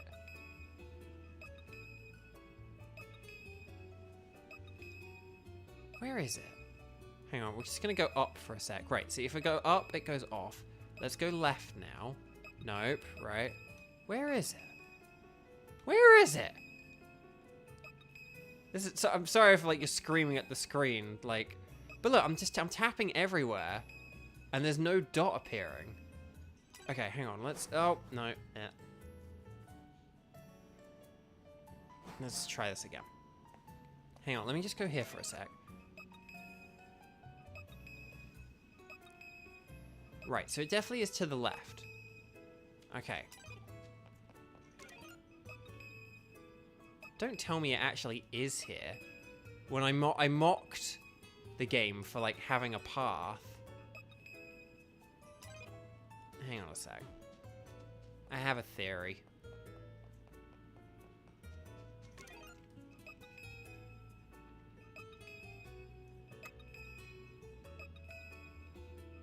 That I just need to test.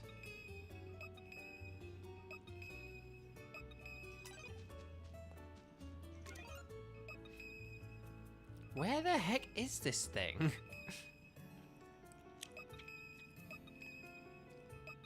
So if you guys remember how this has worked before, you tap when you're close to something, you get the concentric circles, and a dot will appear on the screen. It will show that, like, if I go left, okay, right. So that means that, like, right, so this means it's not on the right, okay? Because it goes ding, and then the circle stops. But if I click, like, here, we get, like, some vibrations.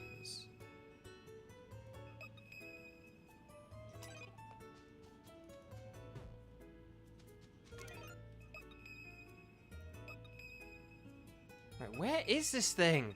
This is driving me nuts! JP, what have you got me into, mate? Right, where is this thing? Chat, please help me. I'm going nuts here.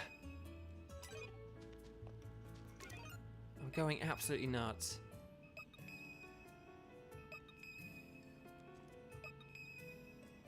Hang on, right. So it's saying it's to the right. If I go here, and I go right, but then I go left... Peanuts.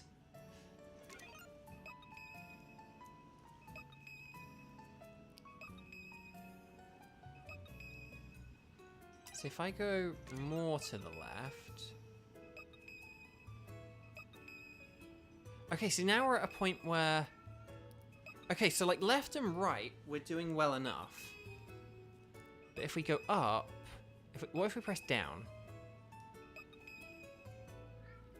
This is... I'm very... Oh, there we go. Oh, it just doesn't show up. The dot doesn't show up. I was suspecting that, because you said, like, dousing quest. So I was kind of like...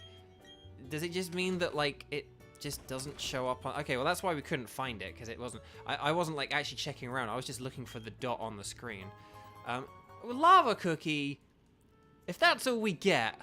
Like, don't get me wrong, lava cookies, I'm sure, in real life are delicious. But, like, the rubbish in this game, that isn't... well, that was a waste of time. Anyway, Buck, does Pikachu... Okay.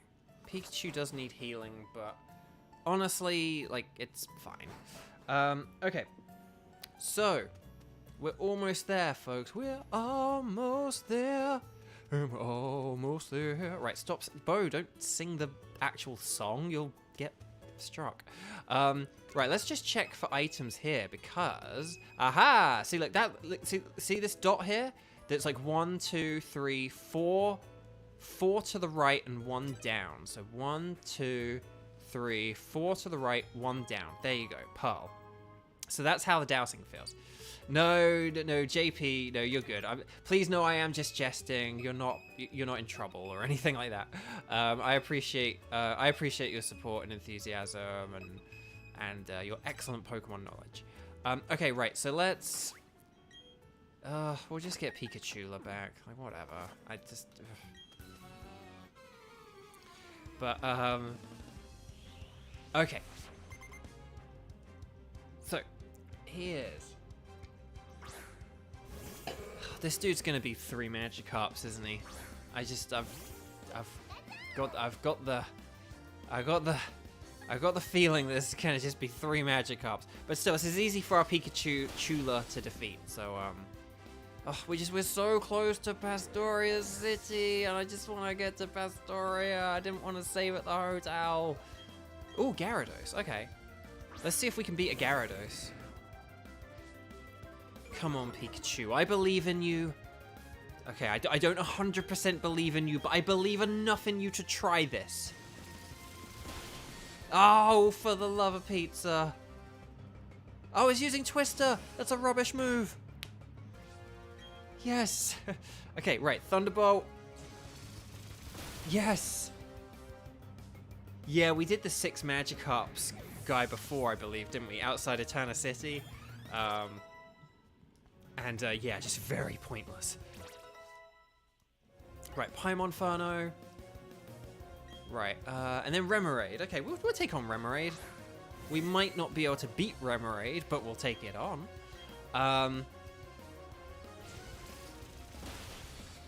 Okay.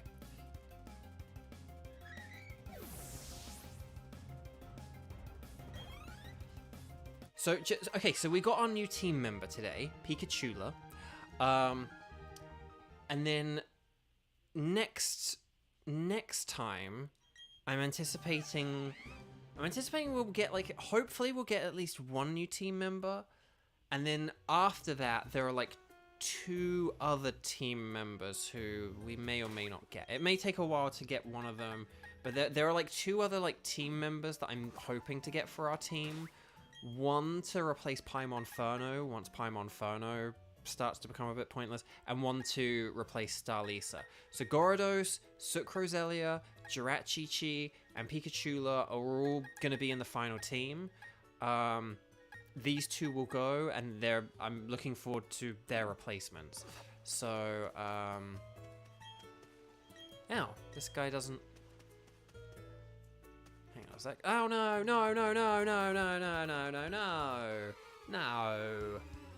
no. Ah, Cindy. Are you a beauty? Yes. Are you annoying and slowing me down? Also, yes. What are we gonna do with you? Right, okay. In fairness, I knew I was gonna walk right into that. Right, let's try a couple of Thunderbolts, see if we can win this. Ooh, Aerial Ace. That ain't good. You gonna get Static? No. Okay, fair enough. Michelle, hi! We're gonna end in a few minutes, but hello. So we got our 3rd gym badge today. And then, and we got a new team member. We got Pikachula, which I'm very excited about. Even though Pikachula isn't very strong right now, but Pikachula's gonna be. Sorry, oh, the movement. Aerial Ace, there we go. Lovely, you love to see it. And then Jirachichi. You just talk about rock climb, yeah. See, the rock climb is a good example of an HM, because you see all these things and then you make a mental note. You're like, I'm gonna come back here later. But this rock smash, this is pointless. It's I can't reach this honey tree without being able to smash this rock. So I don't know. I don't know what I'm even complaining about anymore. But the point is just it's just there's a lot of this game. Just they should have removed stuff that kind of became redundant. That was cool back in a DS era game, but is redundant now. So Oh yeah, so what we'll do as well, now that we have the Fly HM and we can fly around anywhere, next week we'll do a bunch of honey trees, okay? So like, I will also play the game off screen to do honey trees. We'll definitely do some honey trees, and we'll see what kind of interesting Pokemon we can get from honey trees, okay? So we'll do some honey trees, I'll get Drifloon, and then I need to go to the underground for an item. So we'll do that, okay? I think that's going to be our plan for... dang, I really thought it was going to be an item there. That can be our plan for next time. Oh, hang on. Yep, footprints. Cool. But yeah, we've sort of taken... Yeah, we've been going for 4.5 hours now, so this is like quite a long one. Unfortunately, we didn't get that second gym badge, so congratulations to the 13% of you who guessed correctly that we would only get one gym badge today. But we were close, though. But it's just we had to catch a few Pikachu and some other stuff. So yeah, Repel's effect wore off. Would you like another? No. So let's go to this Pokemon Center and wrap this up for here today. So guys, just remember as well, so just one last time I will say this, if you're watching this now in February 2023, Heracross, the hardest Pokemon to get in the game, I know. So I'll just say this again. Thank you all so much for watching, whether you're watching live, whether you're watching in the replay. Hi Hoodao in the replay, and Smoke. But yeah, hi everyone. Hi and bye everyone. But no, thank you so much. I really appreciate all your love and support.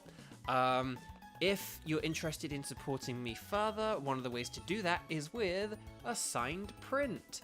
So yeah, if you want a signed print of one of my characters, if you want an autograph, there are the two different ways to do it. And Burnape. That's quite good. I quite like that.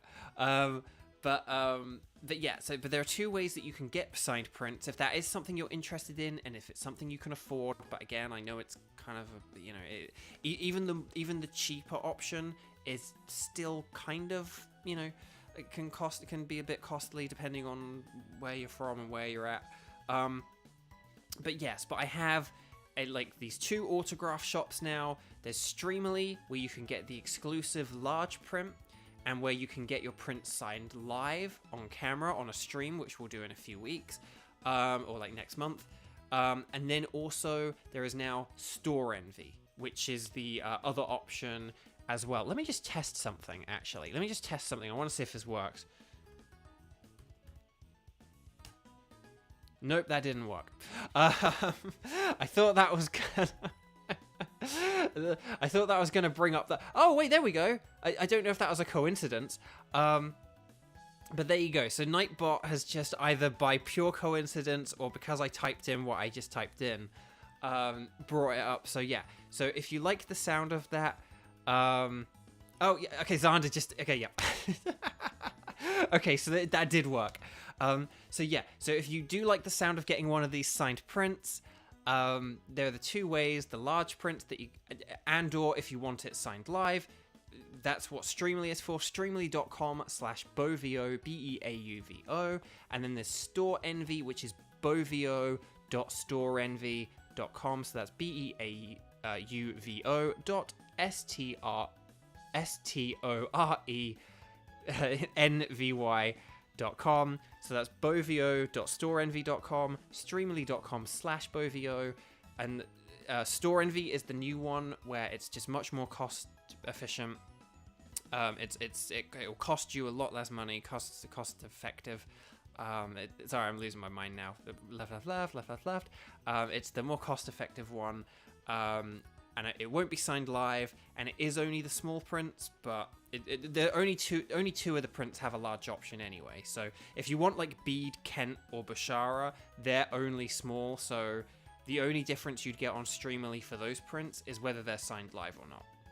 So if you're not bothered about things being signed live, definitely go down the Store Envy path. But there you go. So just a reminder on that, just because that's timely right now. Those options might not be available in a month or so. Streamily, I'm definitely going to be closing down in a month, and in fact next month may be the last time I do Streamily, I may not do Streamily at all after this, so again, if you do want a print signed live, this may be the last chance. I may then just switch over to the Store Envy option permanently. After that, we'll have to see. But then again, I may hate Store Envy, and I may be like, you know what, I'm just gonna stick with Streamily. So we'll see. But anyway, we got our new team member today, Pikachula. Very happy about that. And yeah, and I don't really know what else we accomplished today. We got a gym badge. We made it to the 4th gym. I think next time as well, we should definitely get 2 gym badges next time. And to be honest, we may even get 3.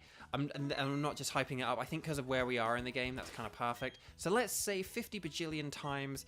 Let me go get some food, and then I'm going to go play some Game Boy Tetris, and some Game Boy Mario, and some Game Boy Metroid, and some Game Boy Kirby. Whatever you do with the rest of your weekend, guys, I hope it's absolutely wonderful. We stopped Starlisa and Paimonferno from evolving. That's the spirit, JP. So there we go. So thank you all so much. This has been really fun. We'll be back more next week for silly shenanigans. But in the meantime, take care. Lots of love. Stay safe out there. And I will see you all next week, Saturday, 18th of February. And we'll be back 11 a.m. PST, California time, LA time.